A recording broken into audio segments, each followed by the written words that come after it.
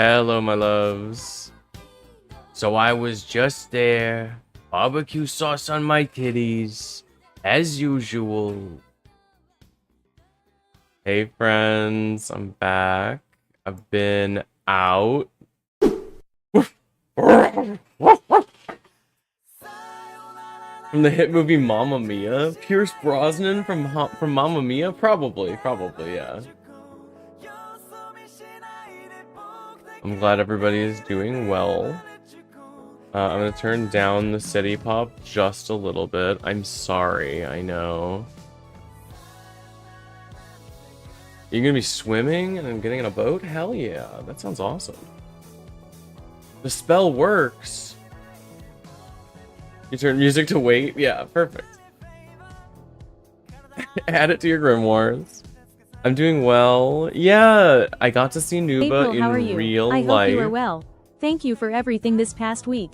You are a beautiful and magical being. Also so pretty. Thank you. You're so pretty too. You and your wife are so sweet. It was genuinely so nice to meet you both.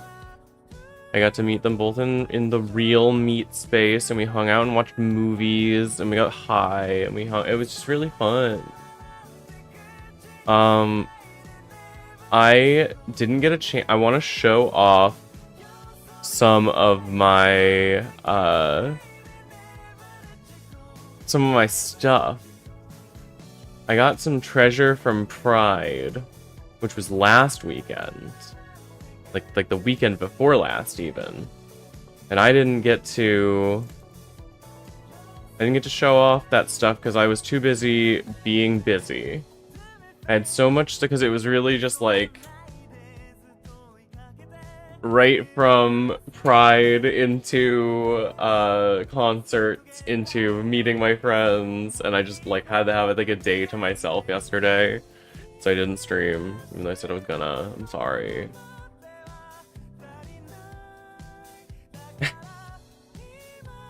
Yeah, you're all sweet. It was super nice to see you. Genuinely, it was awesome. Oh, I should move us over here, huh? Yeah, now they can actually see me. Over on the vertical. Sorry, vertical space. What did I get? Oh yeah, I found like a really nice pine cone. Let me show. I'll show off some of my treasure. Found a really nice pine cone. You can gaze. It was sealed up when I got it, and it opened up on my altar, which I'm choosing to take as a good omen. This is like a remarkably intact, well-preserved pine cone. And I really like that. Pine cones are a cool symbol because they are a seed that only is able to like spread its seeds if it is on fire, which is just that symbol of rebirth through flame. I really like Phoenix imagery, and it's in a pine cone. It's cool. We love pine cone. I also found the biggest nug I've ever seen in my life. It's huge. Look at that. I've got pretty small hands, but this is a big boy. We've been saving it on the altar for a rainy day. It opened because I'm hot. Yeah. You got a nug the size of a soda can? Jesus. That is a nice nug. It's a solid nug. Apparently that is an 8th by itself, which is extremely funny. I also got this. Ooh, save it. I got like these flags, and this is a fan. It's cute. But I bought from a local bookstore a mystery date with a book. I haven't opened it yet.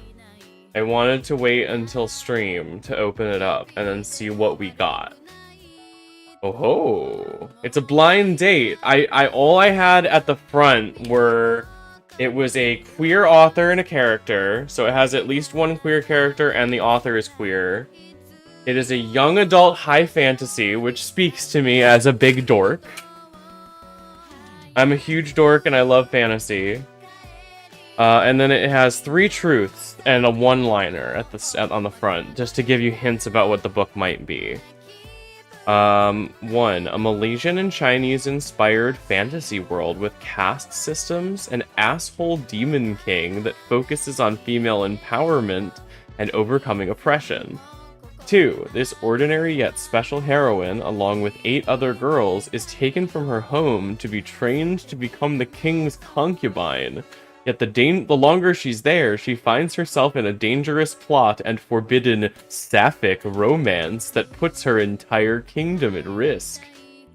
3. Content warning. Attempted rape, sexual and physical abuse, sex trafficking, abduction and sexual slavery, forced medieval exam/inspection, non-graphic animal cruelty, violence, murder, war, execution, death, loss of loved one. 1 line. There is a tradition in our kingdom, one all castes of demon and human follow. Okay. I've been in.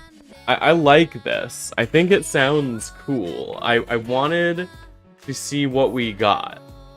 So I'm gonna crack it open. It came with there's a little pocket on the front that has cute stuff. I think this is extra treasure. They gave me a reading list so I can keep track of all of the books that I read this year, which actually I'm probably gonna use. That's really cute. I got a book review page. Aw, cute. You get a little book review page paper that you can write on. I like that. That's sweet. Is this stickers maybe? These might be stickers. Ooh, they gave me little notes to on top of a couple of stickers, which I'll show off in a second. They gave me little notepad, little sticky notes if I wanted to take notes and stuff. That's cute. They give you all the tools. It really does give you everything. That's neat. And then a couple of stickers. I got oh gosh, the light is really. But I wanted to show off the shiny on them. Holographic. We got some books. This one says, today a reader, tomorrow a leader. This one I think is just read in heart emojis. We've got dive into books. Big fan. Bookmarks are for quitters is a really good one. That's really funny. Bookmarks are for quitters. That's cute. Alright, I'm gonna dig into this. Let's see what book we got. I have no idea. I have not been keeping up with recent fiction trends, so this could be literally anything. It might even be something people know about. It could be cool. Ooh, okay. It's a James Patterson Presents, but it's called Girls of Paper and Fire by Natasha Nagan. Ooh. That new book smell. Looks like about a 400-page book. That's pretty good. In my land, we're known as paper girls. Easily torn, existing only for others to use and discard. But there's something they've all forgotten about paper. It can light the world on fire and make it burn. Hell yeah.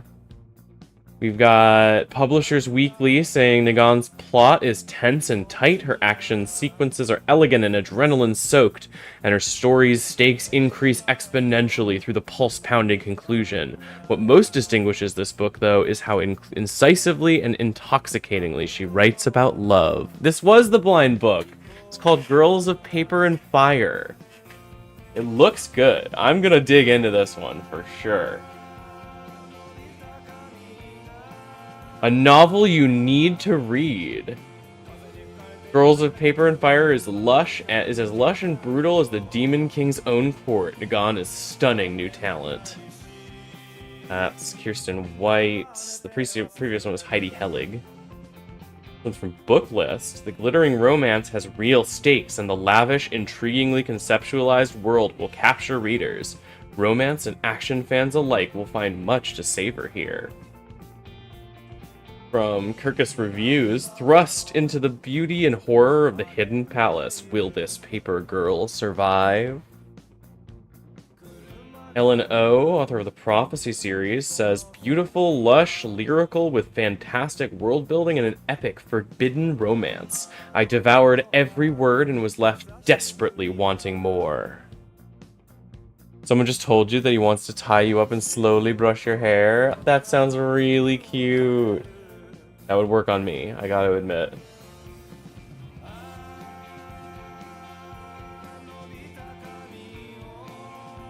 Alright.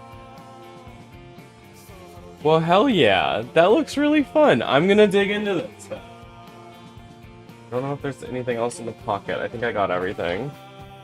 Making sure. Very, very cute. I took a picture of everything for the store, so I'm gonna look up their stuff and see if I can go visit their physical location. Maybe later next week. I love support local businesses. I love supporting local businesses. One sec, I gotta throw this away.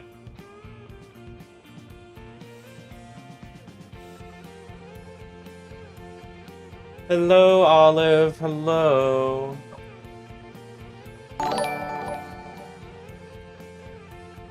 Oh, thank you so much, Bunny. Thank you for subbing. I appreciate it.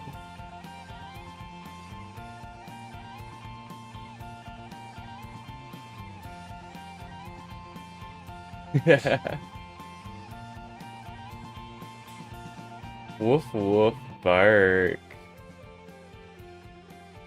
I'm hoping everybody's having a good day. You have therapy in a little bit? That's cool. I wanted to talk briefly about the payment processor shit that's been happening. 6 months of friendship tax, whoop whoop. 6 months of friendship tax. Yep, friendship tax. Send me your Twitch Prime.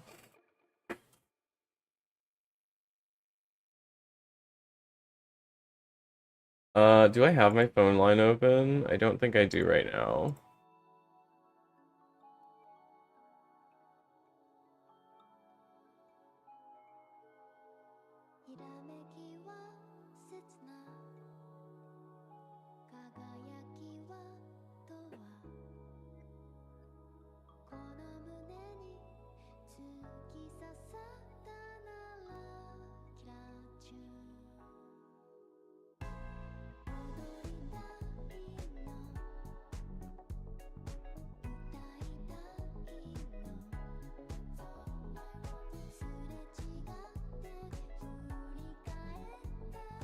Alright, let me...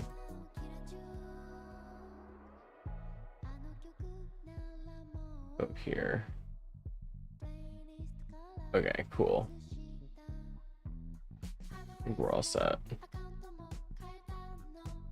Twitch told you an error occurred. Oh no.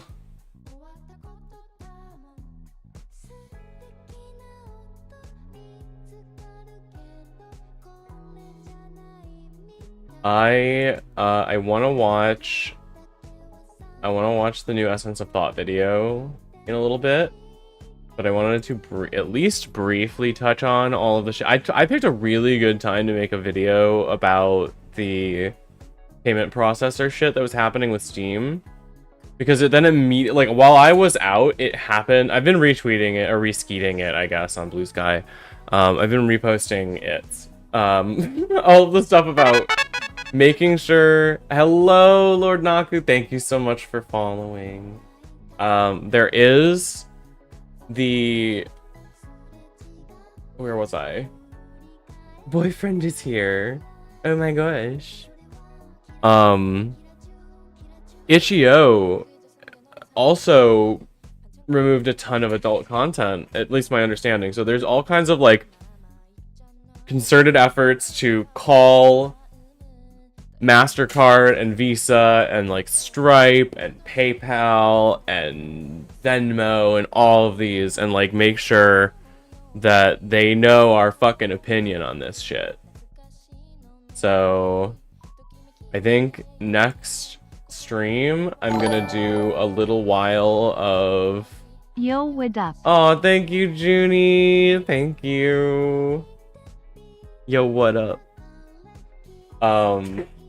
Next stream, I want to talk more about the subathon that I've got coming up.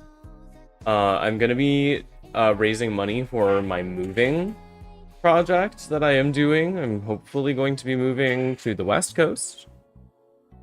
Well, I am going to be moving to the West Coast, and I would like to raise a little bit of money for that effort. So we're gonna do a sub event coming up. I'll talk more about it, and we'll do like ideas and brainstorming, and I want to hear from you all about stuff that you want to see.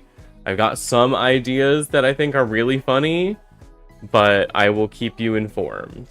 I'm very excited. I think that there's lots of cool stuff in like up ahead for us. But you know, if you want to see me succeed, go check out all of my cool videos that I've been making. I've been putting out a lot of cool stuff. We have that post about the payment processors. Wanted to open up my Blue Sky. I won't go around too much because I cannot browse it safely, but I don't not follow not safe for work stuff on my main account. I just don't want to get banned. What have I been replying to? What have I reposted lately? Where's the list of all of the phone lines to call? There it is.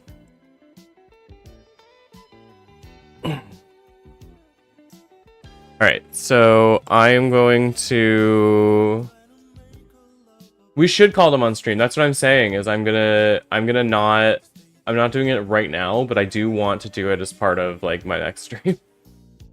I just have other plans I want to get through first.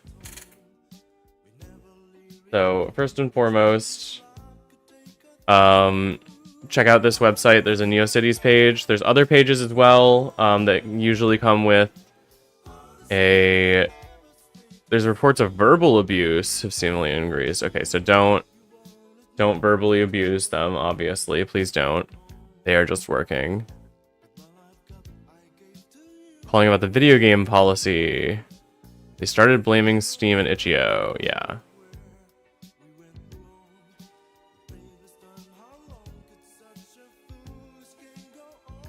Alright. Oh, the verbal abuse from the employees. Oh.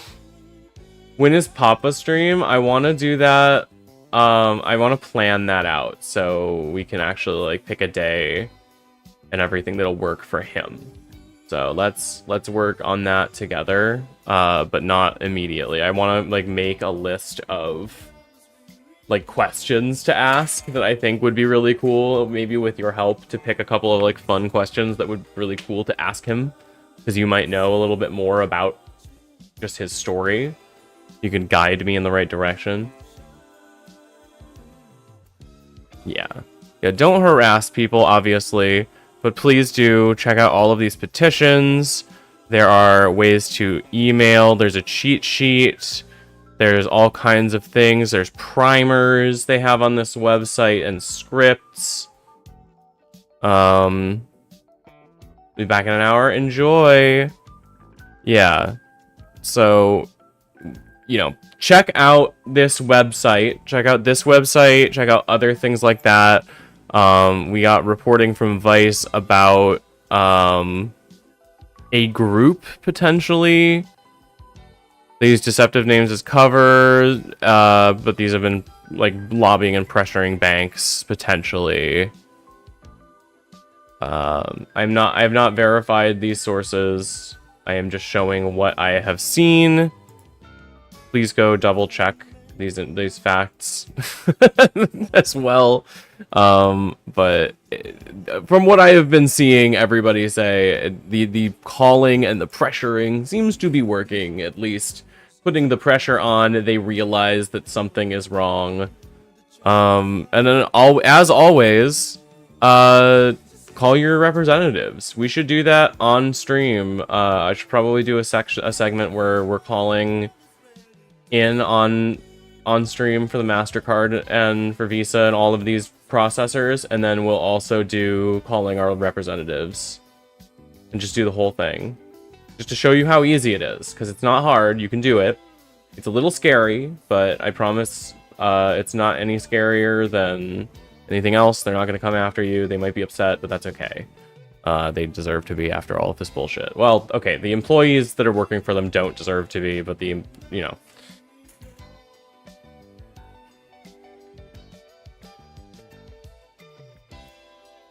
Either way.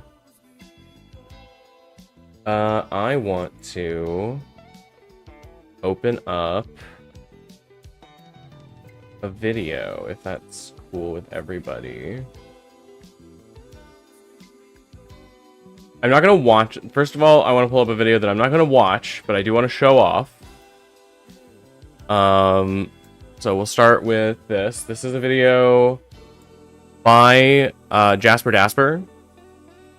This is a small channel, or rather, yeah, well, they are still a small channel. Please check out this channel, subscribe to see what else they put out.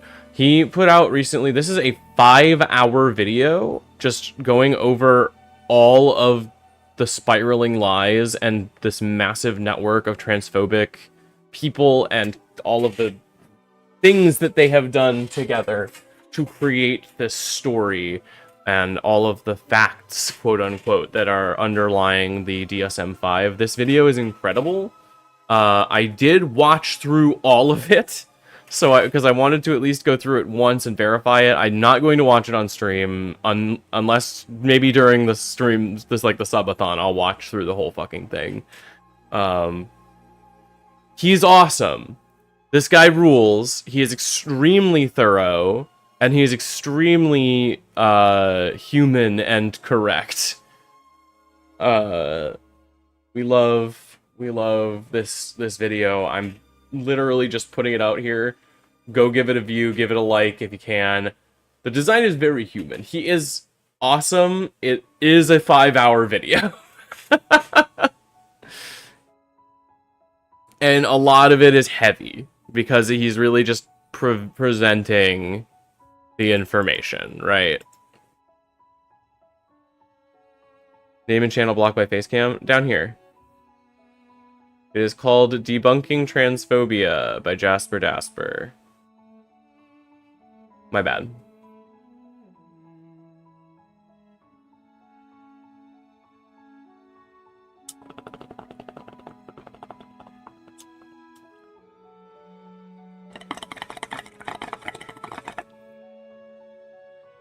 Yeah, if you want to see me watch through this whole thing, keep tuned. Let me know. We might add it to the streamathon. I already have an idea for a 72-hour live stream. It could just be on there.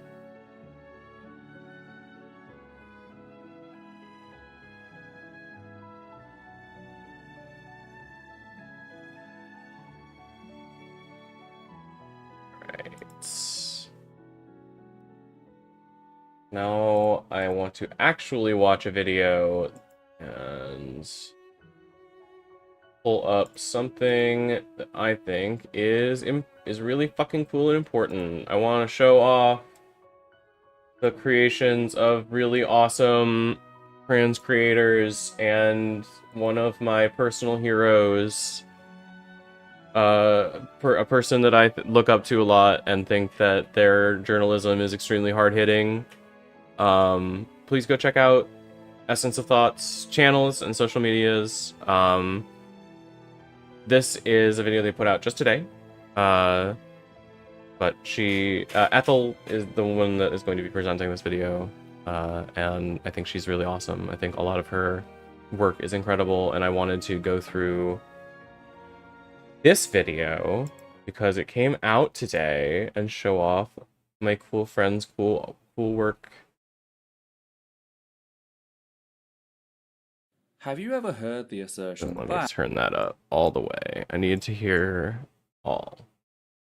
Have you ever heard the assertion that gender-affirming care is non-essential and therefore shouldn't be covered by national health services or insurance providers? Right. Where does that claim come from? How did the US government fabricate a report to justify this narrative? And what does the science actually show us? That's what we'll be tackling in today's video. But first, a quick content warning for the following: transmedia, hate speech, medical violence, and sexual violence. If the work has helped you, please consider supporting us via Patreon so that we can keep the channel running. You can also help us by liking, commenting, and sharing our work on social media. Hi there, my name is... Oh yeah, again, go check out their Patreon. They have all of their references, all of their sources, other videos they're linking. All of them are here. Go look at their Patreon. Go send them money. Please. Their work is really amazing and they deserve more support for it. Thurston, she, her, they, them, and it's time to debunk the assertion that gender-affirming care is non-essential and therefore shouldn't be covered by national health services or insurance providers. And it's important to do so, seeing the current attacks upon gender-affirming care around the world. I agree. I think that it's absolutely something that we need to keep calling attention to. I know that it feels annoying to have to constantly reassert this, but like, to a cis person, I don't know if cis people really get why it's essential, so I can understand kind of the confusion. It doesn't sound like something a cis person would understand. It's hard to even understand it as a trans person sometimes, but I am excited to see what she has to say about the whole topic. This includes my country of origin, the UK, where not only have children been stripped of fully reversible and clinically safe puberty blockers, but local GPs have openly denied their patients HRT on grounds of personal beliefs. This includes trans adults who have undergone a gonadectomy, meaning their body produces practically no natural sex hormone, putting them at risk of extreme osteoporosis and muscle wastage. That's fucking horrible. Jesus Christ. The government is not coming to save us, truly. And it's important to keep calling attention to this shit and displaying just how it's exhausting, obviously, to keep having to display how openly monstrous all this shit is. But we need to keep calling it out. I agree, UK accents are wonderful. The revolution remains untelevised, exactly. We'll just keep here. I love UK accents. I know that there's so many a lot of people will do like haha British jokes. I'm not a big fan, personally. We need to talk about emotes and stuff too, because that's something I want to get updated for the streamathon. If we do it, we want to talk about emotes and stuff.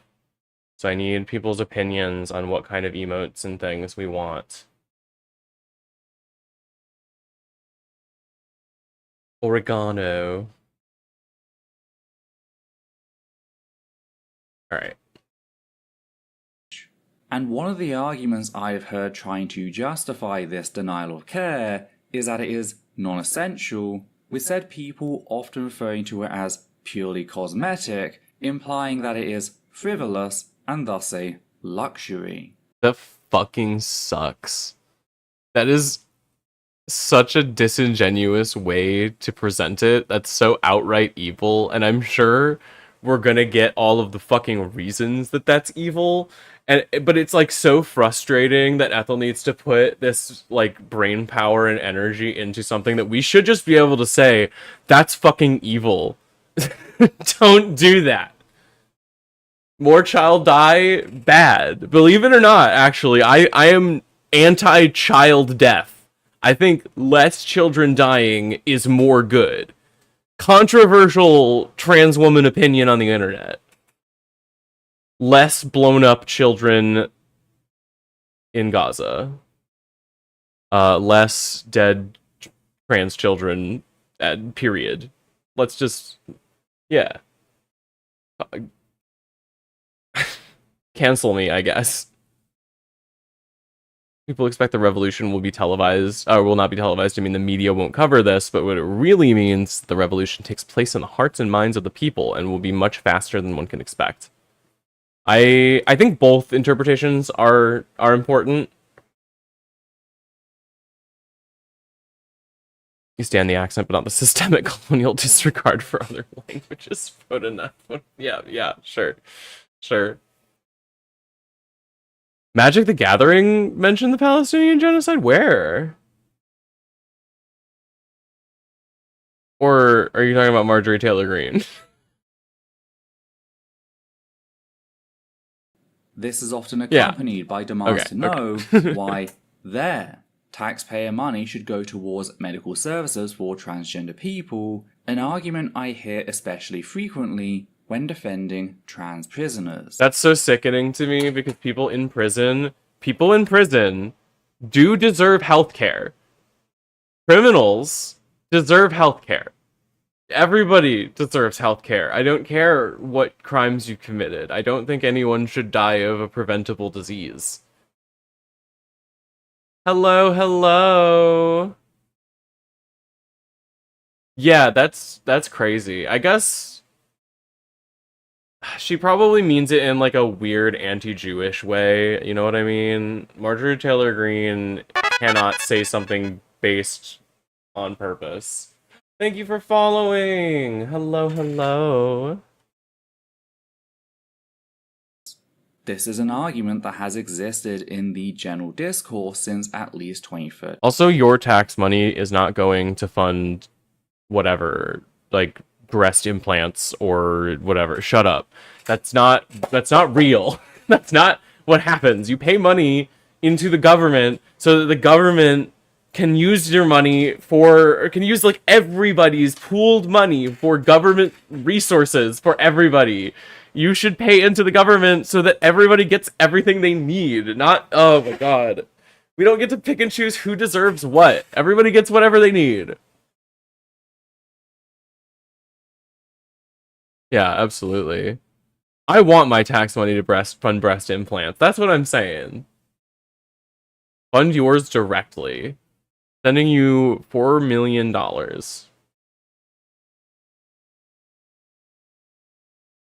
Healthcare should be free does include cosmetic stuff. Right, I agree.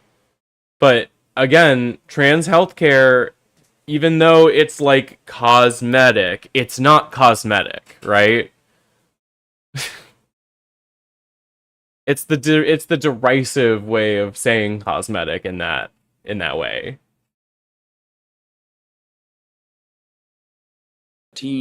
When proposed changes to Medicare and Medicaid in the US were mocked as, quote, Obamacare funding free cosmetic sex changes, end quote, clearly trivializing said medical need.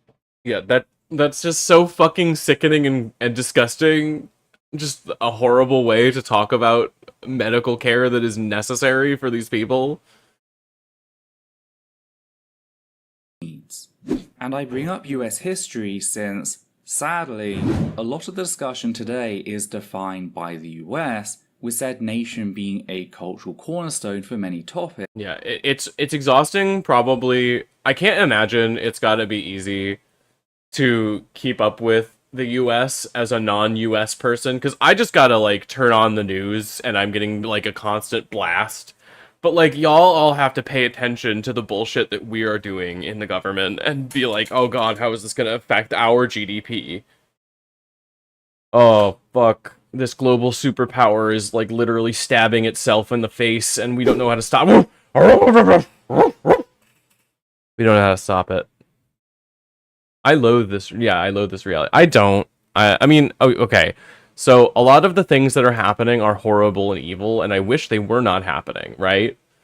But I do love a lot of the things about this reality, in that I get to exist in it at the same time as all of the friends that I have, who I am very lucky to have. There is still a lot of joy and kindness in this world, and that's part of what my upcoming video is going to be on. My working title is just The News is Exhausting, which I hope kind of sums up everything. Thanks to everybody who's taken a look at that script, by the way, and given me feedback. And I think that y'all are amazing. Thank you all for being so kind to me and being patient with me as I work through my creative process. I also have another video idea that I've been writing on, and I feel like I finally found a way to present all of the Jurassic Park movies the ways that I want to, which is, of course, to rank them by how fuckable the Velociraptors are. Which I think I am uniquely qualified to talk about. Yeah, that's what I'm saying. It's like Jurassic Park movies rated based entirely on how fuckable the Velociraptors are. Because they make them pretty fuckable. I think that 3 is the highest on the list. I think the Velociraptors in Jurassic Park 3 are uniquely fuckable.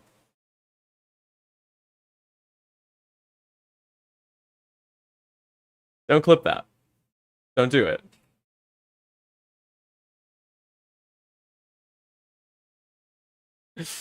Alright. Boy, it's just, we are in the weeds. Jesus. Including the medical needs of trans people. Fact is, if you go back to the 1970s and earlier, whilst there was no federal standard, state funds were being used to help trans people medically transition in the US on a case-by-case basis. This is something that surprises a lot of people, since we tend to have this very forward-looking, march of progress view of human rights, where things were the worst they've ever been in the distant past, and have slowly gotten better with time. I agree with this outlook. I think this actually also has to do, this is something that affects a lot of things, not just progress in like social topics, which it absolutely does, and she makes a great point here.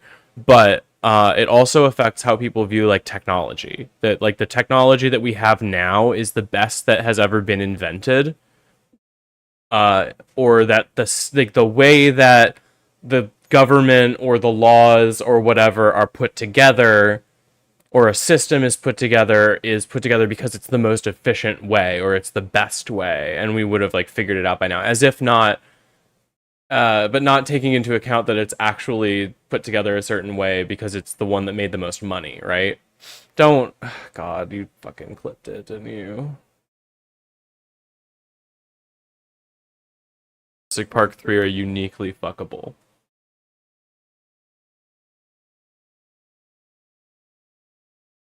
Don't clip that. That's good. That's a good clip. Velociraptors in Jurassic Park 3 are uniquely fuckable. The truth. Thank God. What a good clip. Yeah. But hello. Yeah, it's just that the idea that like progress is not always linear. A lot of the time things will get to a certain point and then we'll take backtracks, and you know, obviously the idea is that there's a general trend of it's better, but a lot of the time, like I like to point for the technology example specifically. I think I remember you. Hello.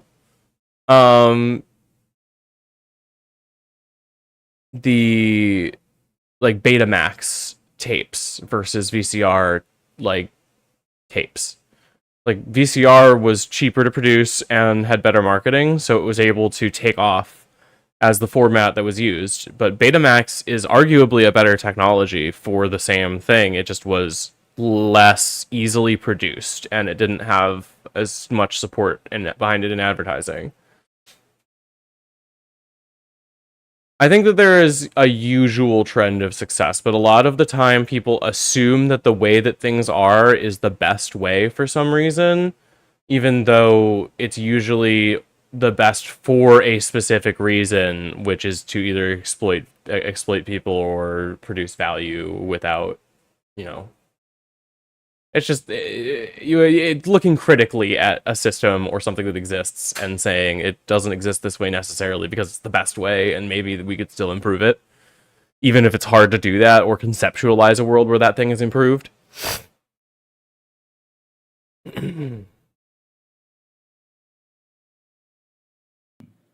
Except things are rarely that simple.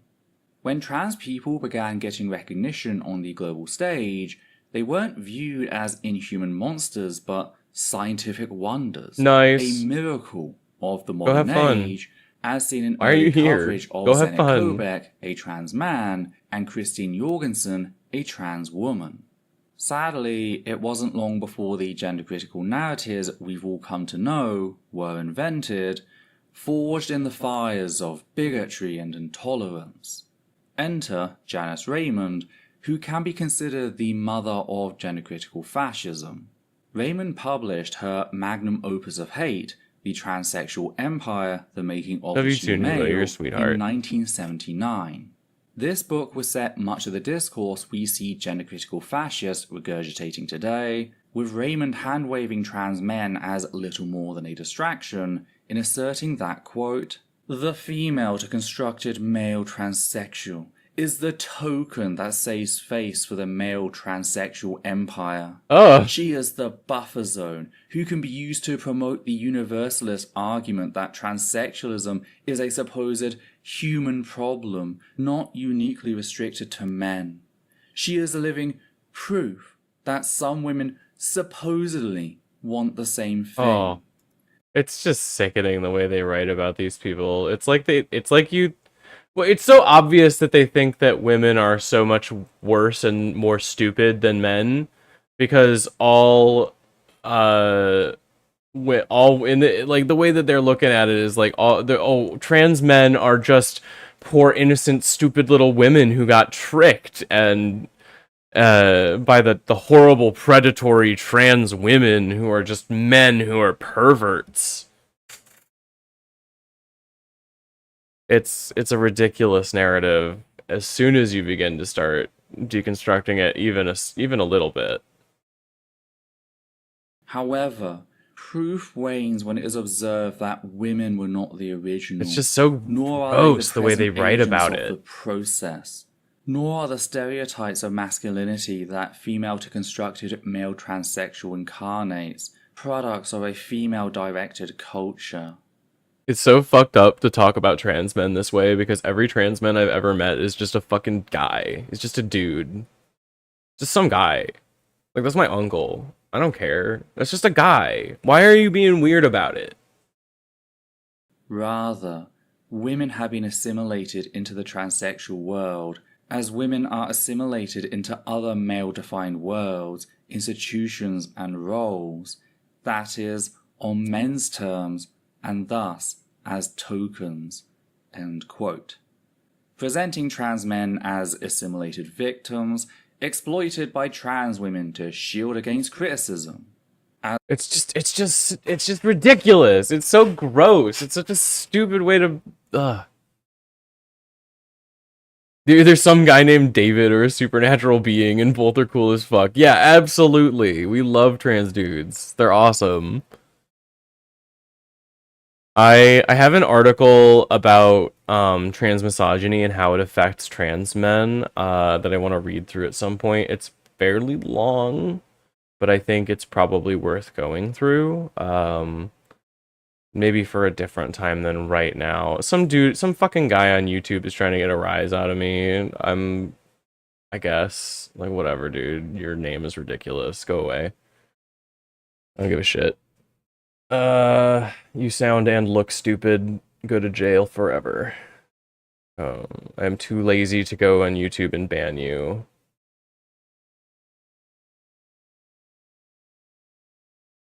Yeah, absolutely.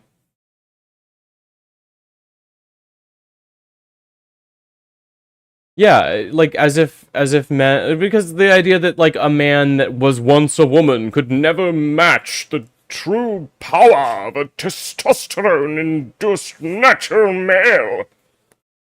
Disgusting. I'm gonna these are the same people that probably would be like, I could beat any woman at anything, and like, no dude, you could not. You're fucking stupid. You're a moron. I'm gonna go refill my bong water, enjoy a few seconds of dead air.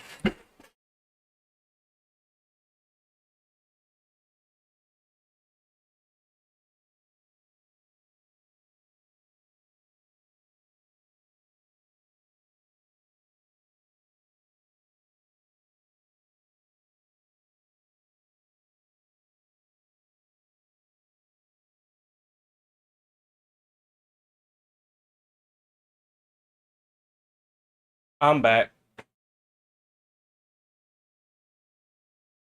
Alright. Ethel, I need more of you. As for trans women, Raymond had a lot to say, including the following.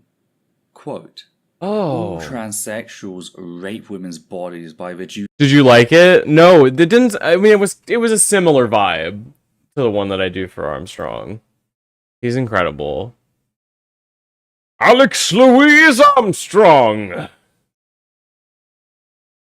Witness the Armstrong alchemy passed down through the Armstrong family for generations! Something like that, I think. I love you too. Armstrong would be a trans ally. Absolutely! Creation and destruction! Both sides of the same coin! I think, do you think that using alchemy to convert your gender counts as human transmutation? It probably does. But he was an ally to Edward Elric. My personal favorite reading of the show is that Edward is trans. Edward's a trans man. I love him. He's my favorite little Redditor.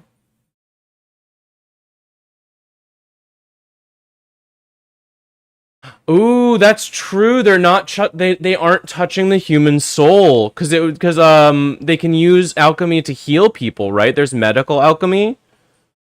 So if you just consider the body as like parts and not touch the soul, maybe that can be done and that's allowed. Because you're not touching the soul. The soul is already the gender that you are, so they don't have to touch the soul to match the body.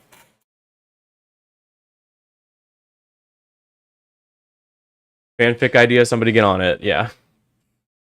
I wouldn't care if it counted as human transmutation anyways, for sure. Yeah, it would totally be medical alchemy. That makes sense. Alright, let's listen to more of this is a way more fun discussion than what Ethel has brought us here today, but I do think it's important to listen to it. Yeah, literally, like...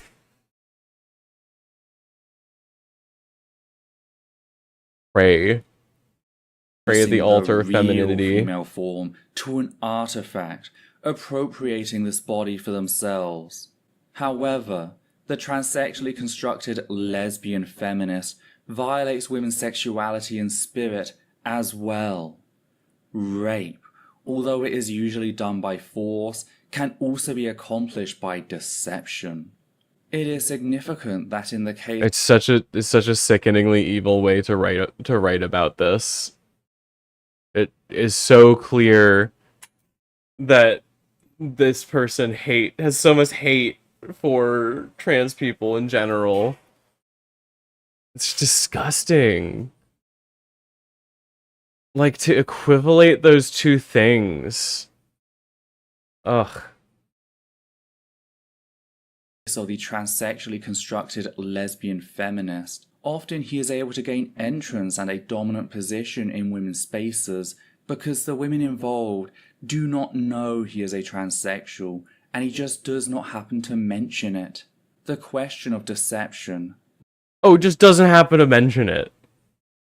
Yeah, I don't talk about being trans at all. It's actually just a big secret.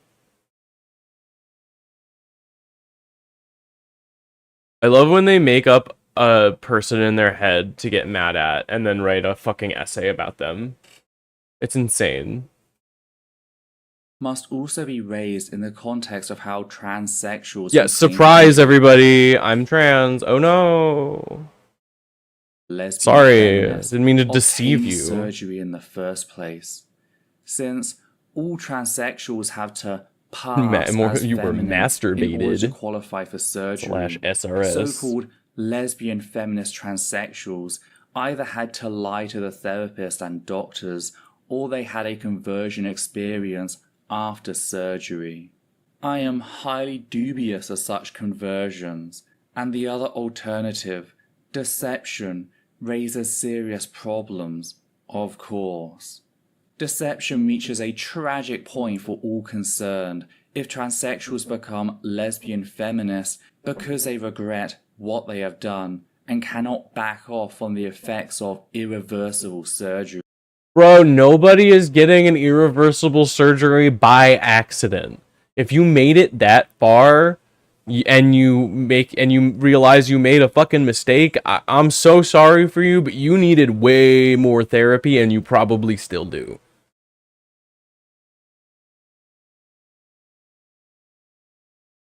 Like, nobody gets that far by accident. You don't just wake up and you have a pussy one day. Like, fucking insane sentence. Yeah, the framing implies it's morally wrong to not start all conversations with, by the way, I'm trans. Yeah. It's ridiculous. It's not something that it's like, if I need to announce every conversation with I'm trans, then you need to start every conversation with I'm cis. And then we need to, like, describe our genitals to each other. Like, is that what we want? Is that what you fucking want? That's weird, dude. Describe your genitals to me in great detail so that I may write it down in my little book and then publish a paper on you. In world's most cursed pronoun circle. Transitioning saved your life. That is absolutely the point too, right? Is that you're like transition and like the medical health care that you get to transition, including HRT, is life-saving healthcare. It saves people's lives. It makes it so that people that would be dead are now not dying, and it therefore means that is a preventable death from an illness or a disorder, right? I feel like it maybe is even more important, because otherwise it's just, we're just letting them die. I don't understand. I genuinely don't understand. And that has to be, like, the point, right? Is that when they say they want trans people eliminated from public life, that means they want to make sure that they're all dead and that they never come back. They're going to make sure that we are all too scared to come out as trans so that there aren't any trans people, and then all of the ones that are out are going to get killed. That's what they want, and they just won't say it because it doesn't sound good.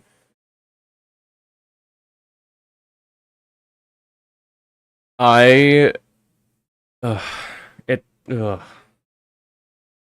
understand. I don't understand the thought process that gets you there. You have to start from the perspective that being trans is wrong, right? And it's something that needs to be solved or fixed.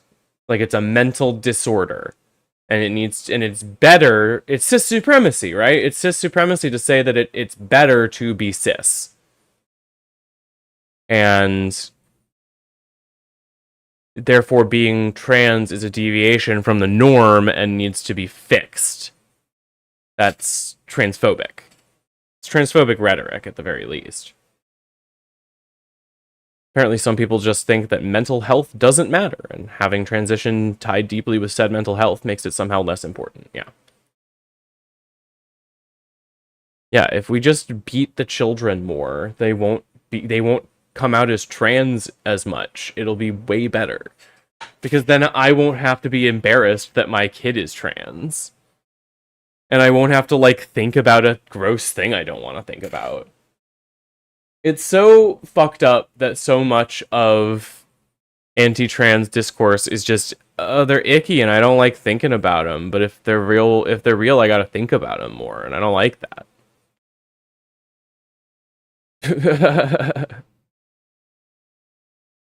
They won't be turned. Yeah, like we're fucking zombies. I'm gonna fucking... when I bite you, you're gonna turn trans.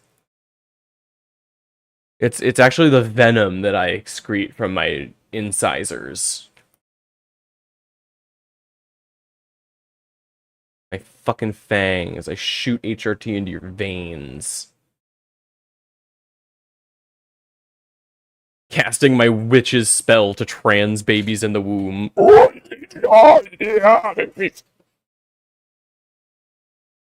You're trans now, sorry.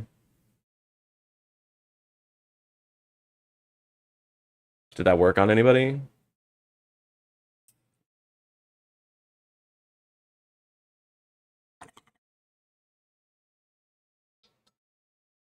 I'm doing God's work. Yag. You were already trans, maybe? Oh, jeez. Wow. Are you, like, more trans now? Yeah. Just upgraded you from level 4 to level 5 trans. You've unlocked a new spell slot. Who taught you these words?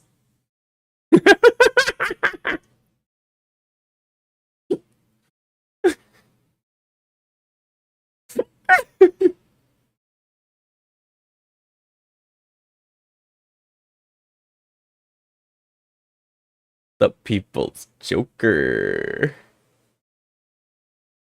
I want Sam Reich to do a an Everybody Loves David style show like Vera Drew did with yeah, David Liebed his... I forget his last name, sorry. I want Sam Reich to do that with Neil Breen, where he just gives Neil Breen an unlimited budget and a creative team and lets him do whatever the fuck he wants. Or not an unlimited budget, but like here you get a budget and a creative team, make whatever the fuck you want. Like I want to see Neil Breen directing the Dropout cast to make the most insane movie I've ever seen in my entire fucking life.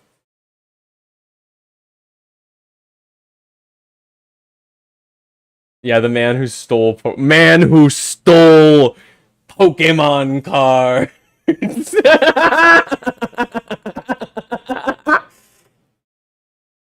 That's really good. That's really fucking funny. There he is. He's in the corner. The world has been so fucking crazy that Critical has been talking about politics. I feel like I'm going crazy. For example, it's not like he's never not been political or never talked about politics. It's just that like he's just making a whole video about like how the president is clearly a pedophile, and like that's just politics now, I guess. Awesome.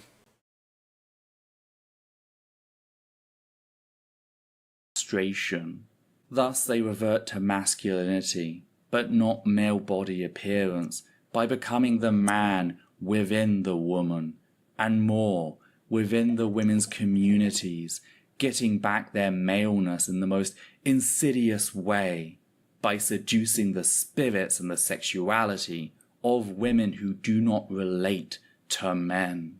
Because transsexuals have... They're like, oh yeah, trans people are evil, because if you're a trans lesbian, then you sneak in and trick a real lesbian into wanting to have... Yeah, as if you fucking think lesbians are cool. Fuck off, dude. Have you ever met a lesbian? If you've ever met a cis... I feel like cis lesbians fuck with trans women almost all the time. Like I feel like you'll get the gross ones sometimes that'll be turfy, but almost all the time, like even if like a cis lesbian is like, sorry, I don't like fuck with people that have penises. It's okay. I don't care. Like, why does it matter? Lesbians understand gender as a social construct, absolutely. I think most lesbians have already had to like face that in like rejecting their quote unquote natural feminine role, right? Yeah, absolutely. You made your wife a lesbian, forced it. She seems really cool. I mean, not for nothing, but she kind of seems like a lesbian. She's really awesome.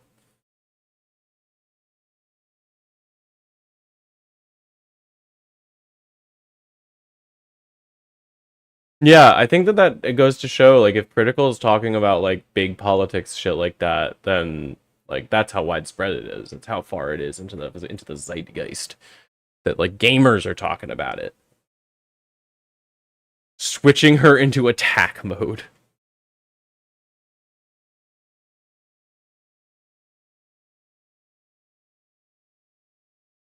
I love gay women. I love gay women. I love you. You are awesome.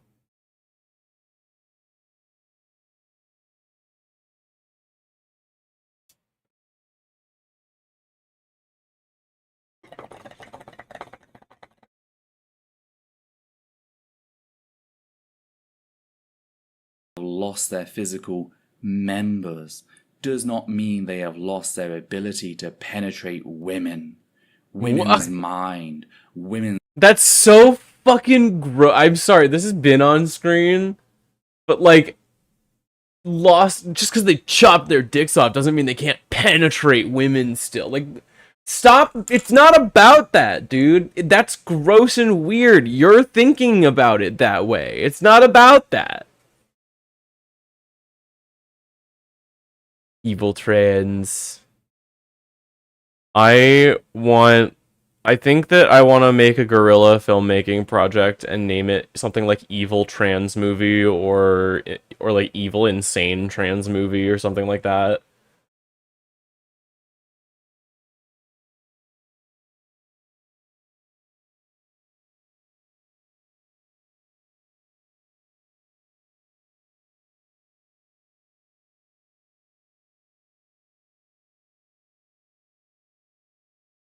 Underground trans mafia into an artist collective that produces it. I'm into it.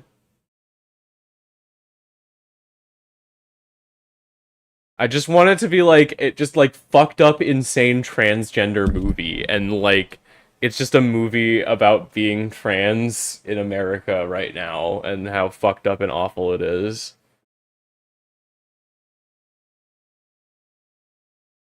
Just some fucked up guerrilla filmmaking project about smoking way too much weed and fucking a dog girl. Probably.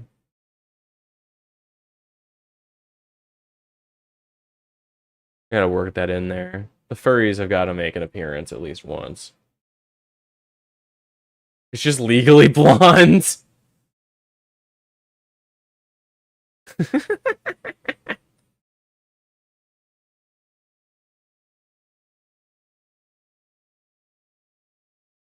Space, women's sexuality. Transsexuals merely cut off the most obvious means of invading women so that they seem non-invasive.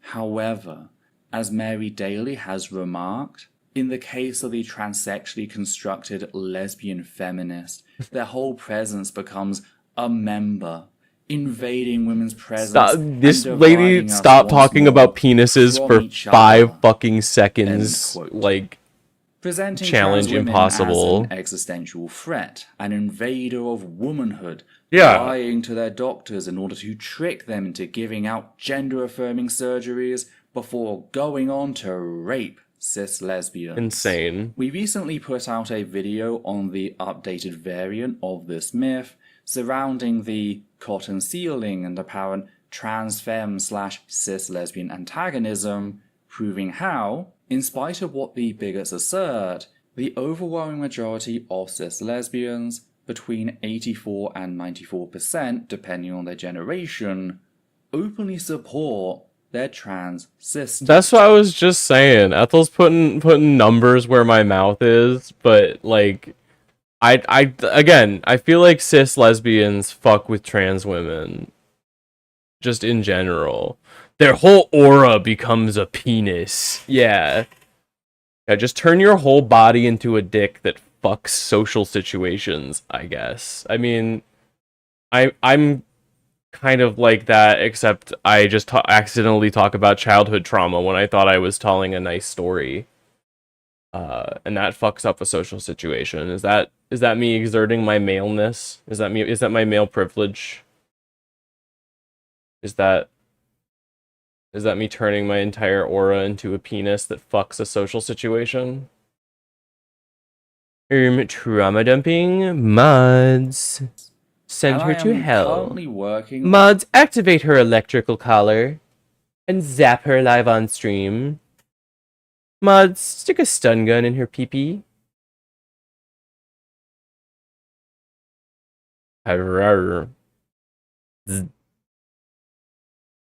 Please take this to hashtag vent. This is my stream. I can hashtag vent if I want to.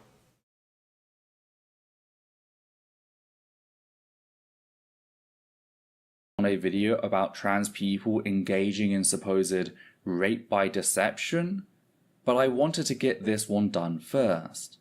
That video will be added to the Debunking Gender Critical Fascism playlist once it's finished. God, she's so fucking cool. God, she's so fucking cool. She has a whole playlist of it. Can you understand how fucking cool this person is to me? I'm so bad at like putting my thoughts together and staying relevant and cutting in my journalism. And this bitch puts out so many things that are so incredible. Please go watch Essence of Thoughts videos. Every one of them is good background for like again, I love her voice and she can deliver endless information to me. I'm gonna put it in the tags. What should be done about trans people? She very openly declared that, quote, I contend that the problem of transsexualism would be best served by morally mandating it out of existence. Oh, a moral mandate, yeah, just to hit the children. Necessitate that transsexualism must be legally mandated out of existence? What is the relationship between law and morality in the realm of transsexualism? While there are many who feel that morality must be built into law, I believe that the elimination of transsexualism is not best achieved by legislation prohibiting transsexual treatment and surgery, but rather by legislation that limits it, and by other legislation that lessens the support given to sex role stereotyping, which generated the problem to begin with. Well, that sounds like a pretty familiar fucking playbook, doesn't it, huh? That's fucking crazy. Just like written right there. Just bigotry on the paper. End quote. I wonder what she could mean by legislation that limits it. Sadly, we didn't have to wait long to find out, as explained by trans historian Kristen Williams. Hey, Maxie. Williams' work caught the attention of someone at the National Center for Healthcare Technology, or NCHT, a government-funded body in the US that was looking to cut costs from Medicare and Medicaid by reducing the number of medications and procedures that could be claimed as essential. And one of the things it was looking to cut was gender-affirming care for trans people. And they were really fucking sneaky about this too. They originally had it in there as gender-affirming care for trans minors, and then it got changed, like in a small edit, to just be all trans people.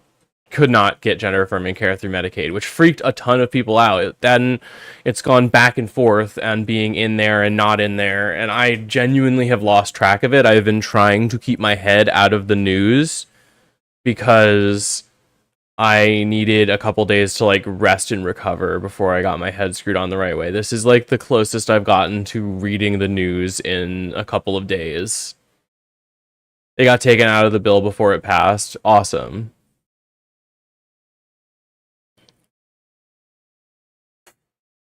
Yeah, okay. Whatever small victories we can get. People. They just needed to present a case to show that said care was controversial, experimental, and expensive. That is why the It's none of those NCHT things. It's Raymond- not. Trans healthcare is not experimental. Just all of the fucking research for it got annihilated by the Nazis.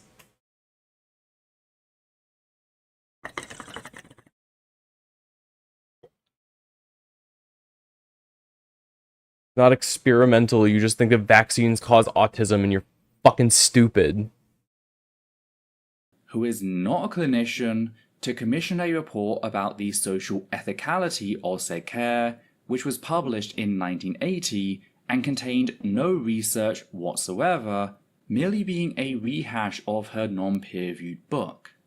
This report was then referenced directly by the Office of Health Technology Assessment in a 1981 review, being one of two citations invoked in order to prove that trans care was controversial. The other citation on that specific claim, why, a book review of Janice Raymond's 1979 book, The Transsexual Empire, The Making of the She-Male. Oh my fucking god. Not even the book, a review of the book? Awesome. Cool. Love that. So the only proof Disgusting. that said care was controversial was the opinion of a single anti-trans bigot who was sought out because she was a known anti-trans bigot who openly believed that all trans women were sadistic rapists. Sadly, the corrupt assessment was a success, leading gender-affirming care to be classed as non-essential and therefore not covered under either Medicare or Medicaid.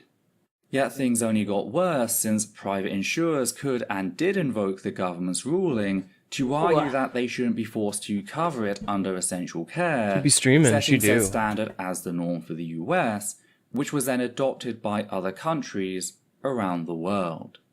What really stuck out to me as I returned to this topic in 2025 was just how familiar this entire thing was. How you doing, Clue? We have covered the Cass review extensively on this channel, showing how its author, Dr. Hilary Cass, lied about pre-existing research and indeed even her own methodology. Yeah, the cast review is a huge shit show, and the Trump review, the fucking one that the State Department put out, is an even bigger pile of steaming dog shit. Obviously, I don't need to, like, go into that, because people like Ethel have done way better deconstructions of it than I can. I do, again, implore you, if you do not know about this stuff, to go and look into it through Ethel's work, because she does really good content and coverage of these things. Read through them yourselves. But, yeah, it didn't even have an author. Cowards. Complete cowards.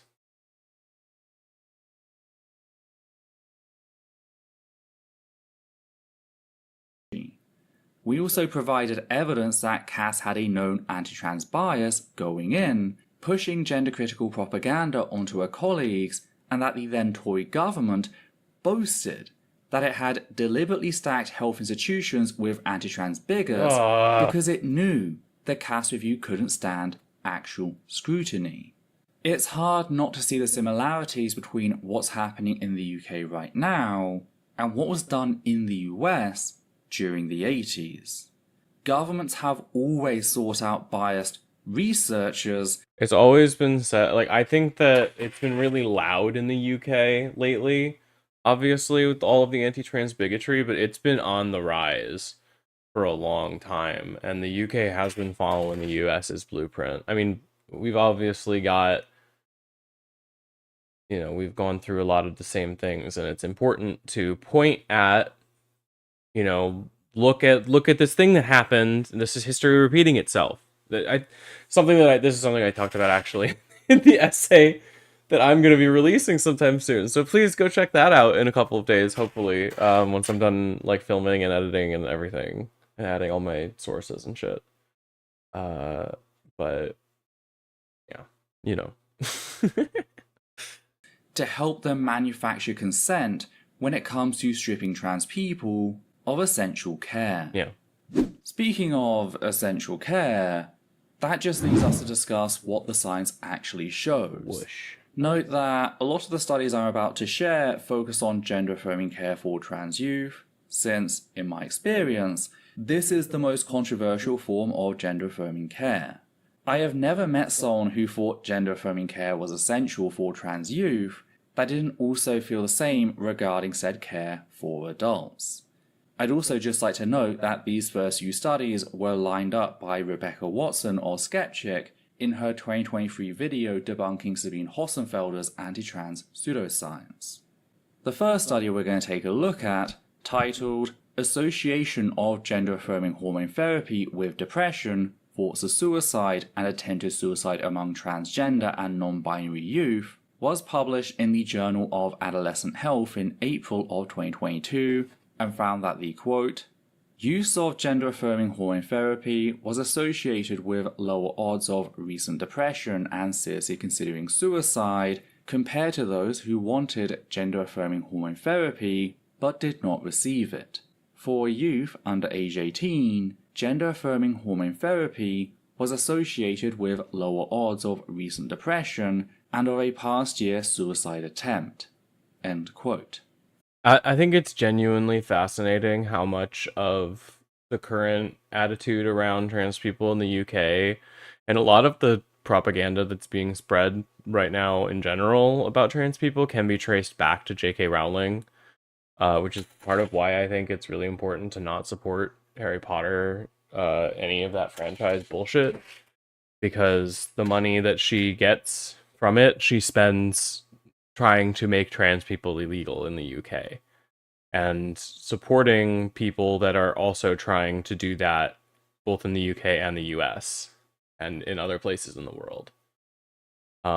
She is like one of the important money vendors for this fucking anti-trans hate mob.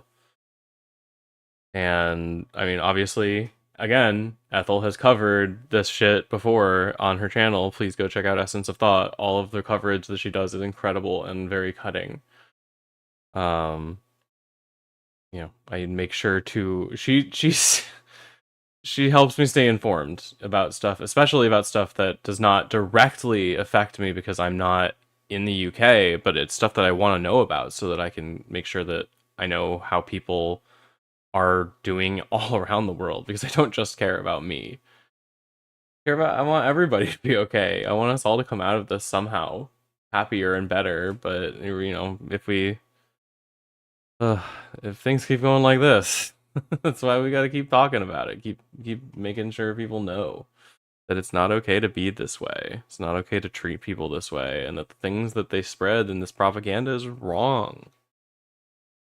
All lies.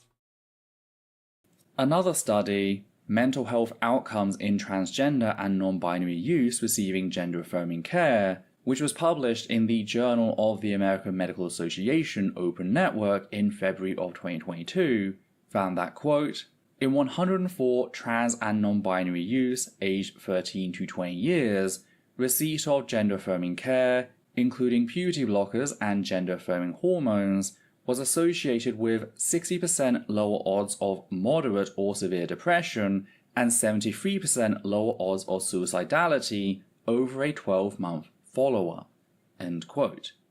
We also have pubertal suppression for transgender youth and risk of suicidal ideation, which was published in Pediatrics in February of 2020 and found that, quote, a significant inverse association, as one increases the other decreases, between treatment with pubertal suppression during adolescence and lifetime suicidal ideation among transgender adults who ever wanted this treatment.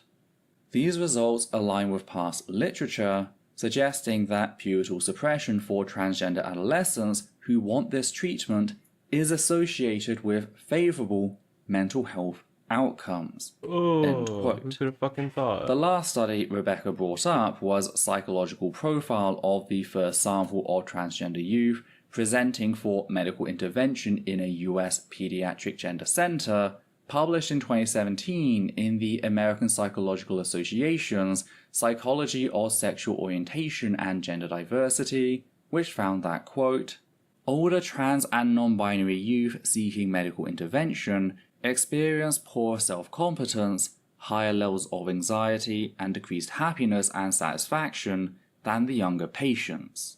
The results provide further evidence of the resiliency of a significant number of transgender youth, as well as the severity of mental health concerns for others. New to the existing literature are the results showing older transgender teenagers as more distressed, supporting the clinical recommendation to consider earlier medical intervention for appropriate youth, and to always incorporate mental health support and assessment. I feel like there is such an air of distrust in just our medical establishment. It's kind of led to this rise of snake oil salesmen that feel, and then people that just feel like they know better than doctors. You see the whole anti-vax crowd, but they're the same people that are like buying supplements and essential oils and shit, and saying you don't have to go to the doctor, you just gotta pray and take these fucking aloe pills, and then you're gonna be fine. They're suckers that are just trying to find a way to feel better. Unfortunately, there's always going to be these shit peddlers that are putting out the slop for them to eat up.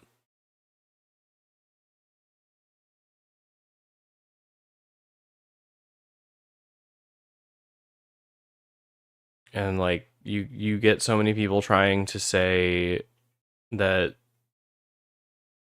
even helping trans kids out of this situation is like akin to pedophilia, and that's fucking ridiculous. These people are suffering. These kids are suffering, and they don't have any agency or a way out of the situation, and you're just gonna fucking make them go through something that like really fucks with your brain.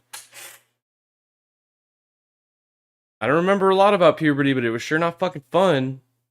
I'll tell you that much.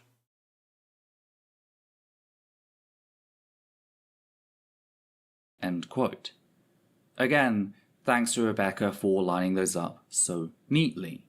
Adding to our studies, we also have psychological functioning in transgender adolescents before and after gender affirmative care compared with cisgender general population peers, which was published in the Journal of Adolescent Health in April of 2020 and found that, quote, transgender adolescents receiving puberty suppression had fewer emotional and behavioral problems than the group that had just been referred to transgender care and had similar or fewer problems than their same age cisgender peers on the youth self-report domains. End quote. Next, we have psychological support, puberty suppression, and psychological functioning in adolescents with gender dysphoria, published in November of 2015 in the Journal of Sexual Medicine, which found that, quote, at baseline, gender dysphoric adolescents showed poor functioning. Gender dysphoric adolescents' global functioning improved significantly after 6 months of psychological support. Moreover, gender dysphoric adolescents who also received puberty suppression had significantly better psychological functioning after 12 months of puberty blockers compared with when they had received only psychological support. End quote.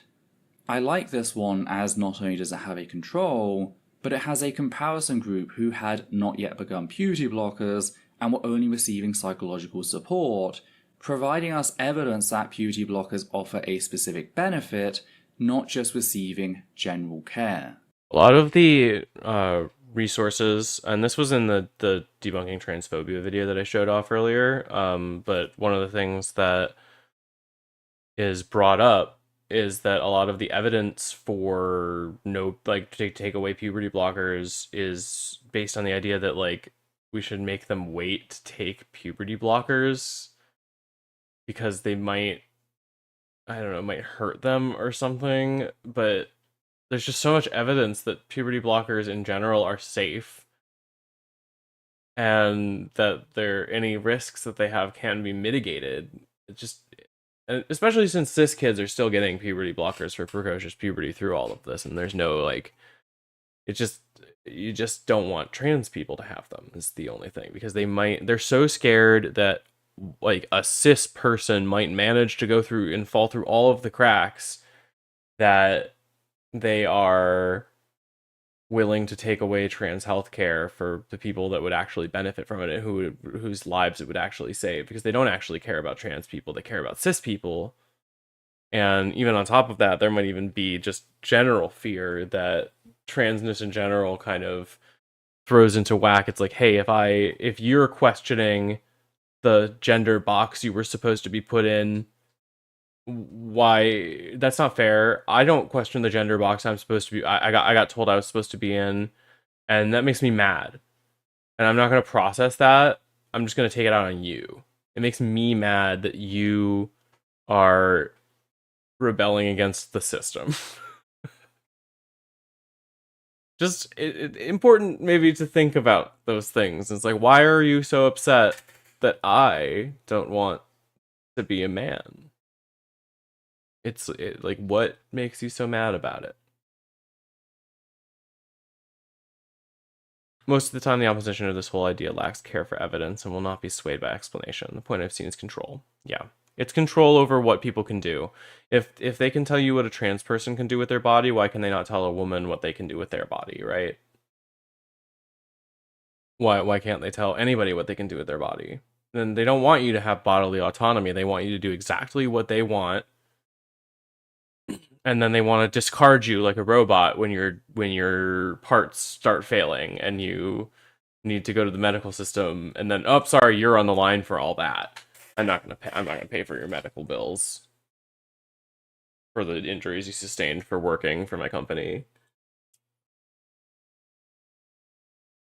Yeah, that's the insurance's job. That's a different industry, not my fault.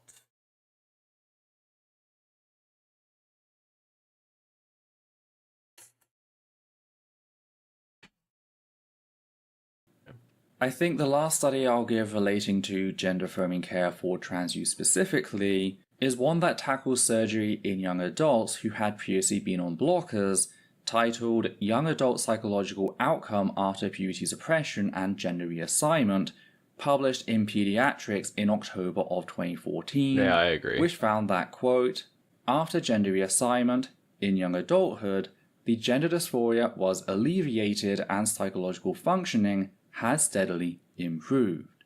Well-being was... It makes me so frustrated that you can just literally look and see trans people living happily as normal fucking weird people, and then you're like, oh, that's actually bad because they're not cis. And you don't even think about that might be some cis supremacy.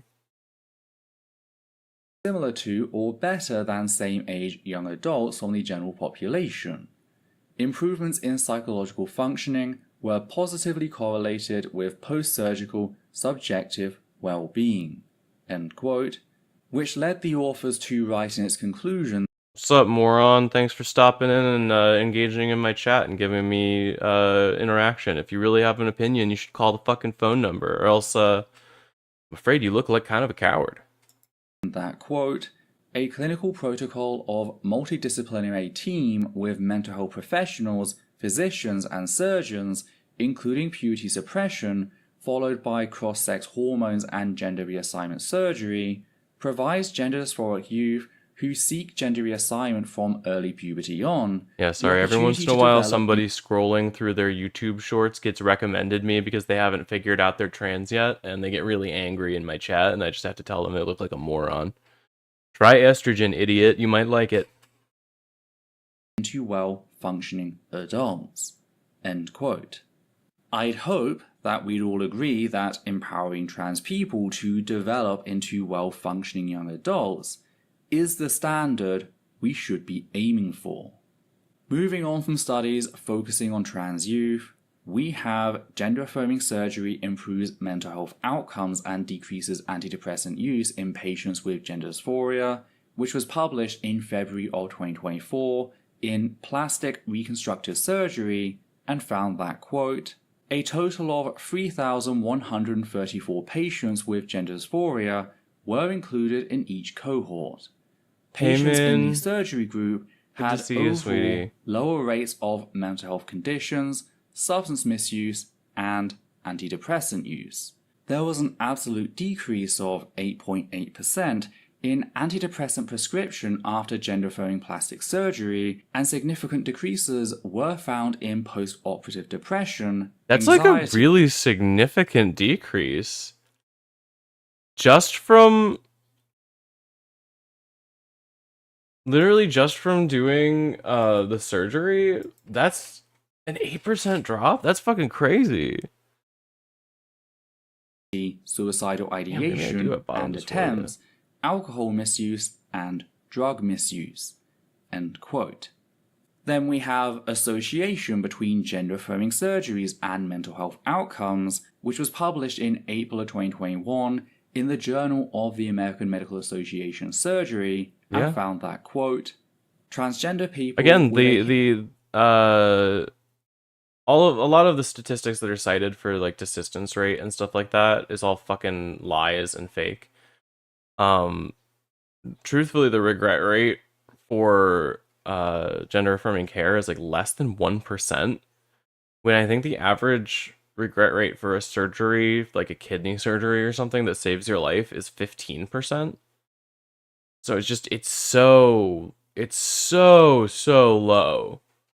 Nobody that's getting gender like genuinely would be considered a rounding error in any other situation, but we're gonna like throw the entire cart out with the horse here because like there's a chance that somebody might regret getting a gender affirming surgery. Not to mention that most of the, again, I'll bring it up, but most of the things that they cite for gender affirming care done on minors is cases of cis boys with gynecomastia getting their breasts removed under the age of 18.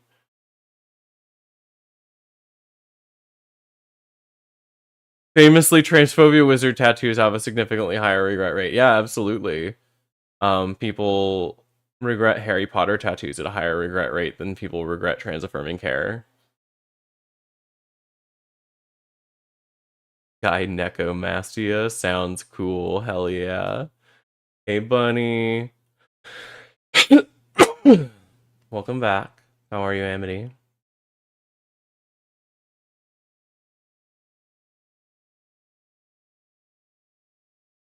You're back at your mom's place. That's nice. History of gender-affirming surgery had significantly lower odds of past-month psychological distress, past-year tobacco smoking, and past-year suicidal ideation compared with transgender people with no history of gender-affirming surgery. End quote. And I could continue, especially after finding a 2018 meta-analysis by Cornell University which compiled over 55 studies. Well, yeah, but they don't really care. They just want to control what people can do with their bodies. They're using cis kids as like a block to move the weights of people's like morals, but they do not actually give a shit about it.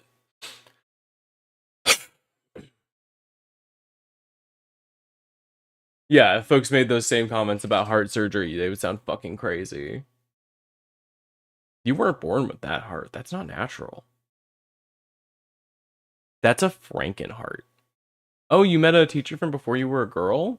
How'd that interaction go? I hope it was positive.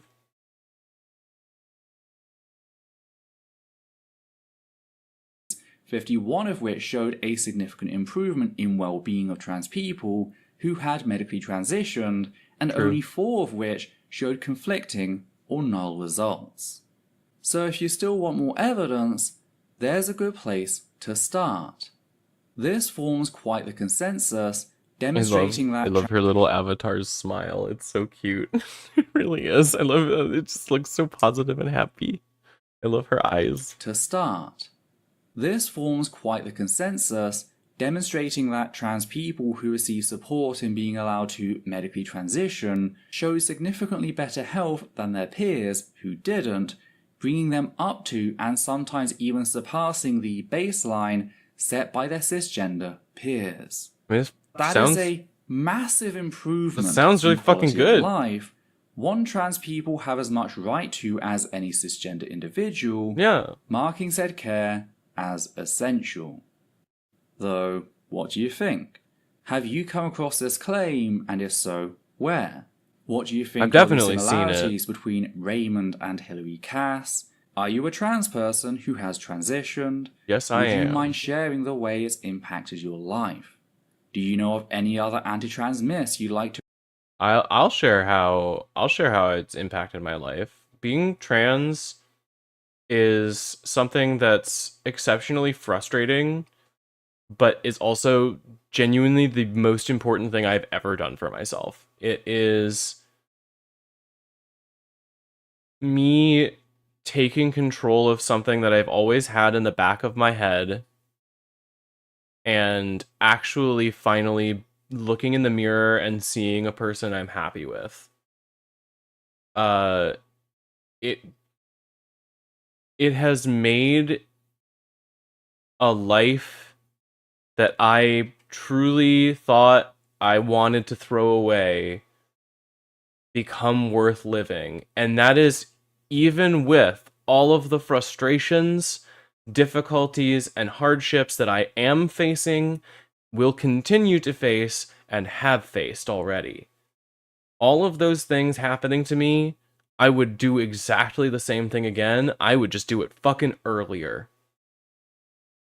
That's my only regret, is not being able to do it earlier. It would have changed the trajectory of my life if I had been properly educated on trans people and had the proper health care and a place with no judgment to explore that. But because I had to explore it in a world where there's so much stigmatism against it, it made it very fucking difficult to get there. And I had to build up a lot of a life that then I kind of needed to throw away. It sucks. It really fucking sucks. It sucks to be trans, but it doesn't suck transitioning, right? It sucks to be trans because of the world that we live in, but it does not suck to transition. It's the most important thing that I have ever done for myself. Yeah, even in the face of intense repression, I'll never regret it. It's the best thing I've ever done. You'd have never joined the army. Was the army really important to you? I would love to get your perspective on that. I've heard a lot of I've heard a lot of people say they don't like they didn't like their time in the army, but I mean, yeah. Yes, being trans doesn't suck, but not having the options to be to transition suck. Read the room, Ragnarok. What the hell?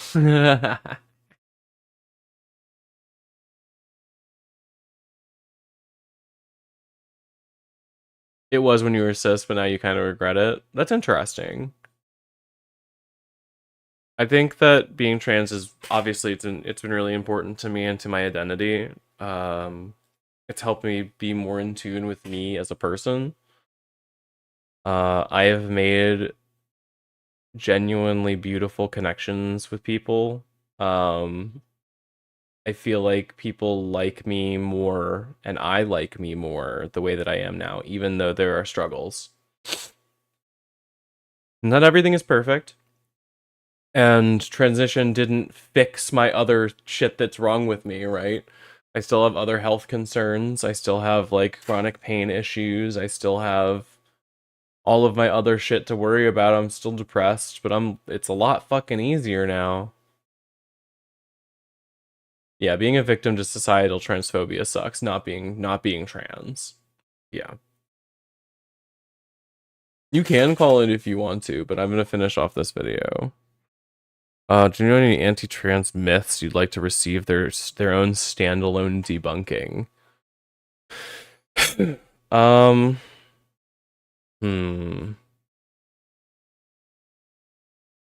You just got done with a job interview? Very cool. I'm trying to think of like a specific myth. I'm sure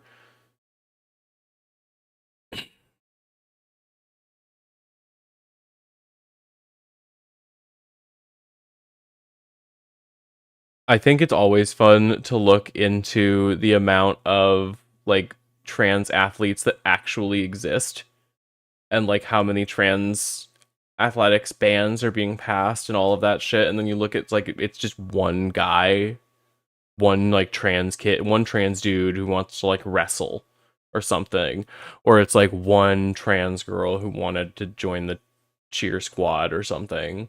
Like, okay, we're fucking banning it for everybody. It's also again, I mentioned the fact that most trans affirming care, or most of the gender affirming care that is done on cis people. Like, I think it would be really fun to just kind of put it all on a chart. Yeah, fuck these 2 children who want to play basketball. Fuck you, state law. I think that if a law is passed that affects less than the amount of people that you can count on both hands, you have to go to their face as the politician and personally explain why you're doing it to them. You need to do that. You have to explain to these children personally why you are telling them that they cannot do it. You have to do it on TV. They can cry, but you can't. If you cry, we shoot you.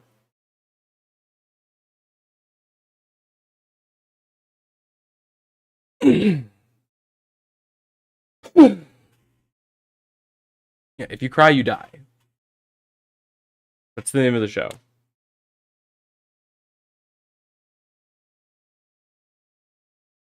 We skipped to shooting the politician. I can't. I refuse to advocate that violence officially.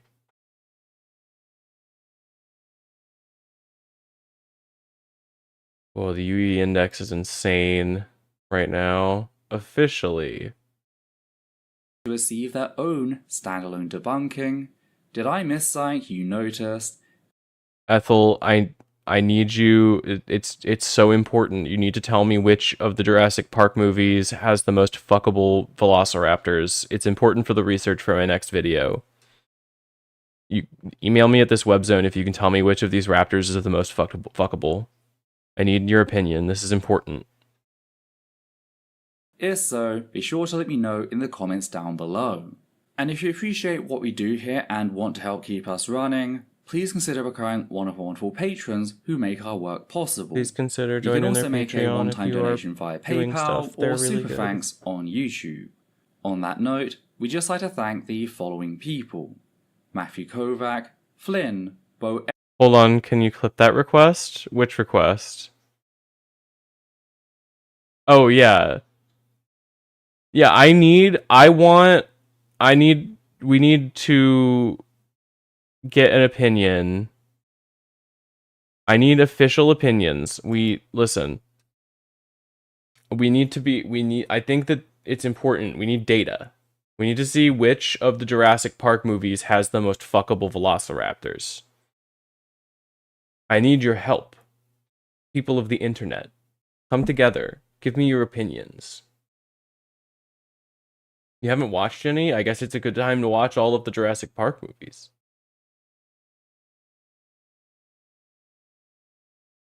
If you say Jurassic World, you're gonna explode. I'm saying Jurassic Park 3 has the most fuckable velociraptors. I think that's true. I think that's an easy win.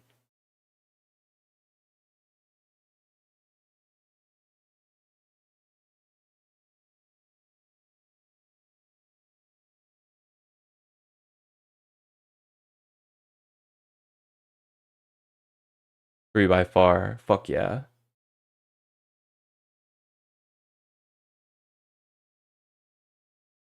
I think that if you make a trans category for sports, there need to actually be enough people in that sport to like justify that category that are actually playing that match that, and there just aren't. I think that it's exclusionary specifically because it literally excludes people. I think that if you're asking questions about the efficacy of trans people in sports, you genuinely don't understand enough about the issue. And I implore you to look into what the actual effects of HRT on the human body are and how they affect your hormone production as well as your muscle density and things like that.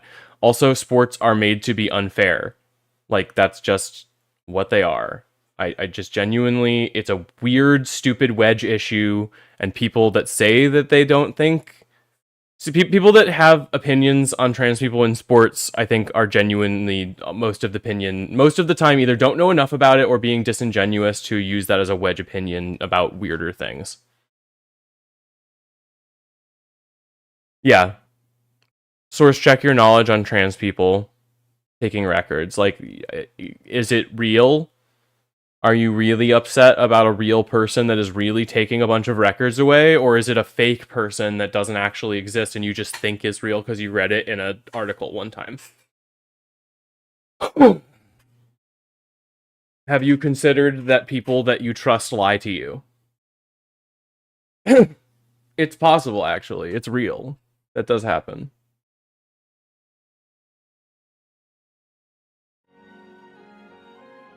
I'm turning on the city pop again.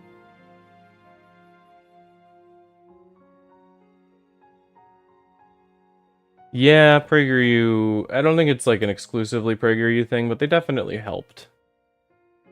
Dennis Prager is this weird, strange little man with poke money.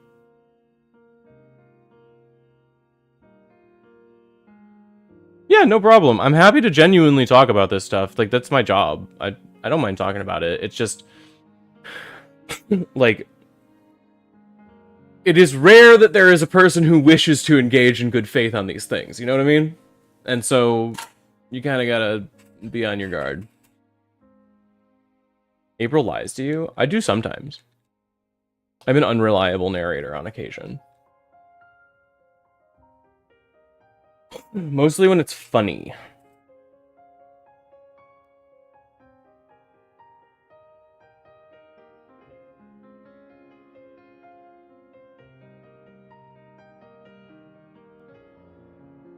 Yeah, it wasn't a track girl. It was the one that the one that people talk about is swimming most of the time, and yeah, the girl tied once with fifth place for fifth place in one race with a cis woman who then threw a hissy fit about it. And like, she has built her entire career out of whining about how a trans woman beat her. And if you really think about it, her whole job now as a media personality is to go around and say that, and like be an advocate for the fact that women could never like win against men. It's just weird. Like, Leah Thomas was just fucking trying to swim, and Riley Gaines made it super weird. Yeah, she's a big fucking loser. It's like the galaxy's biggest fucking loser, Riley Gaines.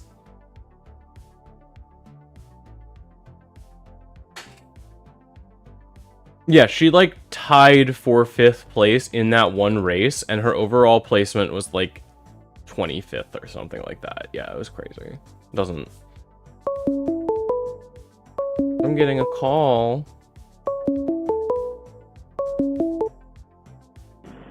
Hello there, friend or foe? Let me make Your mom's sure you're going through the right headset so I can hear you. Alright, try again. Oh, did somebody say a curse word and then leave? Oh, there's the Riley Gaines video. Eden posted it.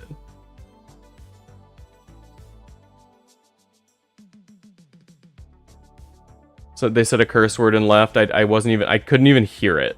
So rip, I guess.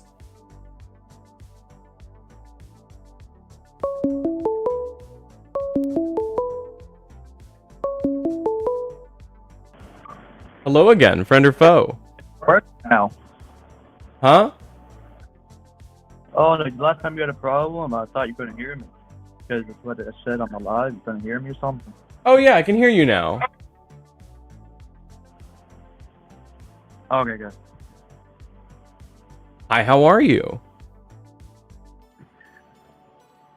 It's alright. But you're a fat nigger and should die.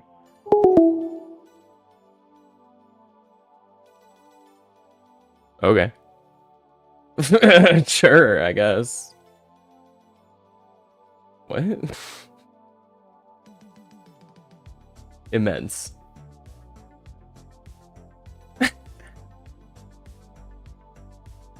Hell yeah.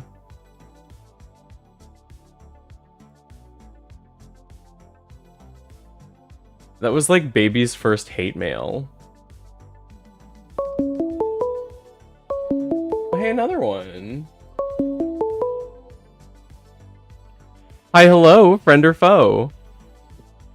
Friend, it's me. It's Ragnarok again. Hi, Ragnarok, how are you? I just got home from my job interview. Oh, very cool. How was your job interview? Worrying a little bit. Because, when answering the questions they gave me, I got told good answer multiple times, which, is supposed to feel good, but it kind of feels patronizing. Like Family Feud? Like, good answer. Yeah. Good answer, or oh, we haven't heard that response yet, or things like that. So, I'm not sure if that's a good thing or not. Yeah. Well, I mean... And I really want this job so I can get the hell out of food service. I have my fingers and toes all crossed for you. I appreciate it. Thank you for... It's a job that will also suck equally because it's warehousing. Okay, but, fair enough. It's better than food service because anything is better than food service. Yeah, fair enough. Yeah, if you don't jive with food service, it's definitely not the career for you. Let me actually grab my headset real quick. I so did can it get because it's quick and better easy. audio. It was never a long-term plan. I have a question for you, though. You do? What's the question? What word can you make shorter by adding 2 letters? Shorter. Or short. You can make shorter by adding 2 letters. ER. Good job. The amount of people who didn't get that at my job is... You underestimate my power. You horrifying. think I am a fucking buffoon. Yes, because I saw evidence of exactly that. How dare you? How dare you? I wouldn't be your friend if I wasn't jokingly mean to you. I feel like... Because jokingly mean is better than regular mean. Fair enough. A little bit of teasing is appropriate. Bullying out of love is better than bullying out of malice. Well, I think genuinely, it's good to tease your friends as long as it's got like a positive note to it. Oh yeah. I never understood the type of, let's be honest, cis men friendships that are just about calling each other slurs all the time. Yeah. That's so Especially sad. slurs Alexa that play you can't Cruel to say. Be Kind Magicians cover. What is Incredible.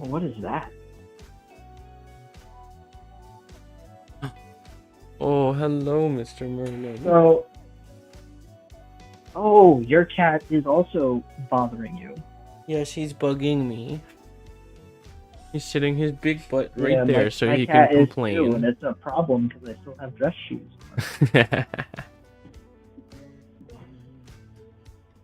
Bunnies must love you because Okay, you're constantly being bullied by them. I think that's probably correct, actually. Yeah, that's kind of how bunnies be. Even I'm a bunny rabbit. Bunnies are little pieces of shit, affectionate. Like, they'll cause chaos and they'll destroy your house, but, like, they're so adorable. Wow. Oh, yeah, Catch you want this a carrot? lettuce. You a rabbit, so you want a carrot? Idiot. Catch this lettuce. Latucci. Latuche. Latucci or my coochie. I'm really proud of the potable water meme that I made. The what? I shared it on my Blue Sky. This is a true potable water emoji moment. Oh, I need to follow you on Blue Sky. Yes, I you don't know if do. I've done that. Imagine not following me on social media. The links are in my link tree or down below, perhaps. Or you can type !socials or !discord, and Or you I can link just them off of find my you in Blue profile. Sky like an absolute chat. Yeah, I'm April the Doe on everything. You can just search me as April the Doe or April Doe, and that's usually me. Well, I just followed you, so there you go. Wow. You have an official game voice actor following you now. Hell yeah, me when I'm gaming. Because I told you about the card game. You did. Right? Yeah, because you liked the Cowman. I am a fan of men who look like a... Oh, Yeah. someone is beeping me.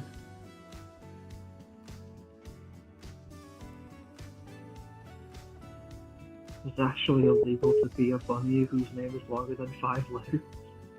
So, what are you up to for the rest of today, friend? Did you have anything exceptionally special to call in and talk about? No, it was mostly just to annoy you and Oh. sufficiently pester you. Okay. And, you know, when the one rando called in and just, like, failed at being a troll, I was like, oh, this... Let me show you how it's done. Then again, I should have came prepared. I don't have any interview notes, so you're fine. Don't worry about it. All right. Well, thank you for calling in. I'm gonna keep the line open for a little while longer, but thank you for stopping in. I appreciate it. Yeah, love you. We love you, darling. You have to call in and make her answer my riddles 3. I do enjoy a little riddle every once in a while. What is your name? I was called by a number that bounced during that. Sorry about it. I guess I should, like, probably be a little bit honored that I'm big enough to, like, get random shitbirds calling me to, like, say a slur in my ear. They just are very desperate for my attention. They want a beautiful trans woman to talk to them so bad. Hello, friend or foe? This is Friend. Hello, this sounds like Nuba. This is Nuba. Hey Nuba, how are you, sweetie pie? I'm doing great. It was super recovered nice from seeing traveling. you. From traveling. You had a pretty big journey ahead of you when you were leaving. Yeah. But I It am was really pretty bad. It was a bad journey. I'm sorry to hear that. It's okay. It was just flight cancellation. Yeah, it seems like it was a little annoying though, and that always really sucks. But I'm glad that you were able to handle everything, and everything seems like it's been back to normal for you now, and you get a couple days to rest before you're back on the grind. I don't have a job right now, so Oh, there you go. I'm just doing nothing. I heard your rooster. Is that the one that you said was an asshole? Well, let me see who's the one screaming. Yeah, that's him. That's him. I gotta come see your property. It was the pictures you've shown have been really beautiful. Yeah, I would love for you to come. Mm-hmm. So you traveled cross country recently. You went to Salem and then visited some friends and then came up towards us. How was your trip overall? Would you say worth it, or maybe 100% worth it. 100% worth it? That sounds awesome. It was genuinely really, really nice to see you and your partner. Both of you are wonderful. You're excellent people. I tried to make sure that she felt like she was included. I feel like I always worry that like somebody's partner gets introduced to the friend group and they might feel like an outsider, or like they're just there because like they're the girlfriend or whatever. But I wanted to make sure she felt like she was included and that was a friend as well. Yeah, my wife genuinely appreciated it. She's really sweet. I can tell why you like her. Yeah, she's nice to me. You're a person that deserves somebody who's nice to you, because you're a very nice person yourself. Aw, I try my hardest. You mentioned that you might be able to offer some perspective earlier. Is there something specific that you wanted to talk about? Yeah, the whole I regret the army, but do. Okay, yeah, I would love to hear your like point of view on that. Yeah, it was.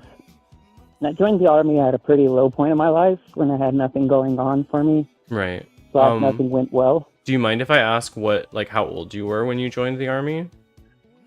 Yeah, I was 20. You were 20. So had you gone into college? Yes, I had been kicked out of UC Davis twice at that point. Okay. Yeah, I can understand why that would feel like you're at a very low point. So I went to the recruiter's office, asked what's the quickest they could send me out. They said 3 weeks, and I was out in 3 weeks. Oh, I lost your audio for the last little bit there, I think. And this was during Don't Ask, Don't Tell.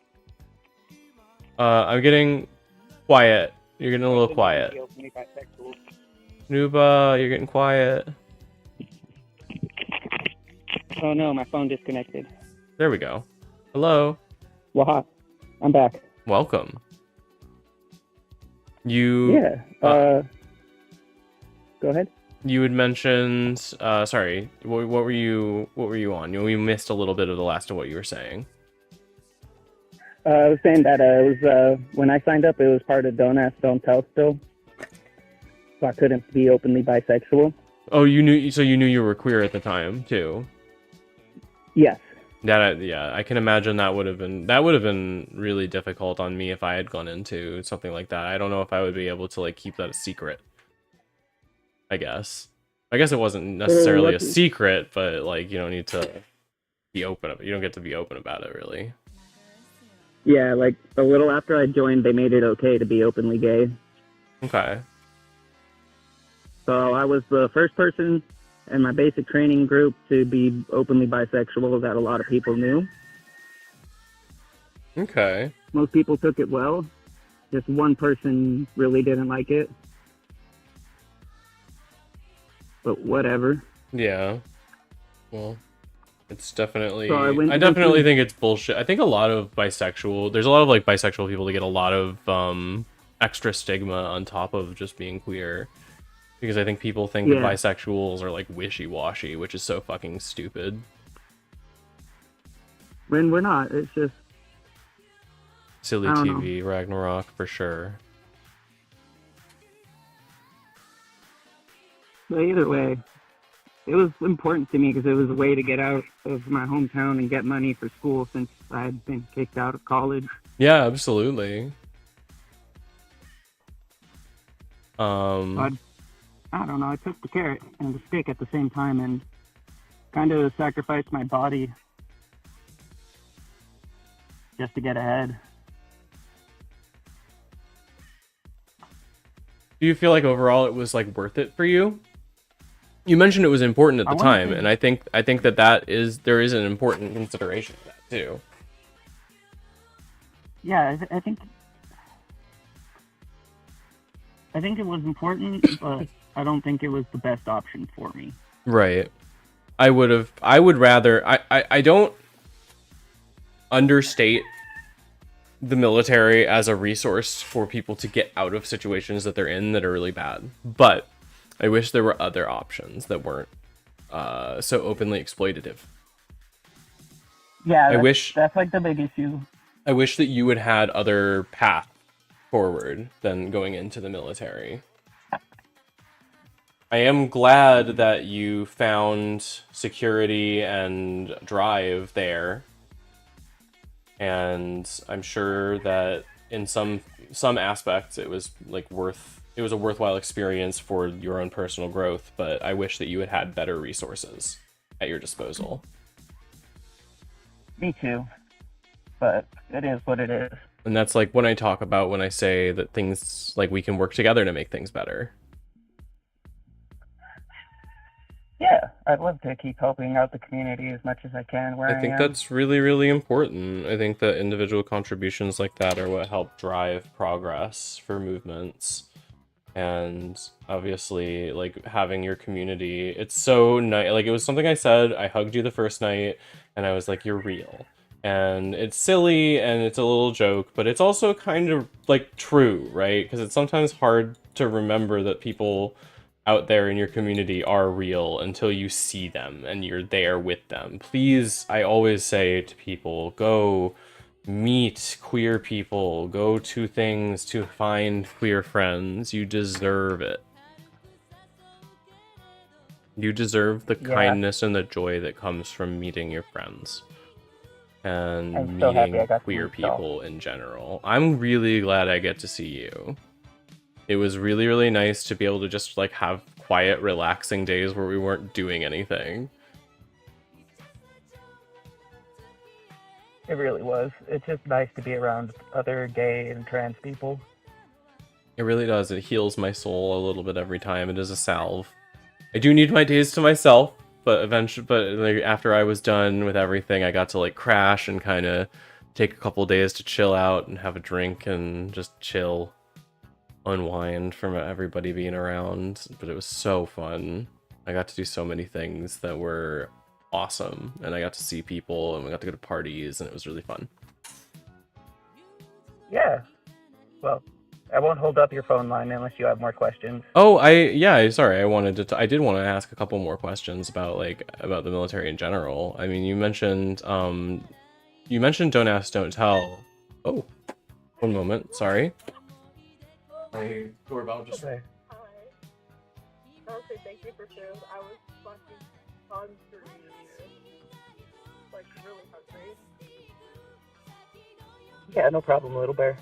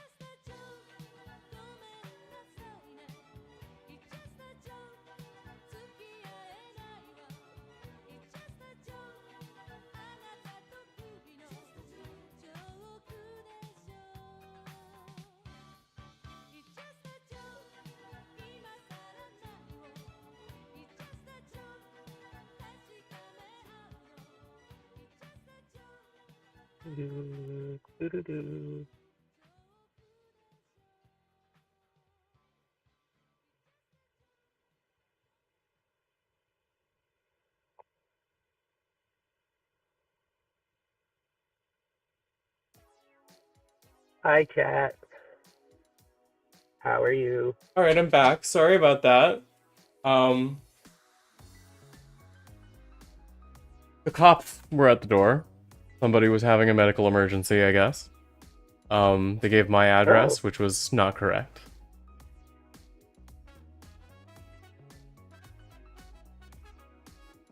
That's scary. Yeah, well, oh well.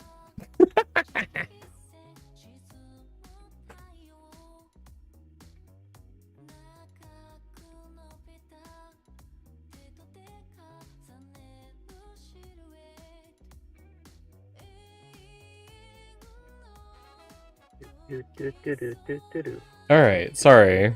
I'm like getting my heart rate back down. Never nice to open the front door and see a cop. No. I was like, can I help you? And he's like, yeah, someone's having a medical emergency. I was like, I don't think that's right.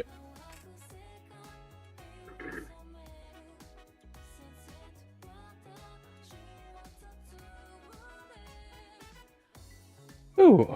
Alright, I'm gonna refill my water. Neko. Yes. I wanted to ask what it was like living in Don't Ask, Don't Tell. Obviously, I have like a concept of what that was like, but I have never had to, I guess, I've never really kept a secret like that. I don't think I've ever made it much of a secret that I was queer to people. Well, it was fine because I only dealt with it for like a week. Okay, fair enough. I guess actually I would want your opinion now on the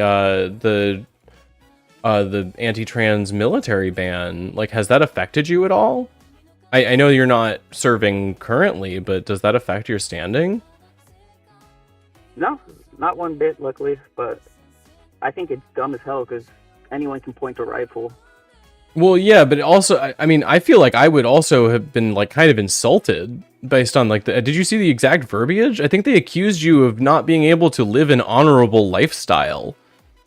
Yeah, that part is not cool. I think is fucking insane, because you're one of the most honorable people I know. Yeah, they're just trying to get rid of people that they see as a problem or a liability in any way. Mm-hmm. And trans people just happen to be the best scapegoat for that at the moment. That really fucking sucks. Yeah, my honor question is really painful because I lived my life like serving this country for 6 years. Yeah. Only just to have this dickhead president decide that, nope, you weren't honorable. Yeah, just you're not capable of it. That's fucking insane. Like, you put yourself out there just like anybody else that's in the military did or does. Exactly. And like, from my understanding, it was not an easy time for you or for anyone that I've known that's gone through it. No, it wasn't an easy time. It was painful. I can imagine. Well, maybe I can't even imagine. That is the kind of thing that I wish you had never had to go through, that kind of shit. But yeah, unfortunately, the military like thrives on getting people to get into it because they don't have any other option. Yep. And that predatory practice, they know it. I mean, they run more ads when the economy is bad.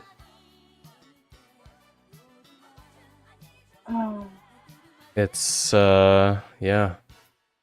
It's a predatory industry. I've always like seen that, and I guess it was interesting to me as an idea to get like perspective. I'm sure I'll come back to you and ask you questions when it comes to specific stuff of like having that perspective. I mean, you put 6 years in, that's a long fucking time. That's longer than I went to college. And that sure fucking felt like forever. Yeah. 6 years, and it was a hell of a lot like harder the whole time, for sure. I can only, I mean, the person that you are has like been shaped by that experience, and in some ways, and I think that like I think you're an incredible person. I think there's definitely good things to come from military experience, but I wish that you'd had other options. I think that's ultimately my point. I don't think the military is like a... Okay, well, I guess conceptually I do as a pacifist. I guess not really agree with the military or the military-industrial complex in general, but I do not think the people that are serving in the military are bad people. They're not. They're just people trying to work a 9 to 5. Yeah. Well, thank you for your perspective on it. I really appreciate it. Yeah, of course. Anytime. All right. I hope you have a really, really good rest of your day. You too. I'll keep watching the stream. All right. See ya. Yeah. All right, I'm gonna refill my water real quick.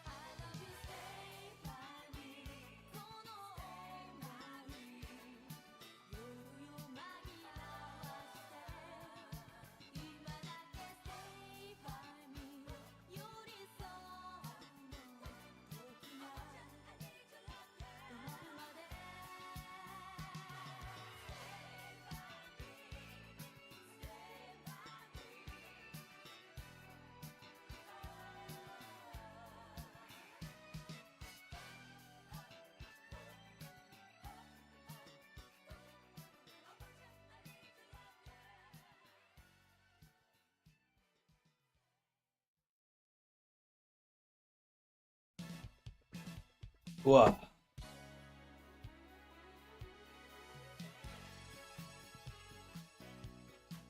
Ah. So maybe you have been affected by this. I'm sorry, honey.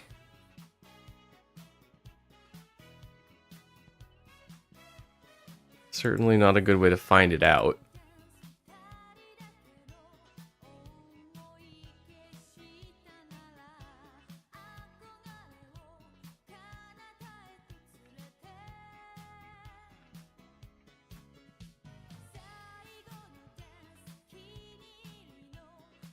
Just taking a look at other stuff that's been going on. Oh, I wanted to talk about some good news potentially. I'll answer this real quick. Hello there, friend or foe? Hi. Oh my goodness, is that a June? Hello, bunny. How are you, darling? I'm doing okay. You doing good? EP? Having a good EP day? Yeah. I should probably take my meds. Ooh, yeah, that's a good idea. Make sure everybody bio break, take your meds. Mm-hmm. Oh, you have 0 coverage from VA? That's good. Insurance is a fuck. Insurance is a fuck. What are you up to today, bunny? I don't know. No plans? Probably. I mean, I got some work stuff, but, you know, that's not plans, that's work. That's fair. You went out for ramen yesterday, right? Mm-hmm. That sounds really good. I really miss that Or- ramen place. 2 days ago? I don't know. Time isn't real. Time isn't real, she says. That's fair. Time stopped being real, like, in 2020, and it just, like, never started being real again. Oh shit, that's crazy. I kind of missed the memo of when, like, socially constructed time kicked back in. Did you hear that? I just opened my door and there was a cop there again.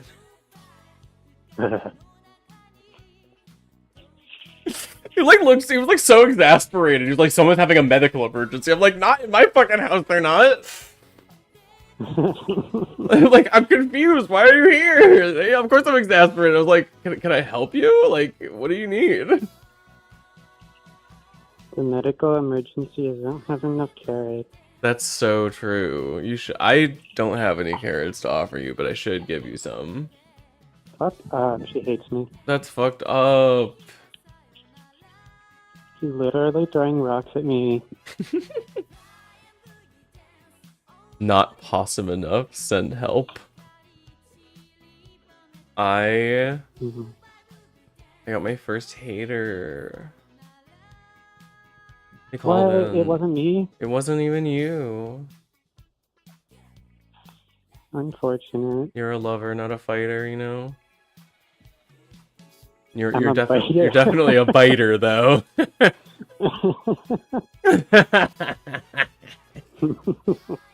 This is my beautiful Yeah, right, girlfriend June, and her gnashing teeth rip and tear my flesh. I am going to be moving out to go see June very soon. So next month I get to bite her even more. Next month is going to be hard work month, where I think about, you know, raising money for moving. Ask you, you're a biter? I bet you are. You got good teeth. You got nice teeth. Hey, me and my partner noticed you from across the bar, and you've got, like, really nice teeth. Do you want to, like, bite her? That's how trans people pick each other up. Where he's like, yeah, I got good dental. I got good dental. Girl who only watches German clips, I know. You've had that happen? Somebody just approached you and asked them to bite you? You've been nice to hit on for having nice skin. That's a little creepier, but I would still be like, I would take it positively. You got nice skin. It is a weird thing to say to somebody, to tell them that they have nice skin conceptually, but I think I would still be flattered.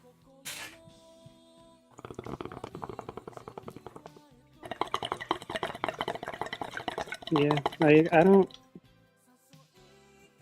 Aside from making sure my face doesn't break out, I don't work too hard on my skin. Mm-hmm. But definitely I pay a lot of money for skin this nice, I'll tell you that. Yeah, fair enough. Nice skin, mind if I wear it? Wait a minute. Yeah. There's a lot of things to still figure out. I'm gonna get my real ID done, which I'm doing soon, probably this week. I need to, like... I need to find somebody with a working color printer so I can print out my passport documents. Can you do it at, like, a library? I can probably get the form printed at a library, because that one I think they actually say you have to do it in black and white, and it's the fucking passport office. They will throw a fit if you print it in color, I'm sure. Okay. But I need to take a photo and print it out and bring it to them. So I do need, like my printer just can't print color. It Okay. barely handles black and white for some reason. So I'm like, okay, I need someone with a photo printer. Fair enough. Tomorrow, do you want to go to the DMV tomorrow? Was that still the plan? I hadn't heard anything since then. I remember it was a little, sorry, Olive is asking in chat. It was a little bit in the air. The last time you were all like, oh, we got to check them and see if we can do it. So it's still the plan? Okay. Yeah, that would be cool. We'll figure out how we're gonna do it then. I'll talk to you after stream and we'll figure that out. But I guess we're going to the office tomorrow to see if we can get our real IDs, hopefully. And that would be a really good first step. And then I gotta get, like, luggage settled. Yeah, it'll be a good trip. And then we're gonna be out there for a little while. I need to talk to my brother, who I'm going to be meeting with next week. Because... How's that going? Good. It's been very positive so far. But I need to talk to him about some, like, stuff. Yeah. It's personal. I'm not gonna get into it too much. Not really a big deal. But he is planning a big event, and I wanted to ask some questions.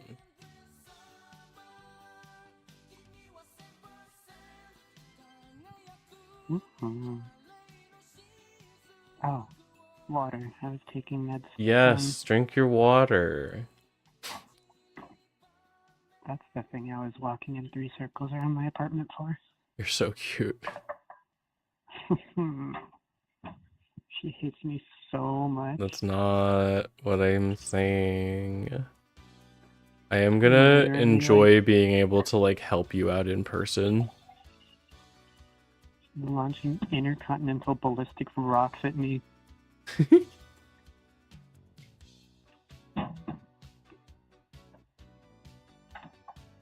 Ah, blah, Yeah, blah, that'll be blah. nice.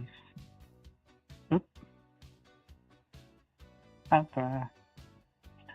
I started playing RuneScape again. I made a lot of progress from where I was. I'm almost done with Recipe for Disaster subquests. I just need to do Awo Oge's. And Phone beeping at me. I go now. oh, goodbye. Goodbye, my beautiful bunny wife. Her phone was beeping, so she had to go. He stopped. I did briefly. I didn't have a membership, and I couldn't continue what I was working on, so I got frustrated. Yeah, no problem, honey. I'm just joking.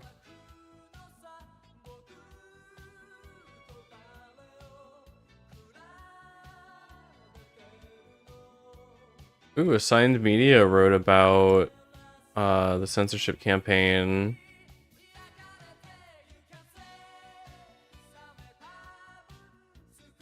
Ooh, we can talk about this. This is actually a good idea. Talk more about this censorship campaign stuff. Assigned Media. Thank you. A little boop.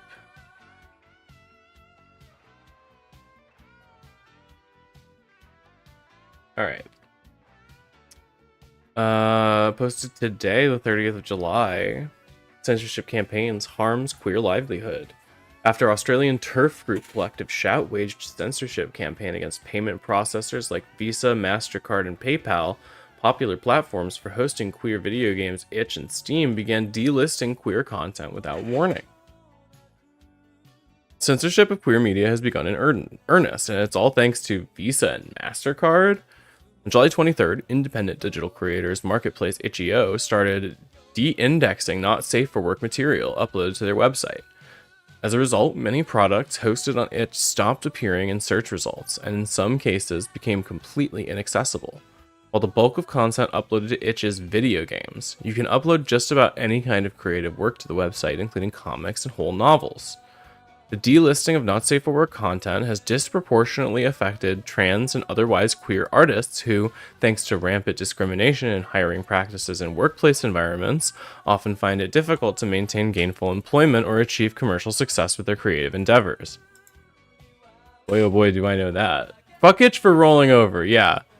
And then, yeah, let's take a look at the Human Rights Campaign in a second.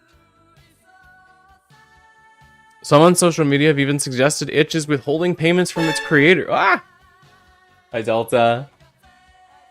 Some of the social media have even suggested Itch is withholding payments from its creators whose content has been delisted, though they have denied doing so. In fact, Itch's Blue Sky account spent much of the weekend addressing complaints directly and putting out fires as quickly as they could, though that hardly helps creators whose income may have been neutered overnight without any advance warning. Why is such a drastic change undertaken so suddenly?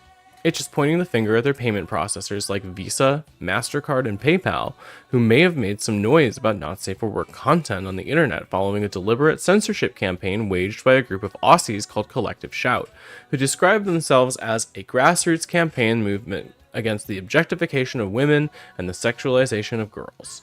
Did I see Bunlith going after Itch? I did not. Can you link me that?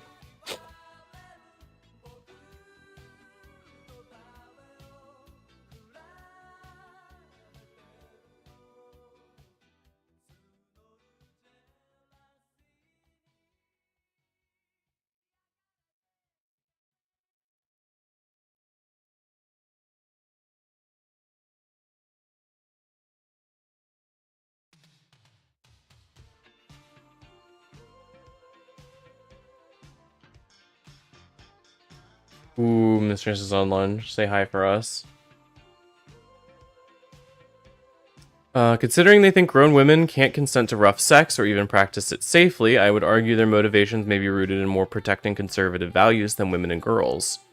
Content policy changes took place on video game distribution platform Steam first, as reported by Anna Valens and me, whose articles about censorship and Collective Shout's campaign were almost immediately depublished thanks to pressure from Vice's owner Signature Ventures.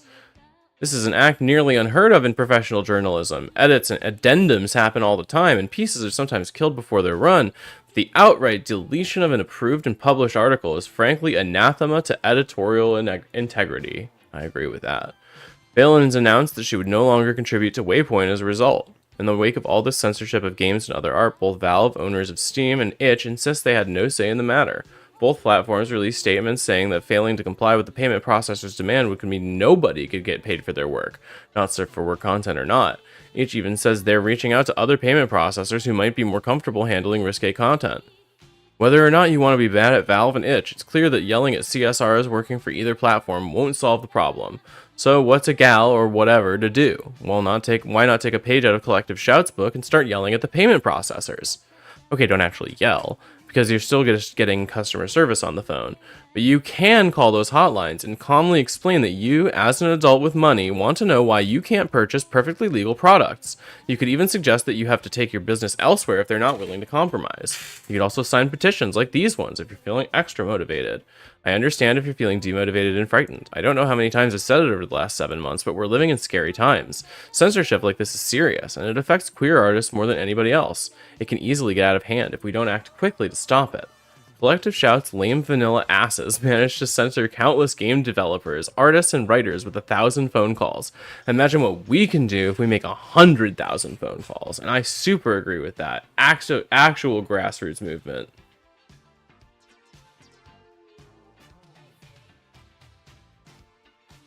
Yeah.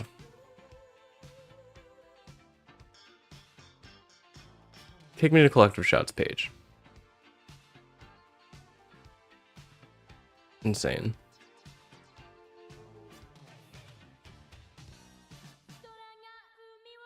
This is just anti-kink shit.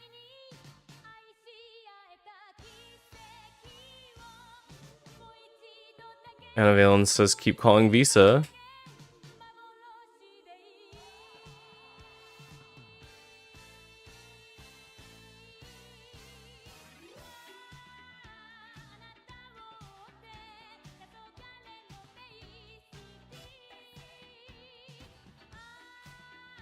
This I saw for sure. I didn't see. Yeah, absolutely.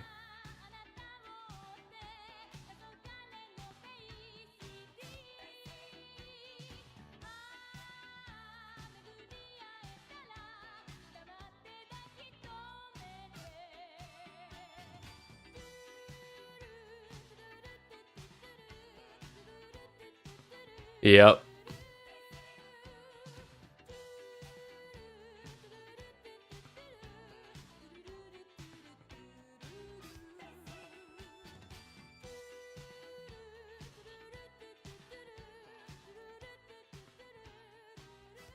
Interesting.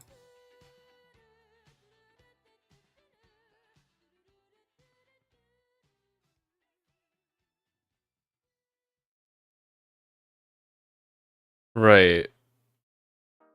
And they ignored us for months, so they went to the payment processors instead because they're puritanical little shits. So you got ignored forever because they didn't want to deal with you, and then you just decided to go above their head, like a talking to the manager situation. Cool. People are so afraid of not safe for work and kink shit. All the blood and gore is totally okay. Make it make sense, yeah. Yeah, purity culture is, yeah, it's all about, it's misogynistic, and it's about control, about power. Controlling what a person can and can't do with their body. Controlling women as property. Like, virginity only exists as like a concept to, if you consider like a property that you can take. It's just gross. Metal Gear Solid 2 gets more and more relevant every year. Yeah, absolutely.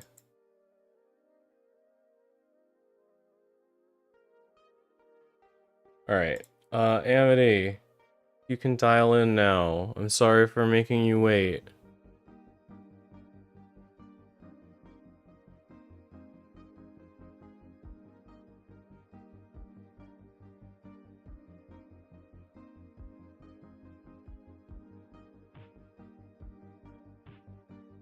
Hello? How are you? One sec, I'm making sure that they can actually hear you. Make sure the Discord is on. Okay, cool. They should be able to hear you now. Perfect. Yeah, this way you won't get blasted with random fees. Basically, I just have 3 questions for you. 3 For very me? quick questions. Okay, I'm ready. What is your name? April, the dough. What is your quest?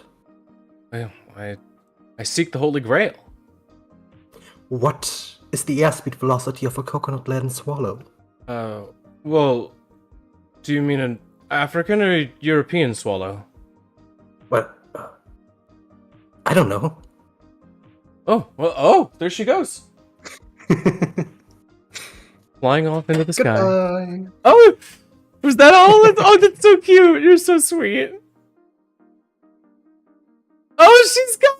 Oh, she's such a sweetheart. What a dorky bunny. Amity followed your strat. It's all about control, what people can do with their money, what people can say, where they can say it. It is all just fucking bogus bullshit, and I hope every last one of them roasts alive. Yeah. Fascists do not deserve to exist. Yeah, absolutely. I think it's unfortunate, and it's something I talk about in the essay that I've got coming up. But I think, unfortunately, like, fascism is really alluring for people, because people like a strong central authority figure that they can trust, right? We're taught even to like want that in our stories and things, like, you know, like a king who sweeps in and saves the day, you know, one big hero. But you started up your computer just for that. You're so cute. But a lot of the time, the people that are stuck in fascist ideology are people that want to grow and get better, or have the ability to. It's very rare that somebody's beyond saving, I think. Maybe I'm just more positive about it in general. And maybe I'm naive about it a little bit, but I try to be reasonable, at least.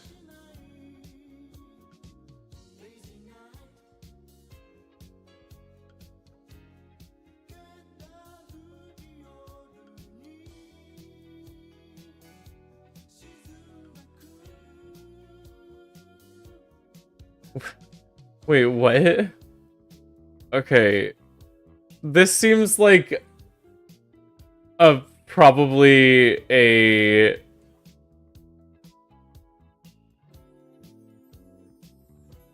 bogus funny joke article, but the title of the article is "A Mysterious Orange Shape Erases More Questions About Epstein Footage.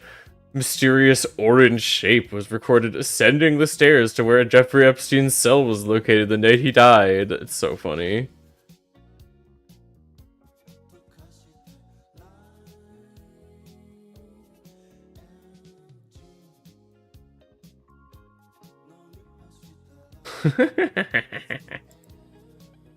Can't just call him an orange shape.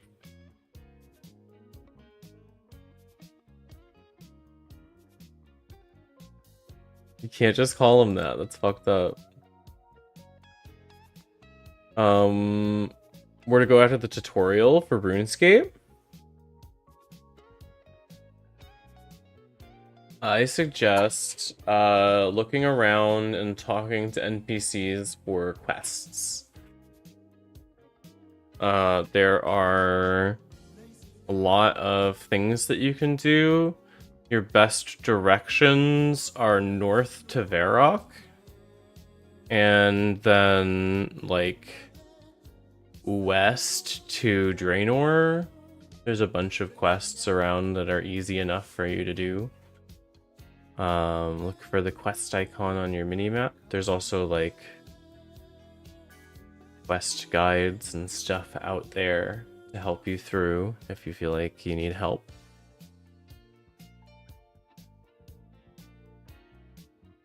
I'm not a big fan of South Park. Did you see the move they pulled? I did. I am not like, I don't really like South Park as a show. It's just not really like a show I like to watch. And I kind of think that the guys that make it are kind of chuds, but that's like a personal gripe. I just don't really like their comedy. I think that the like, centrists are stupid. But I did really like that. I'm pretty sure the bit they used with Trump and Satan is the same joke that they used with Bin Laden and Satan. They got them like canceled on show, or like they got their show canceled or pulled off the air or something. And since they just signed a huge deal, they did this. It's just really fun. I think that is a funny joke to like repeat it like that. It was Saddam. Okay.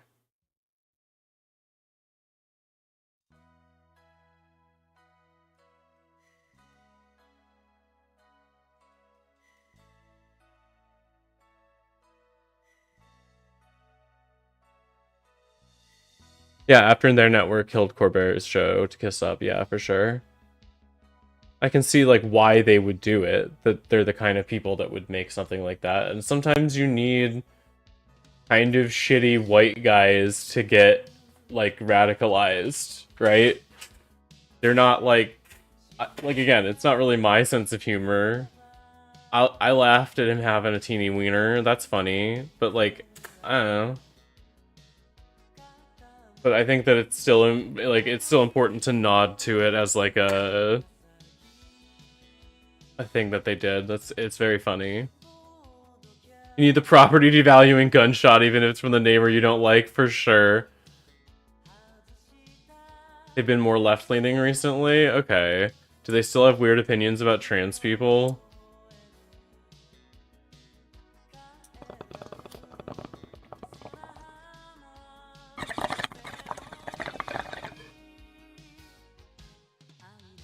I feel like all of their stuff that it's complicated. Yeah, fair enough.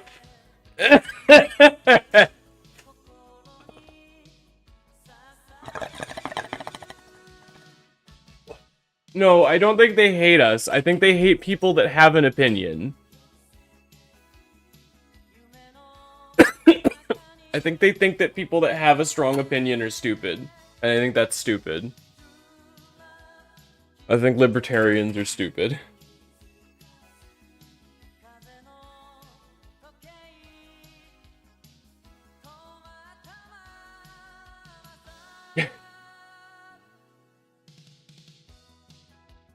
I'm not an expert.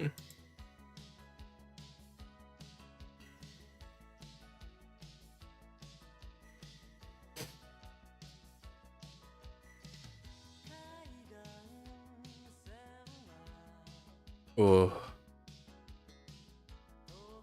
Today is a good day.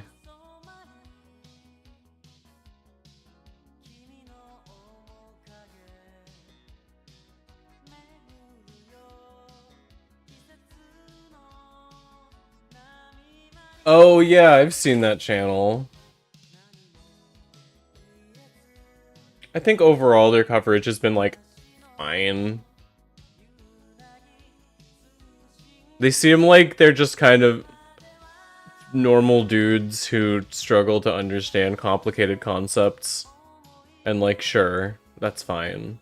Let them make a TV show that makes fun of Donald Trump. I don't really give a shit.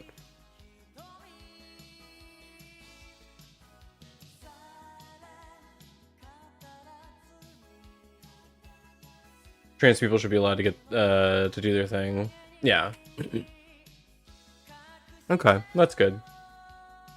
Again, I'm not really like a comedy cartoon TV lady in general. I don't really get into it, but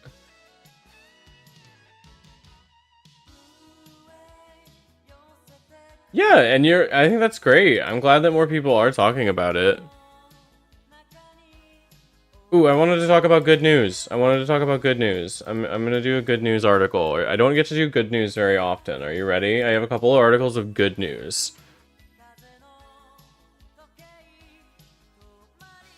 I am not... Let me double check and see if I can see...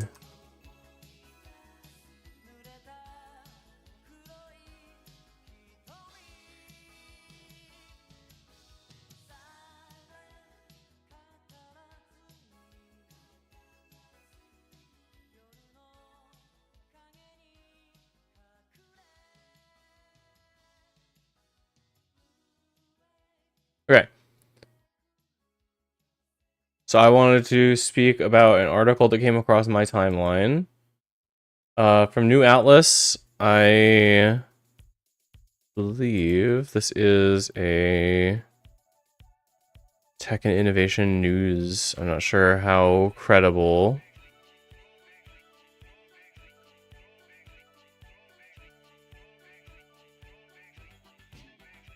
But I wanted to speak about the first 100% effective HIV prevention drug approved and going global.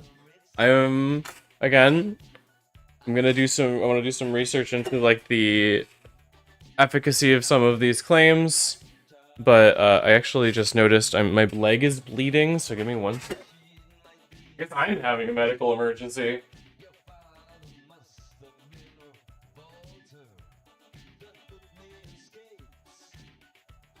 I take tick damage.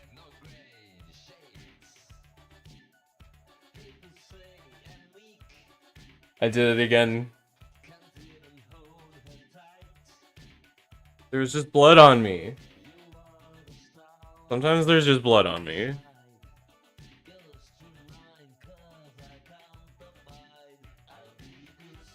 Okay. So.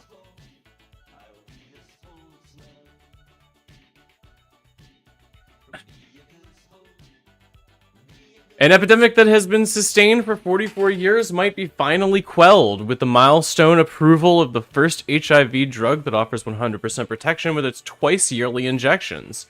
It's a landmark achievement that stands to save millions of lives across the globe. The makers are also providing affordable access to the drug in the US and beyond, signing royalty-free licensing agreements with 6 generic manufacturers to produce and supply it. In the US, the Food and Drug Administration, FDA, has approved the novel Lenacapavir, sold under the brand name Yeztugo, a class of drugs known as capsid inhibitors, which provide almost 100% protection against HIV infection, which currently affects 1.3 million people every year. In 2024, the journal Science named Lenacapavir the breakthrough invention of the year, and we've extensively covered it on its way to market. The pre-exposure prophylaxis, PrEP, provides HIV-negative individuals around 99% protection from contracting the devastating virus through sex. As we detailed last year, Lenacapavir is a capsid inhibitor. In the HIV type 1 HIV-1 virus, the capsid is a protein shell that houses and protects viral genetic material and is crucial for transporting the virus into a host cell. Once inside the host cell, the capsid is shed and the virus begins copying itself. Lenacapavir stops that from happening. This is a historic day in the decades-long fight against HIV, said Daniel O'Day, chairman and a chief executive officer of Gilead Sciences, on the news of the FDA's approval. Yeztugo is one of the most important scientific breakthroughs of our time and offers a very real opportunity to help end the HIV epidemic. This is a medicine that only needs to be given twice a year and has shown remarkable outcomes in clinical studies, which means it could transform HIV prevention. Gilead scientists have made their life's work to end HIV, and now, with the FDA approval of Yeztugo and in collaboration with our many partners, we can help to finally make that goal a reality. In 2022, lenacapavir was approved under brand name Sunlenca to treat HIV in those already infected, but long-acting prevention medication has been much more difficult to realize. Yeztugo could be the transformative PrEP option we've been waiting for, offering the potential to boost PrEP uptake and persistence and adding a powerful new tool in our mission to end the HIV epidemic, said Carlos Del Rio, MD, Distinguished Professor of Medicine in the Division of Infectious Diseases at Emory University School of Medicine and co-director of the Emory Center for AIDS Research in Atlanta. A twice-yearly injection could greatly address key barriers like adherence and stigma, which individuals on more frequent PrEP dosing regimens, especially daily oral PrEP, can face. We also know that in research, many people who need or want PrEP preferred less frequent dosing. Gilead has also filed for regulatory approval with authorities in Australia, Brazil, Canada, South Africa, and Switzerland, with additional applications in the works for Argentina, Mexico, and Peru. The company has also made moves to ensure Yeztugo is affordable, with uninsured individuals likely able to access the drug free of cost, if eligible, through its Advancing Access Medication Assistance Program. Earlier this month, Gilead announced a partnership with the Global Fund to fight AIDS, tuberculosis, and malaria to supply enough doses of the drug to reach up to 2 million people over 3 years in countries supported by the Global Fund at no profit to the pharmaceutical company. License-free generics of the drug will be manufactured for use across 120 high-incidence, resource-limited countries, which are primarily low and lower middle-income countries. This crucial access to the drug, which ultimately sets aside profit for people, is a bold move from a pharmaceutical company, but one that recognizes the desperate need to end the global HIV epidemic.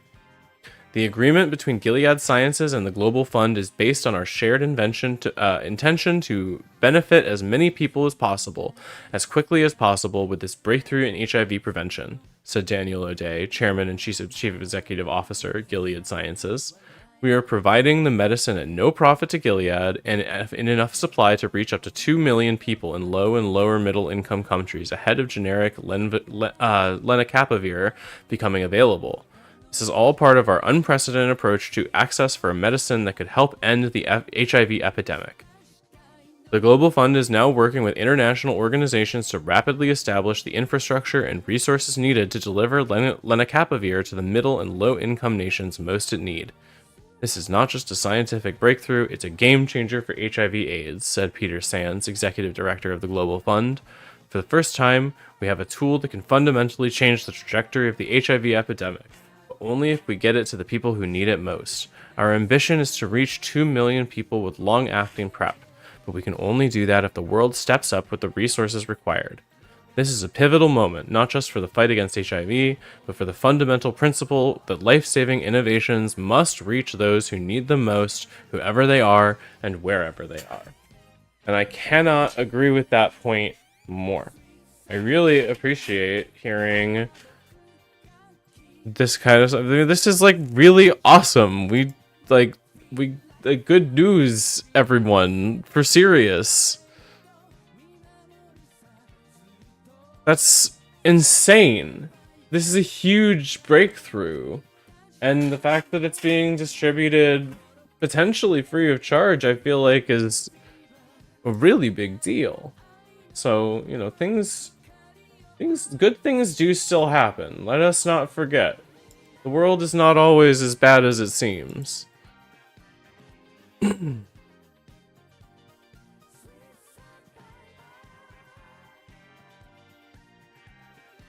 Yeah, imagine telling people in the 80s and 90s that AIDS would be cured by 2030. Absolutely.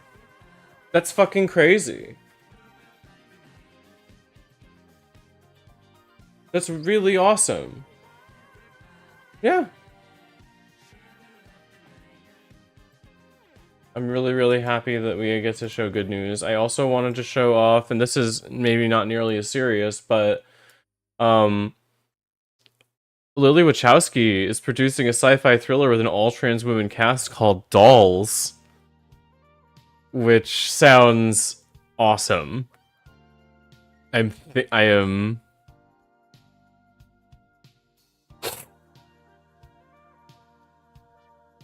short film. It seems like it's gonna be a short film still. A new sci-fi thriller short film with Matrix co-director Lily Wachowski serving as executive producer features an all-transgender women cast. The 18-minute film Dolls marks the directorial debut of trans filmmaker Gina Rosero, and the cast includes Yen Sen, Arewa Basit, Macy Rodman, and Voss Eli, as well as the director herself. Described as a trans-coded take on a 70s cult classic The Stepford Wives, the new film follows Jan, a private investigator who infiltrates a suspicious dating workshop for transgender women after being hired to find a missing girl. Jean, the power-hungry head of the workshop, is rumored to be running a cult. However, she claims she's only helping individuals process relationship problems. But altogether darker forces appear to be at work. I'm already in, yeah, for sure. Beautiful, weird, striking debut. Dolls is my attempt to birth the internal chatter that ruminates in my head, Rosero told them. All those years admiring directors like Claire Denis, Lucretia Martel, and Park Chan-wook, I told myself to give it a shot. It's the only way to find out. And Wachowski said, Dolls is a fever dream reflecting on assimilation and the investigation of trans identity. I'm so proud to be part of this beautiful, weird, striking debut. Pulitzer Prize-winning Suzy Ibarra composed a score for the film. Gina's script and directing bring visuals, sound, and music into a beautiful interplay that creates a unique narrative, Ibarra said. I am honored to collaborate on this unapologetic and much-needed story of transgender women characters in film. The word doll refers to a trans woman or trans feminine non-binary people, and is also used as a term of endearment. It has now entered the mainstream lexicon thanks to the Protect the Dolls t-shirts worn by celebrities. There has been no word on when Dolls will be released, but we will keep you posted. Very excited. Very excited. Basically, I feel like I just like I'm in. I mean this sentence is good.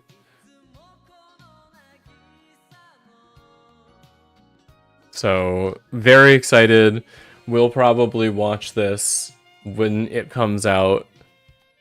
I'll keep my eyes and ears open for news on it because I am super in.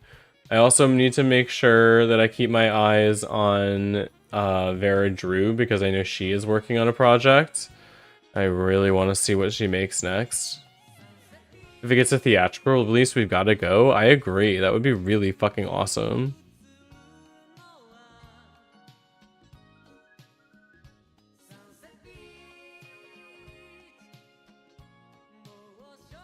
All right. Oh.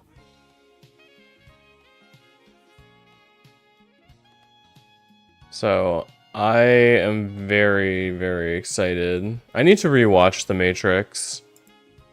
It's a good movie, even without the trans like allegory in it, but it does have that. It do got that.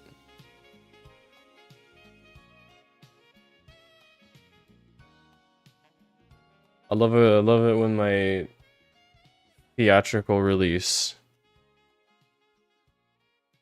I get when I get my theatrical release, is that when I get head in the movie theater back row? I don't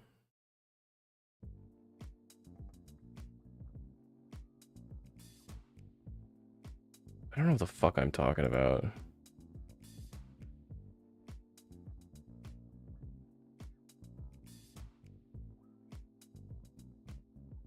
I need to get my prescriptions refilled. I haven't been paying attention to it. But I need to get it done.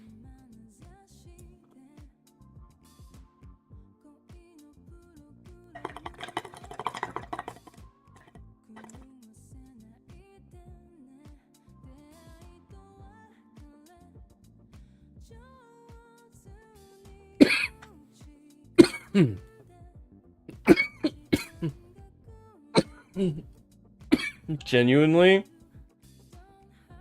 I kind of want to just dig into that book I just got.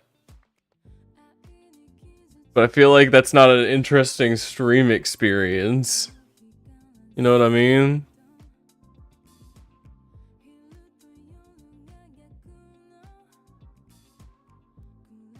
Read you the first page? I can read you the first page.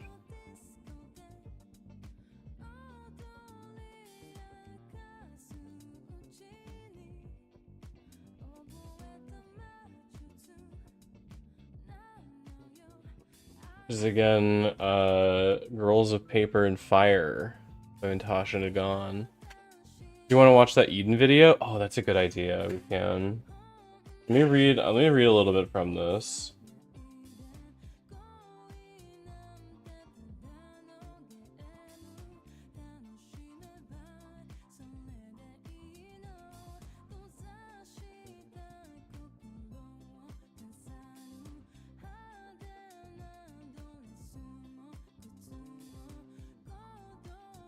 Okay. Seems like there's like some rules about what castes exist, but that's fine.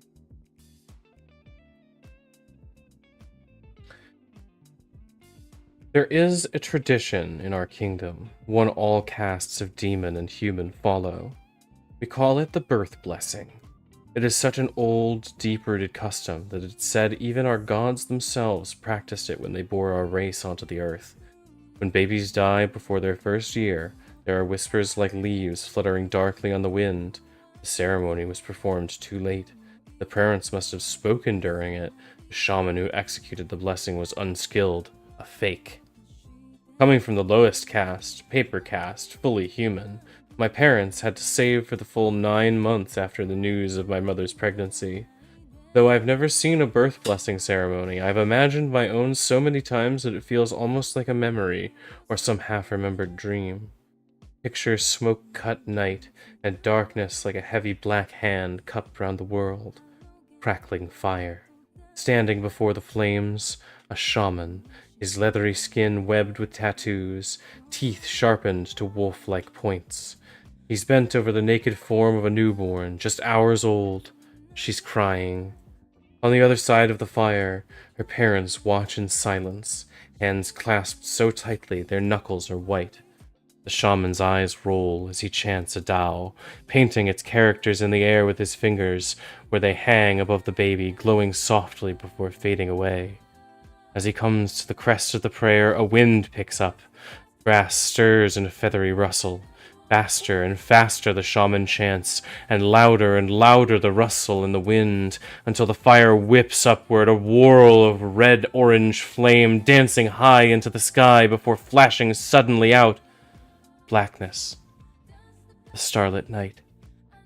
Then the shaman reaches into the air where the fire had been for the object floating in its wake, a small, egg-like golden pendant. But the pendant isn't what's important. What's important is what the pendant hides within. The baby's fate. My fate. Our kingdom believes words have power, that the characters of our language can bless or curse a life. Inside the pendant is a single character, one word that we believe will reveal a person's true destiny, and if my life will be blessed, as my parents hoped when they saved for my ceremony, or whether my fate is something far darker. Cursed years to be played out in fire and shadow. In 6 months, when I turn 18, pendant will open, and its answer will finally be revealed. I'm kinda in. That's fun. That's a fun idea.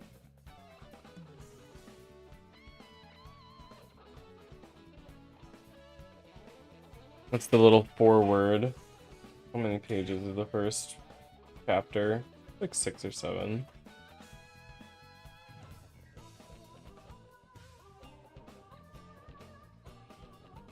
Okay. You're in? You like it? Should we read more?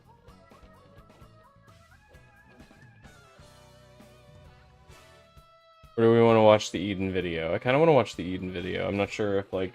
I don't want to get copyright struck again for fucking reading.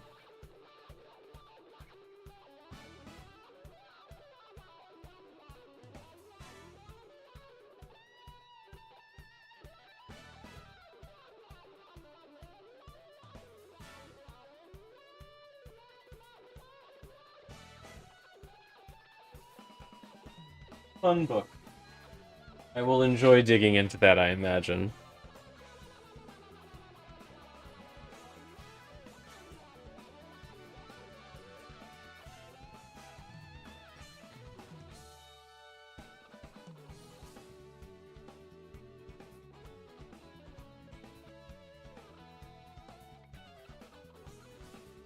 I hope everybody's having a good day.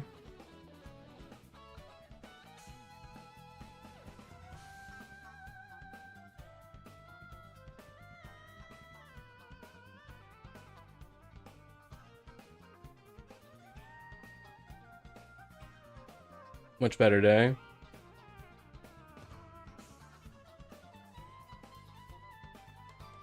Let me pop open this Eden video.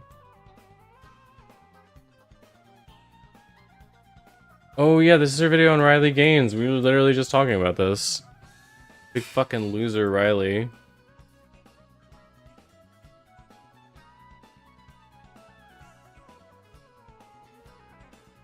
Doing boy.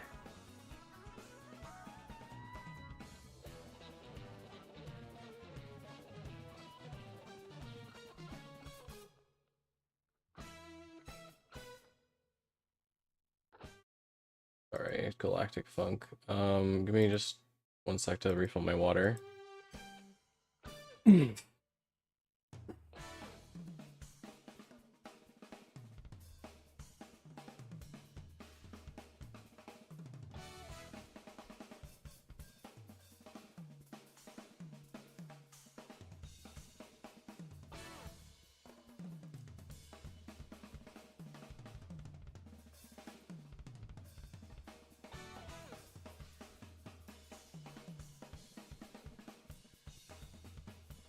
Here I am.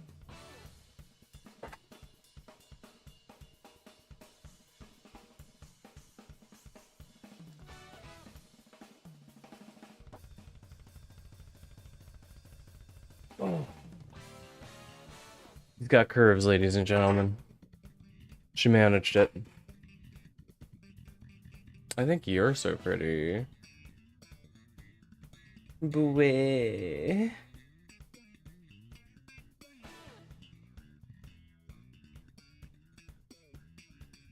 Alright. May hurt. Are you lived here?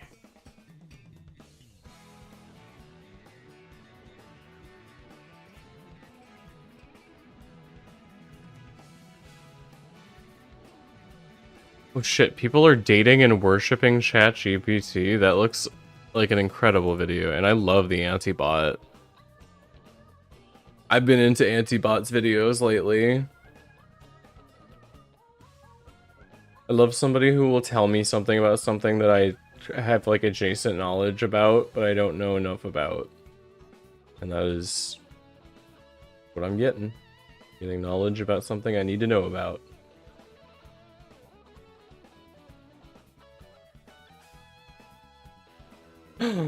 Oh, hello, Mr. Merlin. Hi, baby. You know hop up in my lap? Is that why you're coming here, to be so baby?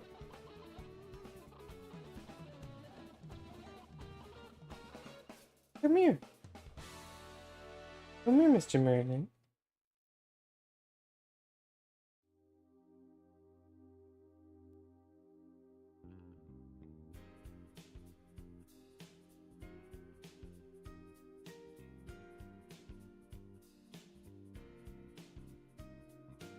You ran to mommy. Oh, you were begging.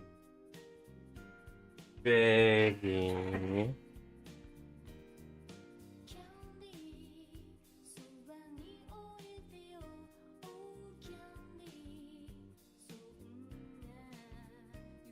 Have you been being a little baby? Yeah.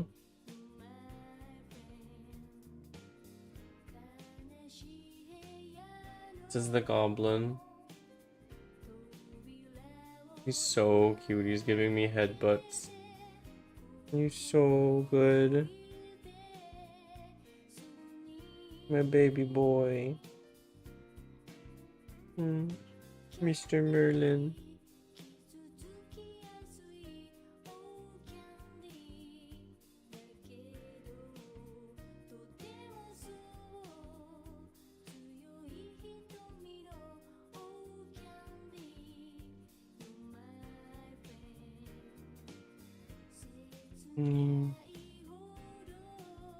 He's being baby.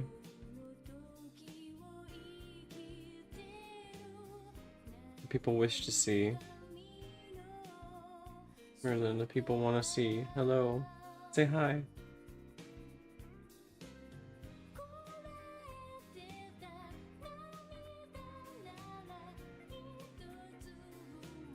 Is this your stream now? The criminal.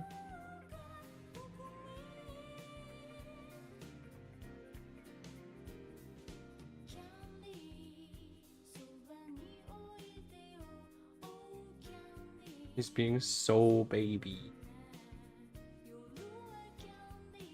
He's purring so loud too. You probably can't hear it, but he is. He's sniffing at everything on my desk now.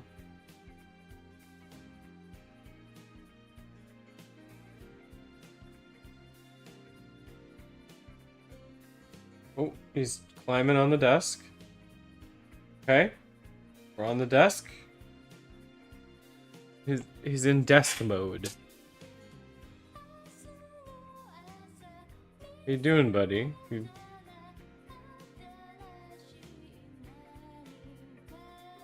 What's up? You just wanted to sit there on my desk?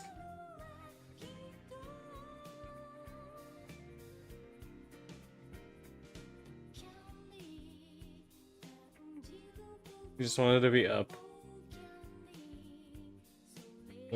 You up.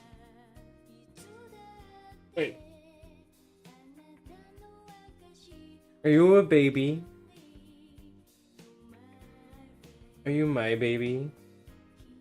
He's like, no.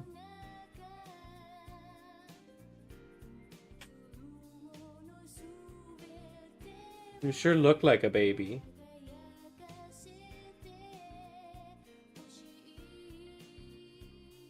You sure look like my baby boy. He's so done with me. He's like, nuh-uh. But he didn't go anywhere. He's just right by my leg again. Just being annoying. He just didn't want that much attention. He has to get down to check his pocket watch. Yeah. It has to be, he gets exactly 15 minutes. Or slam the cabinets. He's gotta go slam cabinets. Doon to doon. Doon to doon. Doon to doon. Fuck you, Merlin. We love you. You're a baby. That's my son. He's wretched. I love him.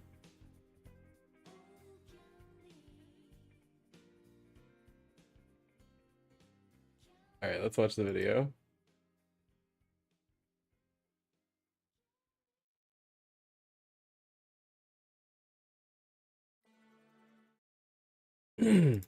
Hi, have you ever wondered why there is so much disproportionate coverage over transgender athletes when there aren't even that many transgender people, much less athletes, in the United States to begin with? Why is such a marginal, hyper-specific group of very young people given so much national coverage when the scale of the disruption and the violence happening all around the world and internally within the United States is massive? There's so much other shit you could be talking about. Why are we so concerned which genitals are on which division of the local collegiate tennis team in Louisville, Kentucky? Why is this the news? I don't care about this. Nobody cares about this. The public conversation around transgender athletes has been meticulously and exhaustively drug out by the right-wing media. Eden is just so funny. Like the way that she's able to like deliver these things that she's saying, I strive for that level of like being funny while also giving bad news. Media and right-wing politicians. Ms. Goss-Graves, do women have penises? As both a convenient and consistent abstraction from war crimes occurring daily in Gaza, or even the destruction of the economy and violence happening domestically, which goes hand in hand with the dissolution of civil liberties like, freedom of speech, right to assembly, due process, among others. And don't forget, war with Iran is still Among others? Among us? Sorry. very much on the table. And now the Trump administration is desperate for everyone to forget about the Epstein files. Are you still talking about Jeffrey Epstein? I hate that, like, it is so... there's so much shit in the world that is more important than making one weird man pay for his weird sex crimes. But I just want him to get punished for something. God, please. Just anything. Please, don't let him worm his way out of this. Don't shut the fuck up, because it's the only thing that's ever stuck. Oh, God, this motherfucker. I love when people are just now finding out that Trump is a pedophile. If you ever feel stupid, just remember there are people that are just now finding out that Donald Trump is a sex predator. Like, all the rest of the evidence wasn't enough for them, but this one was it. This guy's been talked about for years. You're asking, we have Texas, we have this, we have all of the things. And are people still talking about this guy, this creep? What's going on with my boys, and in some cases, gals? I don't know, I have a feeling Fox News and the right in general might just be talking about the transgender madness a little longer than you think. I went to the doctor, he said I had gender madness. It's chronic. And especially as more protests continue to manifest across the country in resistance to the administration, as the approval rating continues to sink on multiple different issues, and in light of the Supreme Court's recent upholding of Tennessee's statewide ban on gender-affirming care for minors, there might even be more right-wing coverage of the trans madness than ever before, which is just what everybody wanted. There's a lot more to cover, but before I get into it, here's a quick word. It's super annoying that it's like working for people as a wedge issue because you don't fucking care about sports, but some people care about sports, and it's weird. And it's not weird to care about sports, it's weird to care this much about children's genitals, though. The channel, let's get back to it. We know that this conversation is bullshit. It's a wedge issue, and not to mention there are like 12 trans athletes in the entire country, and none of the policies passed to legislate against them actually protect women or children. In fact, in many, if not all cases, it's just the opposite. These right-wing transphobic policies put women and children in danger, like institutionally. Despite that, mediocre, joyless, cynical, and desperate cisgendered women in right-wing media circles seem eager to pile on the trans women, especially when it comes to talking about athletics, because I guess they see it as an easy target to spread their dumbass agenda. One of the most prominent women at the forefront of anti-trans propaganda in sports is Riley Gaines, a former NCAA women's swimmer who one time tied for 5th place with a woman who happened to be trans, Leah Thomas. This was, of course, for Riley akin to a war crime. The NCAA didn't even have 2 5th place trophies. She had to hold the 6th place trophy. That's true. That was so. Mail her the 5th place trophy later. And honestly, that's so hard for her. That I'm so sorry that she had to deal with that. Honestly, that sounds heartbreaking. Honestly, maybe I was wrong. Maybe trans people are the problem. I think the NCAA handled everything extremely poorly, starting from when we finished and I went behind the podium to collect my 5th place trophy, and they kind of blatantly told me that Leah would hold the 5th place trophy and that I could pose with the 6th place trophy for photos and would be mailed a 5th place trophy in the mail. And it's amazing that she survived this. Putting Riley to the It literally didn't have them. I bet you could have just gone up to her and been like, "Can we trade trophies?" and she wouldn't have fucking cared. These people are always the bad guys in sports films. Yeah. Aside for a second, I think it's important to ask the question, why sports? Of all the ways to target transgender people in America, sports is a little specific. The main motive is typical. It's to alienate trans people. And right-wingers have deployed different tactics to get people on board with their bad faith rationalizations, like the bathroom discourse. Bringing up these hyper-specific and often perverted examples is meant to kind of sow doubt into the minds of liberals and get them thinking about things that they otherwise wouldn't think about because they're not weirdly obsessed. But when they do, You just gotta think about it. It's actually super normal to think about people's genitals all the time. You should actually, it's super weird that you don't think about people's genitals all the time.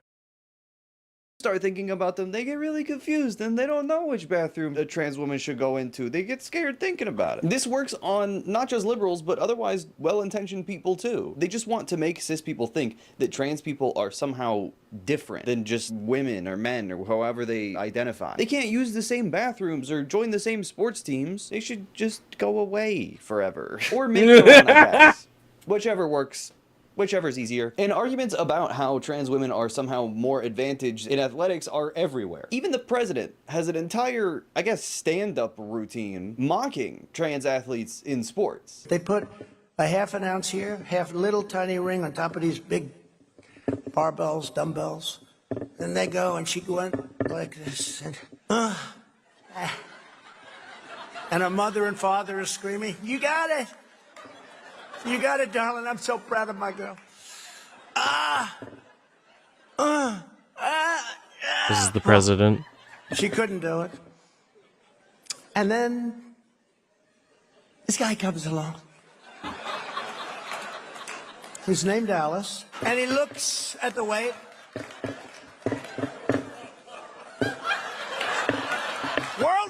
World record.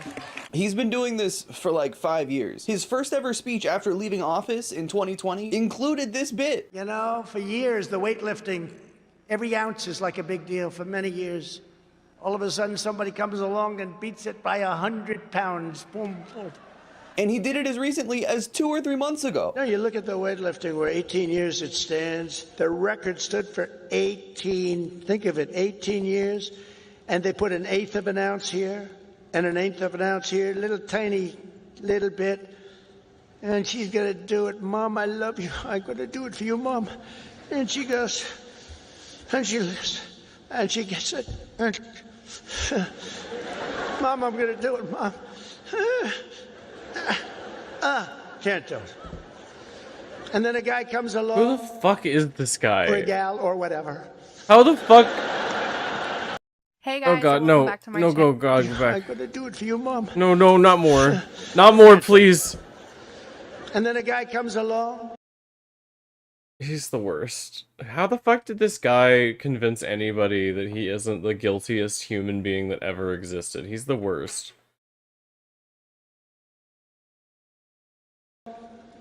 Or a gal or whatever.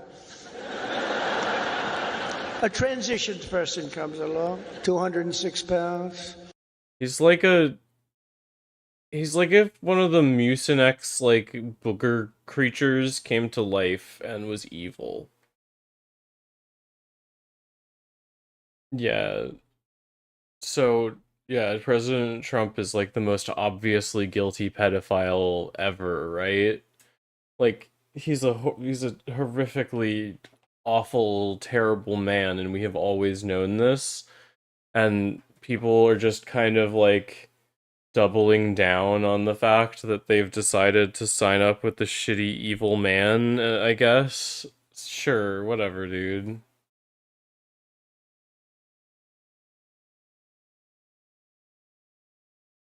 You got tricked by a used car salesman in an orange skin suit. The dude looks like if the Lorax got a degree in business education.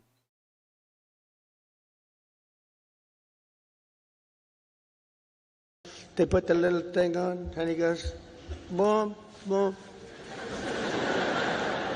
And breaks a record like by 119 pounds. Okay, he's actually mocking cis women here, but you're not supposed to I guess, pay attention to that. Women can't lift weights. They're not strong enough. They don't know how to do it. Women, don't worry. Donald Trump is here to protect you.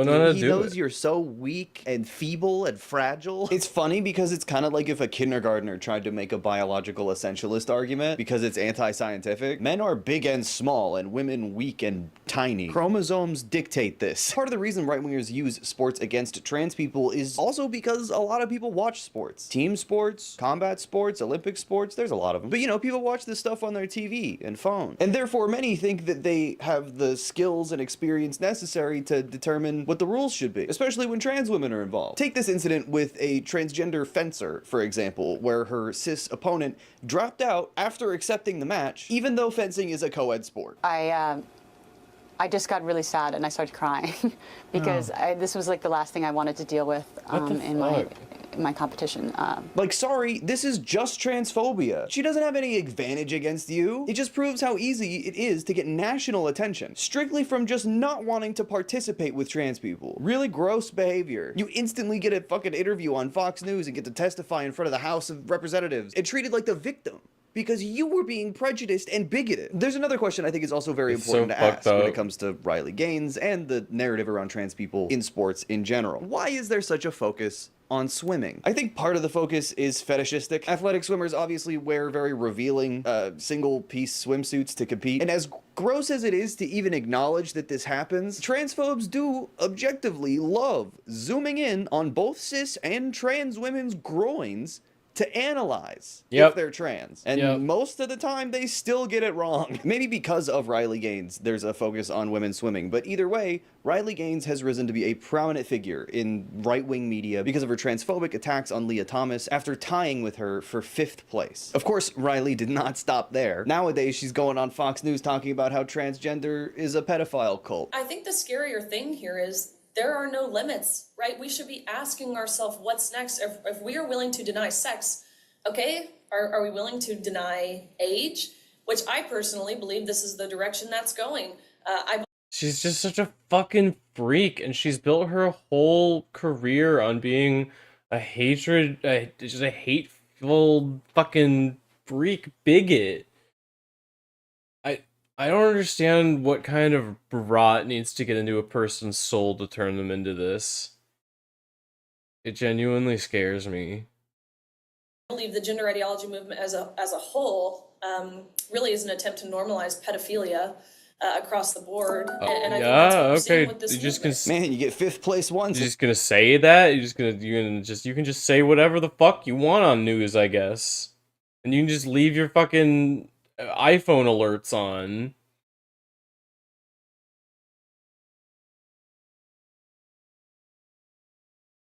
Yeah, you're like, oh, I think like there's a chance they could be pedophiles, and everyone's like, oh shit, that's crazy. We need to kill them. You wanted that far right grifter money? Yeah, it must be fucking good ass money.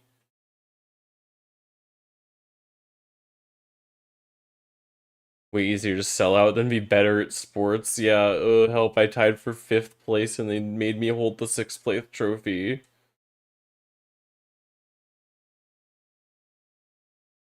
I could see it going, yeah, absolutely. Yeah. She's just like writing a fan fiction about how much she hates them.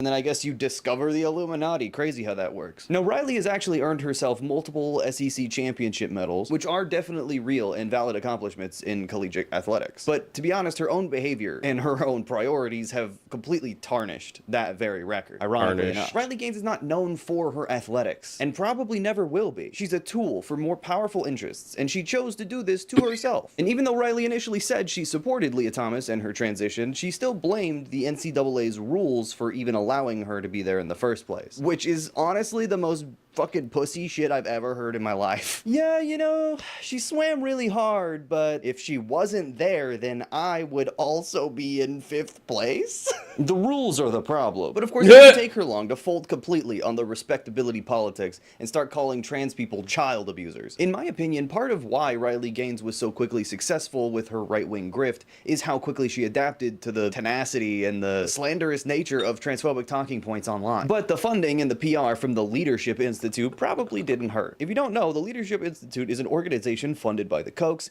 and Morton Blackwell, a guy who definitely doesn't look like an 1800s railroad magnate. The Leadership Institute, which Morton...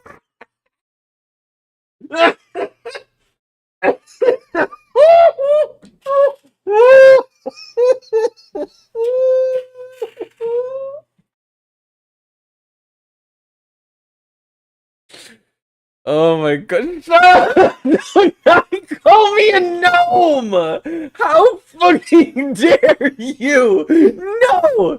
No, do not clip that! Don't clip it! Don't do it! You can't! No! Stop it! No!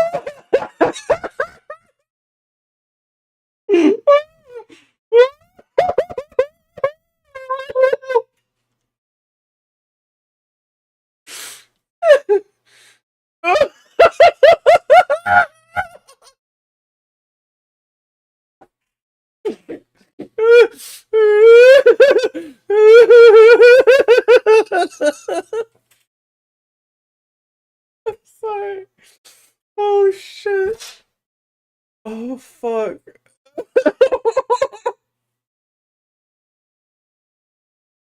Oh shit, the link is busted. You send it in Discord instead. I'll open it there.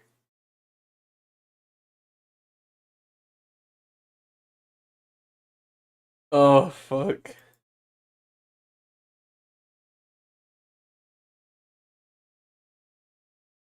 Neither a Gnoblin, nor a Gnelf. You're fucking right. You know me.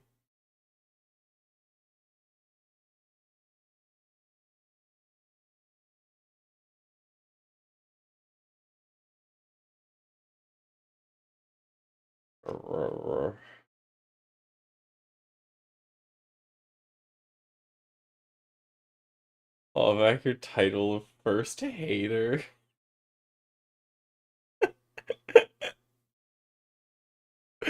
Maybe June has always been my first and greatest hater. It's all been a big fucking plot so that she can make fun of me at will.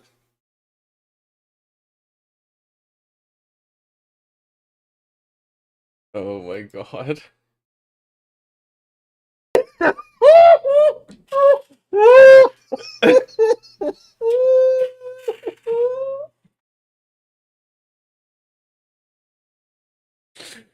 Oh my god. Do not call me a gnome!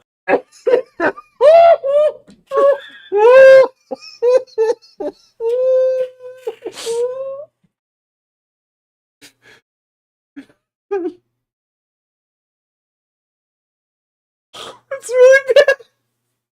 It's so bad.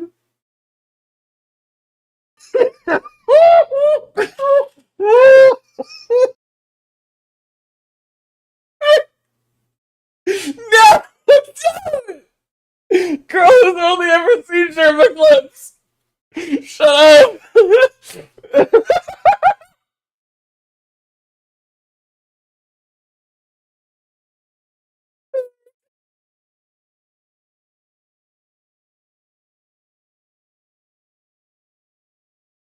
Holy shit, oh my god.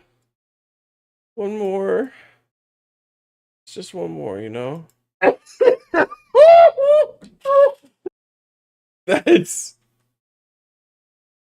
That's fucking awesome. Oh my god. I'm gonna have to edit that into a clip or something.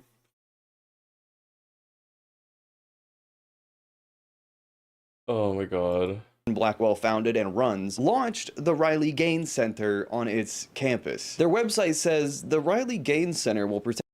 I think something I want to talk about is, I'm not sure if it gets brought up in here, but there is actually evidence to suggest that it's harder to swim if you're a transgender woman than a cis woman. So the fact that she tied for 5th might actually be more impressive for the trans woman than for her. Just, I don't know. Just like it starts to fall apart when we start digging away at it, at least even a little bit. And I feel like maybe that is a sign of the times. Protect the female identity, affirm the basic biological truth that men are men and women are women, and defend freedom of speech. Sorry, that was just a really funny run-on sentence to me. Men are men, women are women, and defend free speech. The 3 genders. Get over it, liberals. He will also provide support, training, and resources to those who want to defend women's identity and uphold. Yeah, if you're on T-blockers, for sure. Vital truths, building a coalition of women, men, student athletes, parents, and those who have been harmed by radical transgender ideology. Initiatives include identifying, recruiting, training, mentoring, and empowering students, athletes, and parents across the country to become campus, community, and national leaders. God, it's a literal Riley Gaines factory. The Riley Gaines Center. Pumping them out on a fucking conveyor belt. I mean, is it any more obvious? Leftists don't get this shit. No leftist online is getting their talking points from a foundation named after them, owned by a billionaire, providing PR, talking points, and fucking Fox News daytime TV slots. My third important question for this video is, why Leah Thomas? Leah Thomas became a target of right-wing media for months, and still, to some degree, is. The rampant abuse and transphobia that Riley Gaines enabled and propagated with her Cry Bully tour that still goes on to this day is fucking repulsive. It's nothing in this world motivates middle-class white suburbanites than the tears of a fucking white woman. Gross. She felt the need to talk about seeing Leah's genitals. In addition to losing out on opportunities to Thomas, we also had to share a locker room and change in front of this 6'4", fully intact, naked male. Which is just public humiliation and sexual harassment, by the way. But not surprising from these fucking guys. Here's the Daily Wire calling Leah Thomas satanic. Are some of the things they do satanic, would you say? Yes. Really? They practice these satanic things based off of the posts and based off of the content that they like on social media. It's very, very just bizarre. Fox News also had these fucking people on. That's just pictures of, like, art she made. What the fuck are you talking about? Get off her Instagram. You're weird as hell. Yeah, she drew a funny drawing once. I think she's actually Satan. Yeah, I think she's a Satan.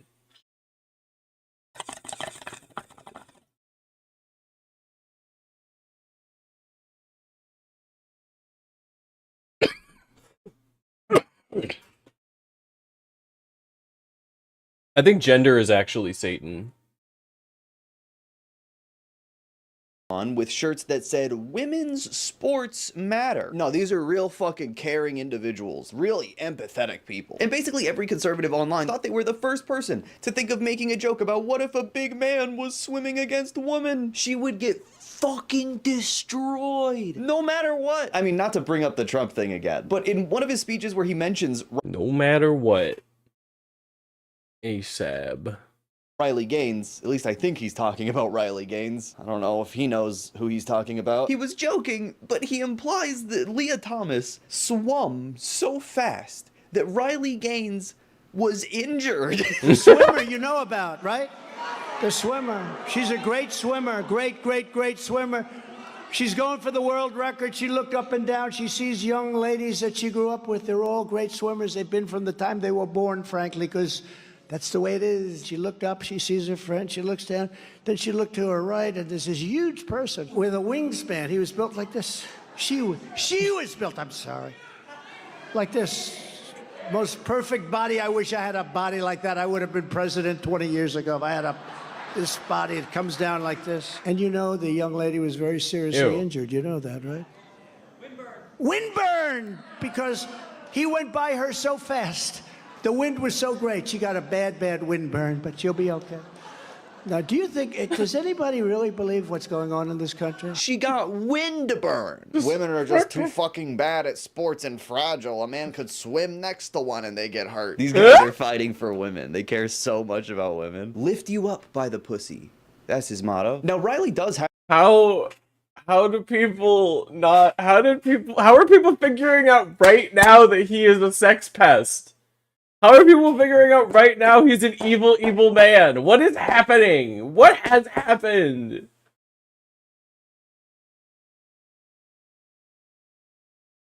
Transition gives us access to AoE spells. That's so true.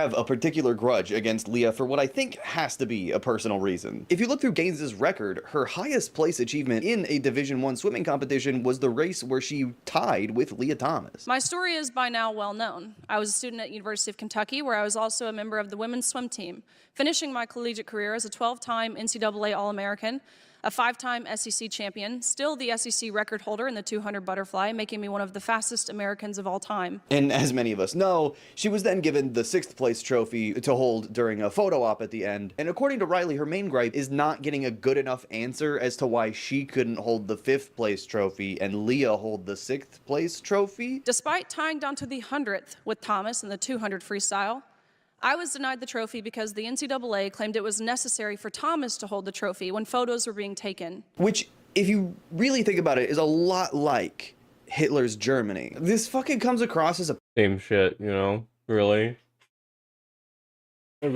Honestly, I think maybe she is oppressed.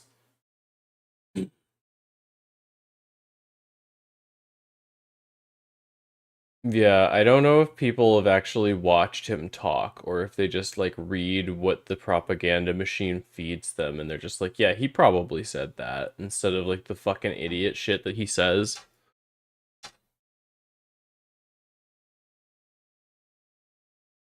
Parody of itself. But it does make a little more sense. He's like an embarrassing little clown. Again, like, he kind of looks like...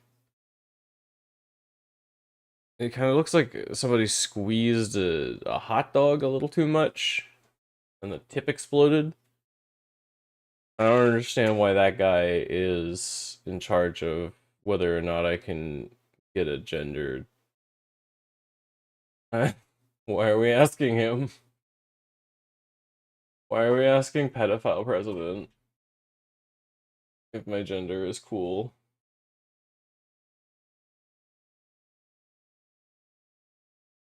Hi. Hello, Mr. Man. Are you here to be annoying again? This was Riley's best time in a Division I competition. But of course, a trans woman tied for that best time. So I think she clearly felt a little outshone. I came back my senior year, and I knew I could accomplish even more than I had my junior year. And this is when I really set a goal to become a national champion. About halfway through my senior year, I was on pace to do so. I was ranked 3rd in the country. The swimmer who was ranked 1st was a swimmer I had never heard of before. And of course, this was the first time that I became aware of a swimmer named Leah Thomas. And so, unbeknownst to me at the time, this was a male. There's a lot of head scratching going on. And rather than being a good sport about it, which she was to every other woman she lost to, the 4 other ones, she threw a generational hateful tantrum because she feels like Leah Thomas shouldn't have been there. Again, even though she still would have gotten 5th place. She just would have been able to hold the trophy for the photo. They mailed her a 5th place trophy later, by the way. Like, they gave her... Who would she have been mad about if she had just gotten 5th place instead? Would she be talking about something else? Do you think, like, what the fuck, dude? Chill. Why do you care so much? I feel like you gotta be, like, this has gotta be an obsession. It's unhealthy. Her one. It's not like she was robbed of anything other than a picture. It's just bad sportsmanship. I never played collegiate athletics, but I swam in high school, and I feel like this should be pretty easily condemned by every collegiate sports association across the board. I feel like the first thing they teach you in competitive sports is to be a good sport. Like, sportsmanship is enforced in a lot of professional sports, like tennis. You can get punished for not being sportsmanlike, and I think that's pretty fair. I also like hockey, where they get to punch each other. That is also allowed. The fact that this is even a conversation and in such clear bad faith, I think speaks to a deeply ingrained transphobic bias that a lot of people have and how easy it is to otherize trans people because of that bias. I feel like people like Riley Gaines know how to gum up the system a little bit. Call the manager who doesn't really give a shit about trans people and isn't gonna die on this hill when they're getting Karen'd by some annoying ass lady. And I do think that's also part of the problem. The people who should have defended Leah Thomas should have defended her harder. There should have been more people coming to Leah Thomas's defense and shutting down Riley Gaines before she caught the momentum that she has now. And it's ultimately really ironic because trans women like Leah Thomas are disadvantaged by being on hormones. When it comes to sports, many trans women are. But transphobic propaganda doesn't exist in reality. It exists in a fucking fictional world that conservatives dictate the rules to. Studies consistently show males have about a 10 to 12% athletic advantage over females. This gap is evident in almost every sport and at every level of competition. Yes, hormone therapy can narrow this gap, but it cannot close it. And studies consistently demonstrate that surgery and testosterone suppression do not reduce male athletic performance to normal female levels. I want to be very clear. It is not true that trans women have an overall biological advantage in sport. That is deeply rooted in misogyny against cis women primarily, and transphobia to trans women. Maybe the fucking windburn jostle her fucking head around. She's stupid now. Leah Thomas swam fucking Mach 10 past her, still got 5th place. It seems like cheating to allow someone with a biological advantage to compete. You are exactly you're hooked on my shirt, baby. I think there's okay, there you go. A difference between your sex and your gender identity, and so I think that it's just been totally misconstrued and lost, in the past couple years or so. But it's finally gotten to the point where it's being shown. And Obama invented transgenders in the 2018, right, or 2012 or whatever. Obama did it. It's completely violating women and women's rights, especially in sports. There is no factual evidence to support the fact that trans women have a biological advantage in sports. I'm not joking. This is a vibes-based opinion that is obviously criminally understudied, but right-wingers know that there's no data to support what they're saying, but they know that there's very limited data to counter what they're saying at the same time. But there is no reason to concede to this stupid, fake, bullshit talking point that trans women shouldn't be able to participate in women's sports like any other cis woman can. After losing to Leah Thomas, Riley Gaines retired from athletics and became a full-time podcaster. Big goddamn surprise. Her podcast is called Gaines for Girls. And trans women are not allowed to watch it. Gaines for cis girls. Other than that, she does frequent Fox News guest appearances. And she made this insane website. Riley Gaines, athlete, advocate. That is impact font. That is top text, bottom text font. Also, your signature looks like shit. Riley Gaines. And now she's having a baby girl. Gaines for Girls, pregnant with a girl. Because God is so good.